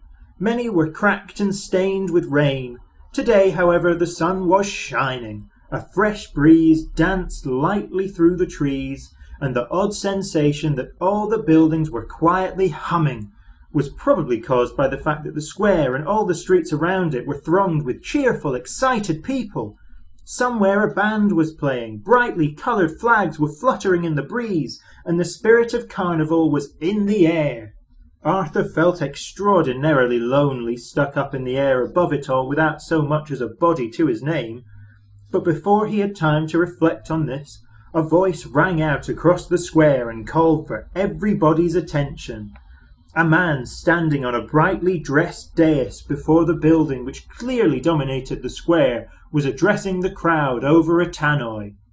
"O people who wait in the shadow of deep thought," he cried out, "honoured descendants of Vroomfondle and Magic Thief, the greatest and most truly interesting pundits of the universe has ever known. The time of waiting is over." Wild cheers broke out amongst the crowd. Flags, streamers and wolf whistles sailed through the air. The narrower streets looked rather like centipedes rolled over on their backs and frantically waving their legs in the air. 7.5 million years our race has waited for this day, and hopefully enlightening day, cried the cheerleader. The day of the answer! Hurrahs burst from the ecstatic crowd. And never again, cried the man. Never again will we wake up in the morning and think, who am I? What is my purpose in life? Does it really, cosmically speaking, matter if I don't get up and go to work? For today we will finally learn once and for all the plain and simple answer to all these nagging little problems of life, the universe, and everything! As the crowd erupted once again, Arthur found himself gliding through the air and down towards one of the large, stately windows on the first floor of the building behind the dais from which the speaker was addressing the crowd. He experienced a moment's panic as he sailed straight towards the window, which passed, when a second or so later he found he had gone right through the solid glass without apparently touching it. No one in the room remarked on his peculiar arrival, which is hardly surprising as he wasn't there. He began to realize that the whole experience was merely a recorded projection, which knocked 6 tracks 70mm into a cocked hat. The room was much as Slarty Bartfast had described it. In 7.5 million years it had been well looked after and cleaned regularly every century or so. The ultra-mahogany chest was worn at the edges, the carpet a little faded now, but the large computer terminal sat in sparkling glory on the desk's leather top, as bright as if it had been constructed yesterday. 2 severely dressed men sat respectfully before the terminal and waited. "The time is nearly upon us," said one, and Arthur was surprised to see a word suddenly materialize in thin air just by the man's neck. The word was Loonqual, and it flashed a couple of times and then disappeared again. Before Arthur was able to assimilate this, the other man spoke, and the word Fushk appeared by his neck. 75,000 years ago, our ancestors set this program in motion, the second man said. And in all that time, we will be the first to hear the computer speak. An awesome prospect, Fooshk, agreed the first man, and Arthur suddenly realized he was watching a recording with subtitles. We are the ones who will hear, said Fooshk, the answer to the great question of life, the universe, and everything. Shh, said Lunquo with a slight gesture. I think Deep Thought is preparing to speak.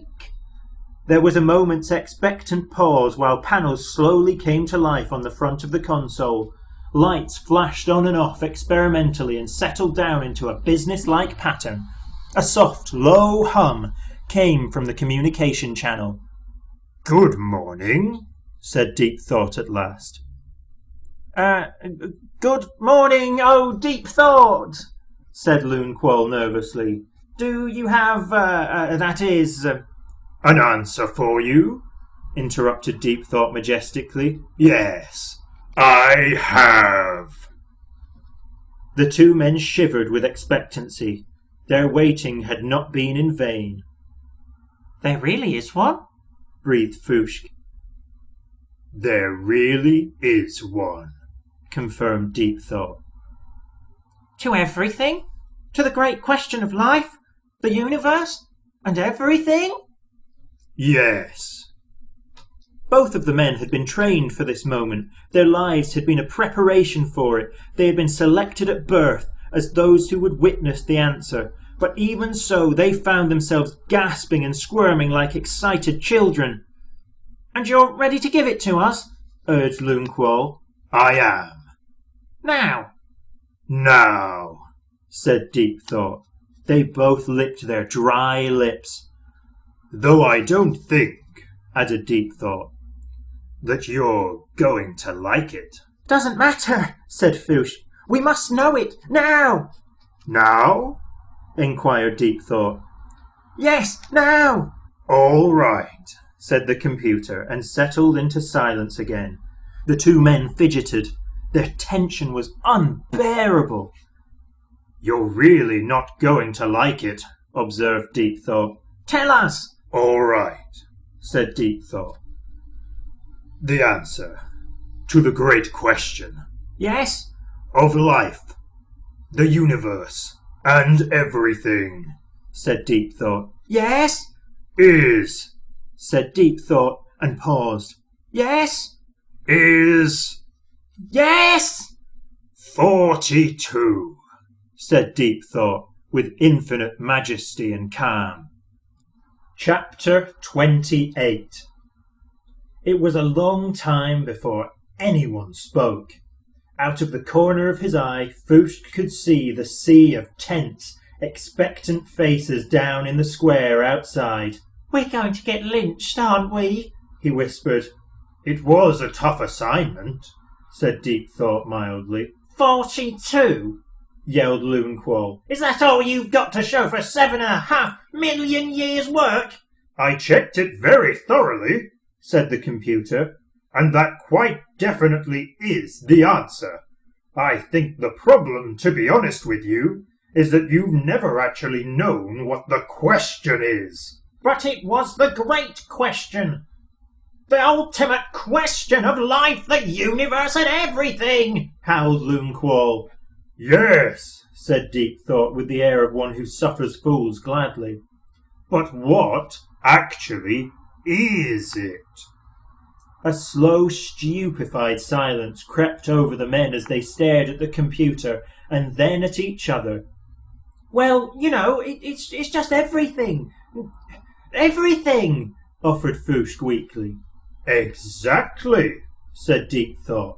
So once you do know what the question actually is, you'll know what the answer means. Oh, terrific, muttered Foosh, flinging aside his notebook and wiping away a tiny tear. Look, all right, said Lunquo. Can you please just tell us the question? The ultimate question? Yes. Of life, the universe, and everything? Yes. Deep Thought pondered for a moment. Tricky, he said. But can you do it? Cried Lunquo. Deep Thought pondered this for another long moment. Finally, no, he said firmly. Both men collapsed onto their chairs in despair.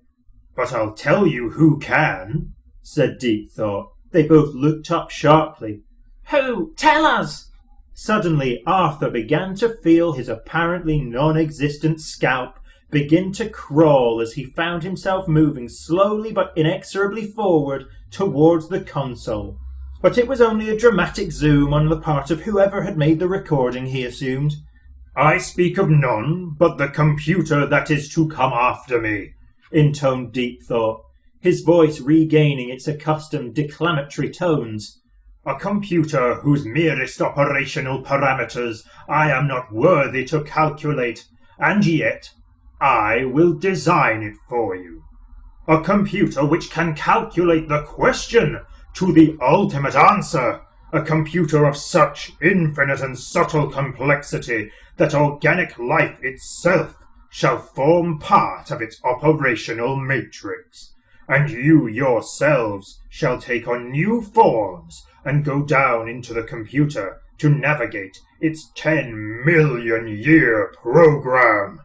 Yes, I shall design this computer for you, and I shall name it also unto you, and it shall be called the Earth. Foosh gaped at Deep Thought. What a dull name, he said, and great incisions appeared down the length of his body. Loonqual, too, suddenly sustained horrific gashes from nowhere. The computer console blotched and cracked, the walls flickered and crumbled, and the room crashed upwards into its own ceiling. Slarty Barkfast was standing in front of Arthur, holding the two wires. End of the tape, he exclaimed. Chapter 29. Zaphod, wake up. Hey, come on, wake up. Just let me stick to what I'm good at, yeah? Muttered Zaphod and rolled away from the voice back to sleep. Do you want me to kick you? Said Ford. Would it give you a lot of pleasure? Said Zaphod blearily. No, nor me, so what's the point? Stop bugging me. Zaphod curled himself up. He got a double dose of the gas, said Trillian, looking down at him. 2 windpipes. And stop talking, said Zaphod. It's hard enough to sleep anyway. What's the matter with the ground? It's all cold and hard. It's gold, said Ford. With an amazingly balletic movement, Zaphod was standing and scanning the horizon, because that was how far the gold ground stretched in every direction, perfectly smooth and solid. It gleamed like... Oh, it's impossible to say what it gleamed like, because nothing in the universe gleams in quite the same way that a planet made of solid gold does. Who put all that there? Yelped Zaphod, goggle-eyed. Don't get too excited, said Ford. It's only a catalogue. A who? A catalogue, said Trillian. An illusion. How can you say that? Cried Zaphod, falling to his hands and knees and staring at the ground. He poked it and prodded it. It was very heavy and very slightly soft. He could mark it with his fingernail. It was very yellow and very shiny, and when he breathed on it his breath evaporated off it in that very peculiar and special way that breath evaporates off solid gold. Trillian and I came round a while ago, said Ford. We shouted and yelled till somebody came, and then carried on shouting and yelling till they got fed up, and put us in their planet catalogue to keep us busy till they were ready to deal with us. This is all censor tape. Zaphod stared at him bitterly. Ah, shit, he said. You wake me up from my own perfectly good dream to show me somebody else's? He sat down in a huff. What's that series of valleys over there? He said. Hallmark, said Ford. We had a look. We didn't wake you up earlier, said Trillian. The last planet was knee-deep in fish. Fish? Some people like the oddest things. And before that, said Ford, we had platinum. Bit dull. We thought you'd like to see this one, though. Seas of light glared at them in one solid blaze wherever they looked. Very pretty, said Zaphod petulantly. In the sky a huge green catalogue number appeared. It flickered and changed, and when they looked around again, so had the land.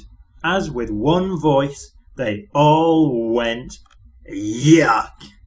The sea was purple. The beach they were on was composed of tiny yellow and green pebbles, presumably terribly precious stones. The mountains in the distance seemed soft and undulating with red peaks. Nearby stood a solid silver beach table with a frilly mauve parasol and silver tassels. In the sky a huge sign appeared, replacing the catalogue number. It said, "Whatever your tastes, Magrathea can cater for you. We are not proud." And the 500 entirely naked women dropped out of the sky on parachutes. In a moment the scene vanished and left them in a springtime meadow full of cows. "Ow," said Zaphod, "my brains." "You want to talk about it?" said Ford. "Yeah, okay," said Zaphod, and all three sat down and ignored the scenes that came and went around them. "I figure this," said Zaphod. "Whatever happened to my mind, I did it. And I did it in such a way that it wouldn't be detected by the government screening tests. And I wasn't to know anything about it myself. Pretty crazy, right?" The other two nodded in agreement. "So, I reckon, what's so secret that I can't let anybody know I know it? Not the galactic government, not even myself. And the answer is, I don't know. Obviously. But I put a few things together, and I can begin to guess.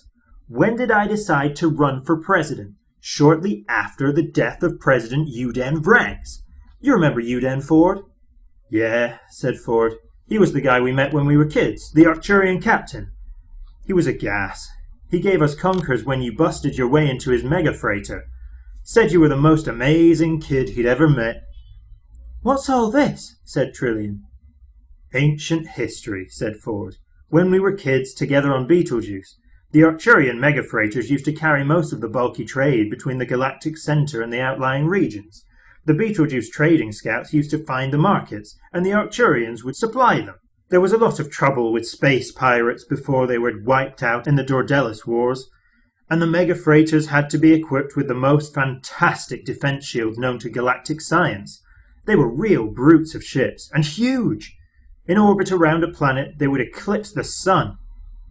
One day, young Zaphod here decides to raid one, on a tri-jet scooter designed for stratosphere work. A mere kid. I mean, forget it. It was crazier than a mad monkey. I went along for the ride because I'd got some very safe money on him not doing it, and didn't want him coming back with fake evidence. So what happened? We get in this tri-jet, which we had souped up into something totally other, crossed 3 parsecs in a matter of weeks, burst our way into a mega freighter, I still don't know how, marched onto the bridge waving toy pistols and demanded conkers.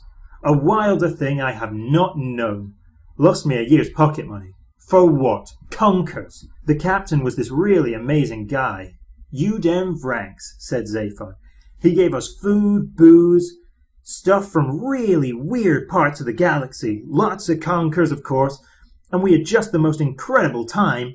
Then he teleported us back into the maximum security wing of the Betelgeuse State Prison. He was a cool guy. Went on to become president of the galaxy. Zaphod paused.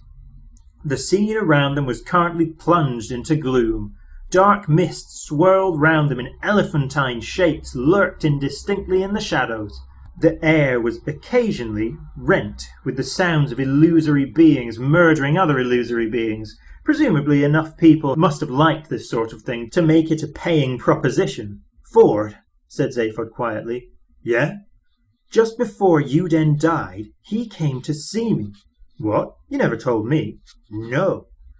What did he say? What did he come to see you about? He told me about the Heart of Gold. It was his idea that I should steal it. His idea? Yeah, said Zaphod. And the only possible way of stealing it was to be at the launching ceremony. Ford gaped at him in astonishment for a moment, and then roared with laughter. Are you telling me, he said, that you set yourself up to become president of the galaxy just to steal that shit? That's it, said Zaphod with the sort of grin that would get most people locked away in a room with soft walls. But why? Said Ford. What's so important about having it? Dunno, said Zaphod. I think if I'd consciously known what's so important about it and what I would need it for, it would have shown up on the brain screening tests and I would never have passed. I think you then told me a lot of things that are still locked away. So you think you went and mucked about inside your own brain as a result of Yuden talking to you? He was a hell of a talker. Yeah, but Zaphod, old mate, you want to look after yourself, you know? Zaphod shrugged. I mean, don't you have any inkling of the reasons for all of this? Asked Ford. Zaphod thought hard about this and doubt seemed to cross his mind. No, he said at last. I don't seem to be letting myself into any of the secrets. Still, he added on further reflection. I can't understand that. I wouldn't trust myself further than I could spit a rat. A moment later, the last planet in the catalogue vanished from beneath them, and the solid world revolved itself again. They were sitting in a plush waiting room full of glass-topped tables and design awards. A tall Magrathian man was standing in front of them. The mice will see you now, he said. Chapter 30. So there you have it, said Slarty Bartfast, making a feeble and perfunctory attempt to clear away some of the appalling mess of his study. He picked up a piece of paper from the top of a pile, but then couldn't think of anywhere else to put it, so he put it back on top of the original pile, which promptly fell over.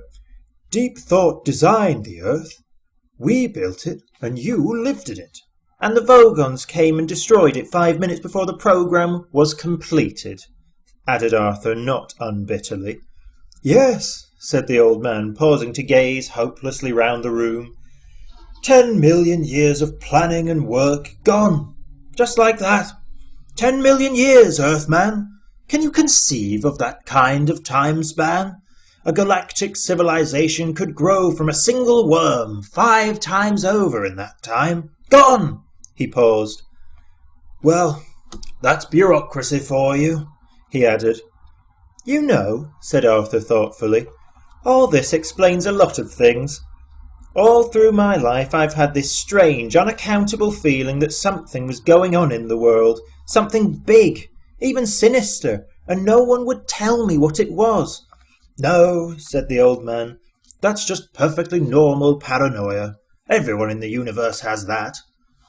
Everyone, said Arthur. Well, if everyone has that, perhaps it means something. Perhaps somewhere outside the universe we know. Maybe, who cares, said Slarty Bartfast before Arthur got too excited. Perhaps I'm old and tired, he continued. But I always think that the chances of finding out what really is going on are so absurdly remote that the only thing to do is to say, hang the sense of it and just keep yourself occupied. Look at me. I designed coastlines. I got an award for Norway. He rummaged around in a pile of debris and pulled out a large perspex block with his name on it and a model of Norway moulded into it. Where's the sense in that? He said. None that I've been able to make out. I've been doing fjords all my life. For a fleeting moment they became fashionable and I get a major award for it.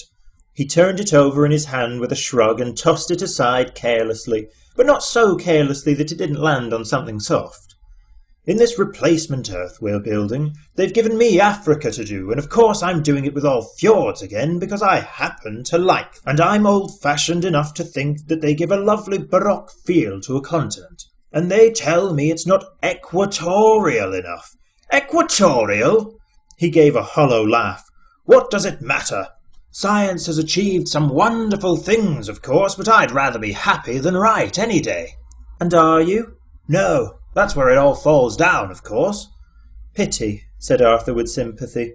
It sounded like quite a good lifestyle otherwise. Somewhere on the wall a small white light flashed. Come, said Slarty Bartfast. You are to meet the mice. Your arrival on the planet has caused considerable excitement. It has already been hailed, so I gather, as the 3rd most improbable event in the history of the universe. What were the first 2? Oh, probably just coincidences, said Slarty Bartfast carelessly. He opened the door and stood waiting for Arthur to follow. Arthur glanced around him once more, and then down at himself, at the sweaty, dishevelled clothes he had been lying in the mud in on Thursday morning. "I seem to be having tremendous difficulty with my lifestyle," he muttered to himself. "I beg your pardon?" asked the old man mildly. "Oh, nothing," said Arthur. "Only joking." Chapter 31. It is of course well known that careless talk costs lives, but the full scale of the problem is not always appreciated. For instance, at the very moment that Arthur said, "I seem to be having tremendous difficulty with my lifestyle," a freak wormhole opened up in the fabric of space-time continuum and carried his words far, far back in time across infinite reaches of space to a distant galaxy where strange and warlike beings were poised on the brink of frightful interstellar battle. The two opposing leaders were meeting for the last time. A dreadful silence fell across the conference table as the commander of the Valurgs, resplendent in his black, jewelled battle shorts, gazed levelly at the Gugugvunt leader squatting opposite him in a cloud of green, sweet-smelling steam, and with 1,000,000 sleek and horrible beweaponed star cruisers poised to unleash electric death at his single word of command, challenged the vile creature to take back what it had said about his mother. The creature stirred in his sickly, broiling vapour, and at that very moment the words, "I seem to be having tremendous difficulty with my lifestyle," drifted across the conference table. Unfortunately, in the Valurg tongue, this was the most dreadful insult imaginable, and there was nothing for it but to wage terrible war for centuries. Eventually, of course, after the galaxy had been decimated over a few thousand years, it was realized that the whole thing had been a ghastly mistake, and so the two opposing battle fleets settled their few remaining differences in order to launch a joint attack on our own galaxy, now positively identified as the source of the offending remark. For thousands more years, the mighty ships tore across the empty wastes of space and finally dived screaming onto the first planet they came across, which happened to be Earth, where, due to a terrible miscalculation of scale, the entire battle fleet was accidentally swallowed by a small dog. Those who study the complex interplay of cause and effect in the history of the universe say that this sort of thing is going on all the time, but that we are powerless to prevent it. It's just life, they say. A short air-car trip brought Arthur and the old Magrathian to a doorway. They left the car and went through the door into a waiting room full of glass-topped tables and perspex awards. Almost immediately, a light flashed above the door at the other side of the room and they entered. "Arthur, you're safe," a voice said. "Am I?" said Arthur, rather startled. "Oh, good." The lighting was rather subdued, and it took him a moment or so to see Ford, Trillian and Zaphod sitting round a large table beautifully decked out with exotic dishes, strange sweetmeats and bizarre fruits. They were stuffing their faces. "What happened to you?" demanded Arthur. "Well," said Zaphod, attacking a boneful of grilled mussel, "our guests here have been gassing us and zapping our minds and being generally weird, and have now given us a rather nice meal to make it up to us. Here," he said, hoiking out a lump of evil-smelling meat from a bowl. "Have some vegan rhino's cutlet. It's delicious if you happen to like that sort of thing." "Hosts?" said Arthur. "What hosts? I don't see any." A small voice said, "Welcome to lunch, Earth creature." Arthur glanced around and suddenly yelped. "Oh," he said, "there are mice on the table." There was an awkward silence as everybody looked pointedly at Arthur. He was busy staring at two white mice sitting in what looked like whiskey glasses on the table. He heard the silence and glanced around at everyone. "Oh," he said with sudden realization. "Oh, I'm sorry, I wasn't quite prepared for—" "Let me introduce you," said Trillian. "Arthur, this is Benji Mouse." "Hi," said one of the mice. His whiskers stroked what must have been a touch-sensitive panel on the inside of the whiskey glass-like affair, and it moved forward slightly. "And this is Frankie Mouse." The other mouse said, "Pleased to meet you," and did likewise. Arthur gaped. But aren't they... Yes, said Trillian, they are the mice I brought with me from Earth. She looked him in the eye, and Arthur thought he detected the tiniest resigned shrug. Could you pass me that bowl of grated Arcturian megadonkey? She said. Slarty Bartfast coughed politely. Excuse me, he said. Oh, yes, thank you, Slarty Bartfast, said Benji Mouse sharply. You may go. What? Oh, very well, said the old man, slightly taken aback. I'll just go and get on with some of my fjords then. Ah, well, in fact that won't be necessary, said Frankie Mouse. It looks very much as if we won't be needing the Earth any longer. He swivelled his pink little eyes. Not now that we've found a native of the planet who was there seconds before it was destroyed. What? Said Slarty Bartfast aghast. You can't mean that. I've got 1,000 glaciers poised and ready to roll over Africa. Well, perhaps you can take a quick skiing holiday before you dismantle them, said Frankie acidly. Skiing holiday? Cried the old man. Those glaciers are works of art, elegantly sculptured contours, soaring pinnacles of ice, deep majestic ravines. It would be sacrilege to go skiing on high art. Thank you, Slarty Bartfast, said Benji firmly. That will be all. Yes, sir, said the old man coldly. Thank you very much. Well, goodbye, Earthman, he said to Arthur. Hope the lifestyle comes together. With a brief nod to the rest of the company, he turned and walked sadly out of the room. Arthur stared after him, not knowing what to say. Now, said Benji Mouse, to business. Ford and Zaphod clinked their glasses together. To business, they said. I beg your pardon, said Benji. Ford looked round. Sorry, I thought you were proposing a toast, he said. The two mice scuttled impatiently around in their glass transports. Finally they composed themselves and Benji moved forward to address Arthur. Now, Earth creature, he said, the situation we have in effect is this. We have, as you know, been more or less running your planet for the last 10 million years, and in order to find this wretched thing called the ultimate question. Why? Said Arthur sharply. No, we already thought of that one, said Frankie, interrupting, but it doesn't fit the answer. Why? 42. You see, it doesn't work. No, said Arthur. I mean, why have you been doing it? Oh, I see, said Frankie. Well, eventually just habit, I think, to be brutally honest. And this is more or less the point. We're sick to the teeth with the whole thing, and the prospect of doing it all over again on account of those Winnet-ridden Vogons quite frankly gives me the screaming heebie-jeebies. You know what I mean? It was by the merest lucky chance that Benji and I finished our particular job and left the planet early for a quick holiday, and have since manipulated our way back to Magrathea by the good offices of your friends. Magrathea is a gateway back to our own dimension, put in Benji. Since when, continued his marine colleague, we have had an offer of a quite enormously fat contract to do the 5D chat show and lecture circuit back in our own dimensional neck of the woods, and we're very much inclined to take it. I would, wouldn't you, Ford? Said Zaphod promptingly. Oh yes, said Ford. Jump at it, like a shot. Arthur glanced at them, wondering what all this was leading up to. But we've got to have product, you see, said Frankie.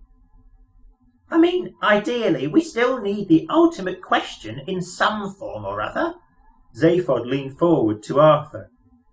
You see, he said, if they're just sitting there in the studio looking very relaxed and, mentioning they happen to know the answer to life, the universe, and everything, and then eventually have to admit that, in fact, it's 42, then the show's probably quite short. No follow-up, you see. We have to have something that sounds good, said Benji. Something that sounds good, exclaimed Arthur. An ultimate question that sounds good. From a couple of mice. The mice bristled. Well, I mean, yes, idealism. Yes, the dignity of pure research. Yes, the pursuit of truth in all its forms. But there comes a point, I'm afraid, where you begin to suspect that if there's any real truth, that it's the entire multidimensional infinity of the universe is almost certainly being run by a bunch of maniacs. And if that comes to a choice between spending yet another 10 million years finding that out, and on the other hand just taking the money and running, then I, for one, could do with the exercise, said Frankie. But, said Arthur hopelessly. Hey, will you get this, Earthman? Interrupted Zaphod. You are a last-generation product of that computer matrix, right? And you were there right up to the moment your planet got the finger, yeah? So your brain was an organic part of the penultimate configuration of the computer program, said Ford, rather lucidly, he thought. Right? Said Zaphod. Well, said Arthur doubtfully. He wasn't aware of ever having felt an organic part of anything. He'd always seen this as one of his problems. In other words, said Benji, steering his curious little vehicle right over to Arthur, there's a good chance that the structure of the question is encoded in the structure of your brain.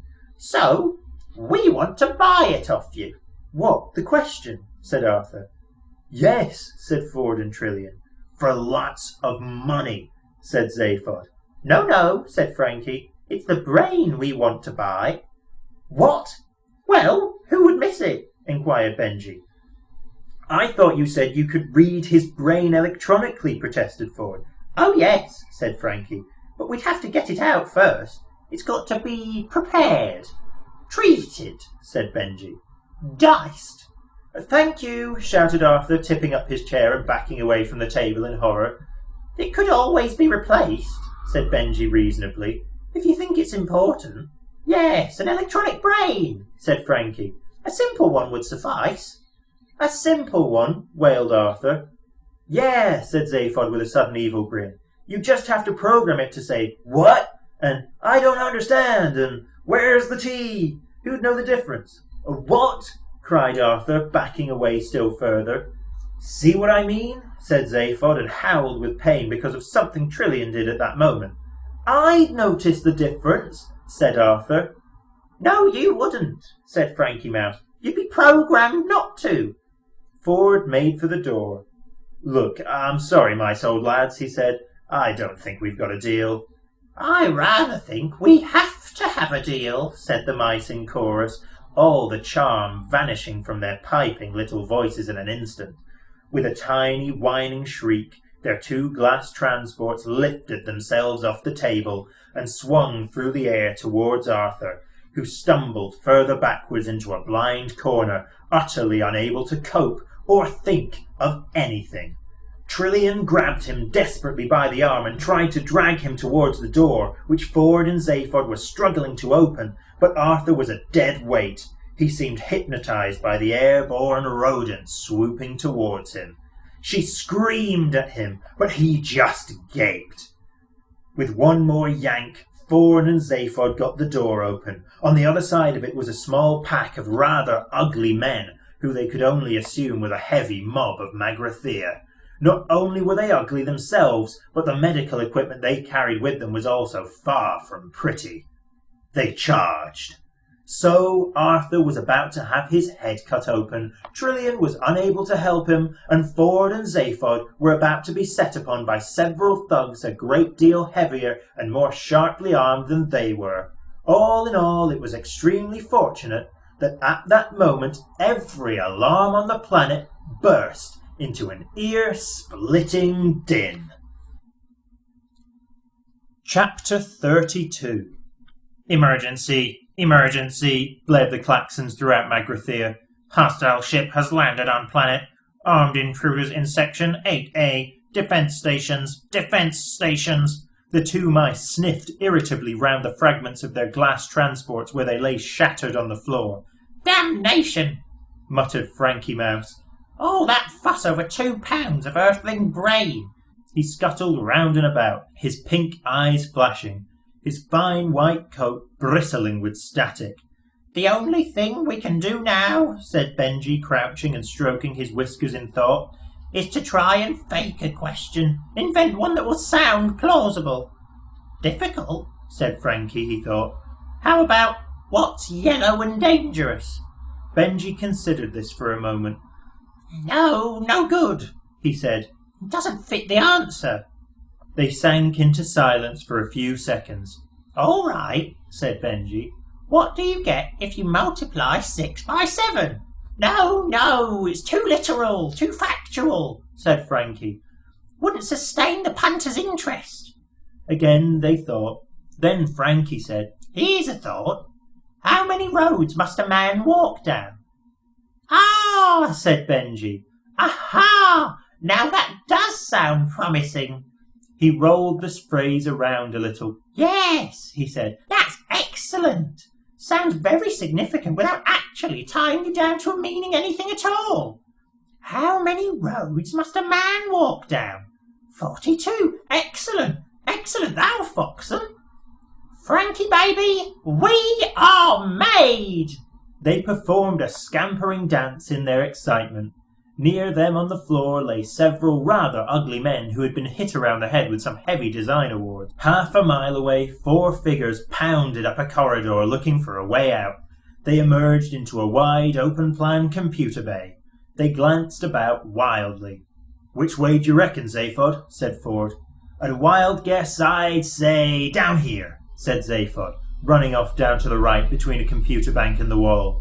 As the others started after him, he was brought up short by a kilo-zap energy bolt that cracked through the air inches in front of him and fried a small section of adjacent wall.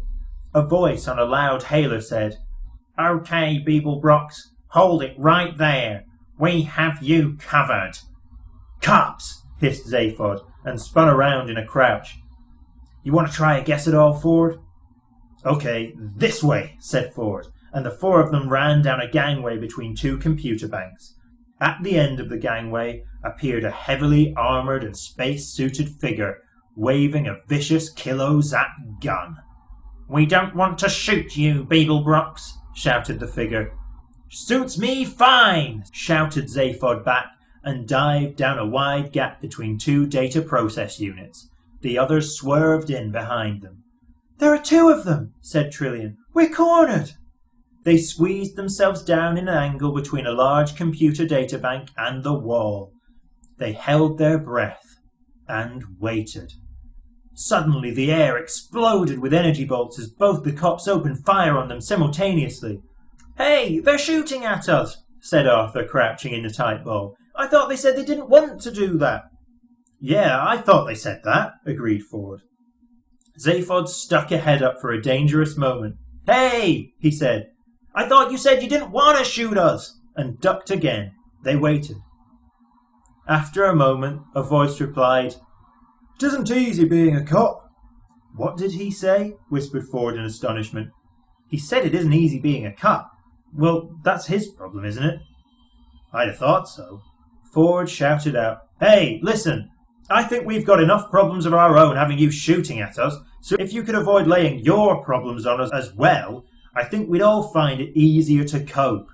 Another pause, and then the loud hailer again. "Now see here, guy," said the voice on the loud hailer. "You're not dealing with any dumb 2-bit trigger-pumping morons with low hairlines, little piggy eyes and no conversation. We're a couple of intelligent, caring guys that you'd probably quite like if you met us socially. I don't go around gratuitously shooting people and then bragging about it afterwards in seedy Space Rangers bars, like some cops I could mention. I go around shooting people gratuitously and then I agonise about it afterwards for hours to my girlfriend." "And I write novels," chimed in the other cop. "Though I haven't had any of them published yet, so I'd better warn you, I'm in a mean mood." Ford's eyes popped halfway out of their sockets. "Who are those guys?" he said. "Dunno," said Zaphod. "I think I preferred it when they were shooting." "So, are you going to come quietly?" shouted one of the cops again. "Or are you going to let us blast you out?" "Which would you prefer?" shouted Ford. A millisecond later, the air about them started to fry again as bolt after bolt of kilozap hurled itself into the computer bank in front of them. A fusillade continued for several seconds at unbearable intensity. When it stopped, there were a few seconds of near quietness as the echoes die away. "You still there?" called one of the cops. "Yes," they called back. "We didn't enjoy doing that at all," shouted the other cop. We could tell, shouted Ford. Now listen to this, Beeblebrox, and you better listen good. Why? Shouted back Zaphod. Because, shouted the cop, it's going to be very intelligent and quite interesting and humane. Now, either you all give yourselves up now and let us beat you up a bit, though not very much, of course, because we are firmly opposed to needless violence, or we blow up this entire planet and possibly one or two others we noticed on our way here. But that's crazy, cried Trillian. You wouldn't do that.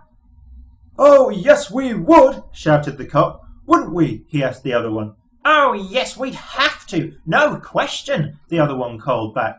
But why? Demanded Trillian. Because there are some things you have to do, even if you are an enlightened liberal cop who knows all about sensitivity and everything. I just don't believe these guys, muttered Ford, shaking his head. One cop shouted to the other, Shall we shoot them again for a bit? Yeah, why not? They let fly another electric barrage. The heat and noise were quite fantastic. Slowly the computer bank was beginning to disintegrate. The front had almost all melted away, and thick rivulets of molten metal were winding their way back towards where they were squatting. They huddled further back and waited for the end. Chapter 33. But the end never came. At least not then. Quite suddenly the barrage stopped, and then sudden silence afterwards was punctuated by a couple of strangled gurgles and thuds. The four stared at each other. What happened? Said Arthur. They stopped, said Zaphod with a shrug. Why? Dunno, do you want to go and ask 'em? No. They waited. Hello? Cried Ford. No answer. That's odd. Perhaps it's a trap. They haven't the wit. What were those thuds? Dunno. They waited for a few more seconds. Right, said Ford. I'm going to have a look. He glanced around at the others. Is no one going to say, No, you can't possibly. Let me go instead? They all shook their heads. Oh, well, he said, and stood up. For a moment, nothing happened. Then, after a second or so, nothing continued to happen. Ford peered through the thick smoke that was billowing out of the burning computer. Cautiously, he stepped out into the open. Still, nothing happened. 20 yards away, he could dimly see through the smoke the space-suited figure of one of the cops. He was lying in a crumpled heap on the ground. 20 yards in the other direction lay the second man. No one else was anywhere to be seen. This struck Ford as being extremely odd. Slowly, nervously, he walked towards the first one. The body lay reassuringly still as he approached it, and continued to lie reassuringly still as he reached it, and put his foot down on the kilo-zap gun that still dangled from its limp fingers. He reached down and picked it up, meeting no resistance. The cop was quite clearly dead. A quick examination revealed him to be from Blagulon Kappa. He was a methane-breathing life form, dependent on his spacesuit for survival in the thin oxygen atmosphere of Magra Thea. The tiny life support system computer on his back appeared unexpectedly to have blown up. Ford poked around it in considerable astonishment. These miniature suit computers usually had the full backup of the main computer back on the ship, with which they were directly linked through the sub-ether. Such a system was fail-safe in all circumstances other than total feedback malfunction, which was unheard of. He hurried over to the other prone figure and discovered that exactly the same impossible thing had happened to him, presumably simultaneously. He called the others over to look. They came, shared his astonishment, but not his curiosity. Let's get shot of this hole, said Zaphod. If whatever I'm supposed to be looking for is here, I don't want it. He grabbed the second kilo-zap gun, blasted a perfectly harmless accounting computer, and rushed out into the corridor, followed by the others. He very neatly blasted hell out of an air car that stood waiting for them a few yards away. The air car was empty, but Arthur recognised it as belonging to Slarty Bartfast. It had a note from him pinned to part of its sparse instrument panel. The note had an arrow drawn on it, pointing at one of the consoles. It said, "This is probably the button to press." Chapter 34. The air car rocketed them at speeds in excess of R17 through the steel tunnels that led out onto the appalling surface of the planet, which was now in the grip of yet another drear morning twilight. Ghastly grey light congealed on the land. R is a velocity measure, defined as a reasonable speed of travel that is consistent with health, mental well-being, and not being more than, say, 5 minutes late. It is, therefore, clearly an almost infinitely variable figure according to circumstances, since the first two factors vary not only with speed taken as an absolute, but also with awareness of the third factor. Unless handled with tranquility, this equation can result in considerable stress, ulcers, and even death. R17 is not a fixed velocity, but it is clearly far too fast. The air car flung itself through the air at R17 and above, deposited them next to the Heart of Gold, which stood starkly on the frozen ground like a bleached bone, and then precipitatedly hurled itself back into the direction whence they had come, presumably on important business of its own. Shivering, the four of them stood and looked at the ship. Beside it stood another one. It was the Blagulon Kappa police craft, a bulbous shark-like affair, slate green in colour and smothered with black stencilled letters of varying degrees of size and unfriendliness. The letters informed anyone who cared to read them where the ship was from, what section of the police it was assigned to, and where the power feeds should be connected. It seemed somehow unnaturally dark and silent, even for a ship whose two-man crew was at that moment lying asphyxiated in a smoke-filled chamber several miles beneath the ground. It is one of those curious things that is impossible to explain or define, but one can sense when a ship is completely dead. Ford could sense it, and found it most mysterious. A ship and two policemen seemed to have gone spontaneously dead. In his experience, the universe simply didn't work like that. The other three could sense it too, but they could sense the bitter cold even more, and hurried back into the Heart of Gold, suffering from an acute attack of no curiosity. Ford stayed and went to examine the Blagulon ship. As he walked, he nearly tripped over an inert steel figure lying face down in the cold dust. "Marvin!" he exclaimed. "What are you doing?" "Don't feel you have to take any notice of me, please," came a muffled drone. "But how are you, Metal Man?" said Ford. "Very depressed." "What's up?" "I don't know," said Marvin. "I've never been there." "Why?" said Ford, squatting down beside him and shivering. "Are you lying face down in the dust?" "It's a very effective way of being wretched," said Marvin. "Don't pretend you want to talk to me. I know you hate me." "No, I don't." "Yes, you do. Everybody does. It's part of the shape of the universe. I only have to talk to someone and they begin to hate me. Even robots hate me. If you just ignore me, I expect I shall probably go away." He jacked himself up to his feet and stood resolutely facing the opposite direction. "That ship hated me," he said dejectedly, indicating the police craft. "That ship?" said Ford in sudden excitement. "What happened to it? Do you know?" "It hated me because I talked to it." "You talked to it?" exclaimed Ford. "What do you mean, you talked to it?" "Simple. I got very bored and depressed, so I went and plugged myself into its external computer feed. I talked to the computer at great length and explained my view of the universe to it," said Marvin. "And what happened?" pressed Ford.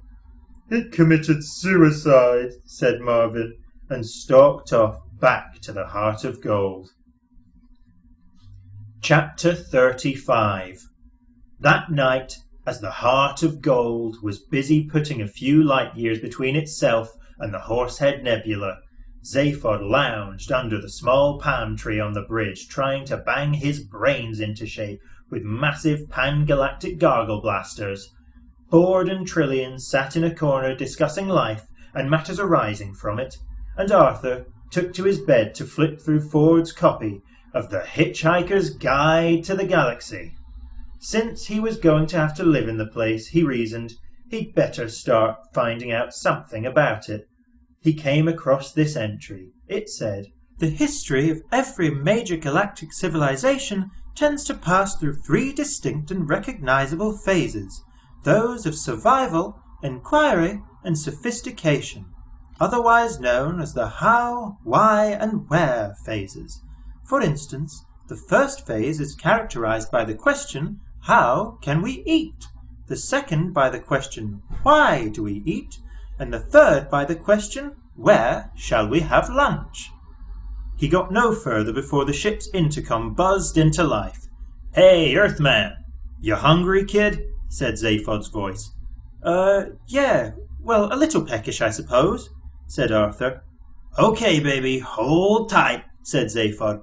"We'll take in a quick bite at the restaurant at the end of the universe."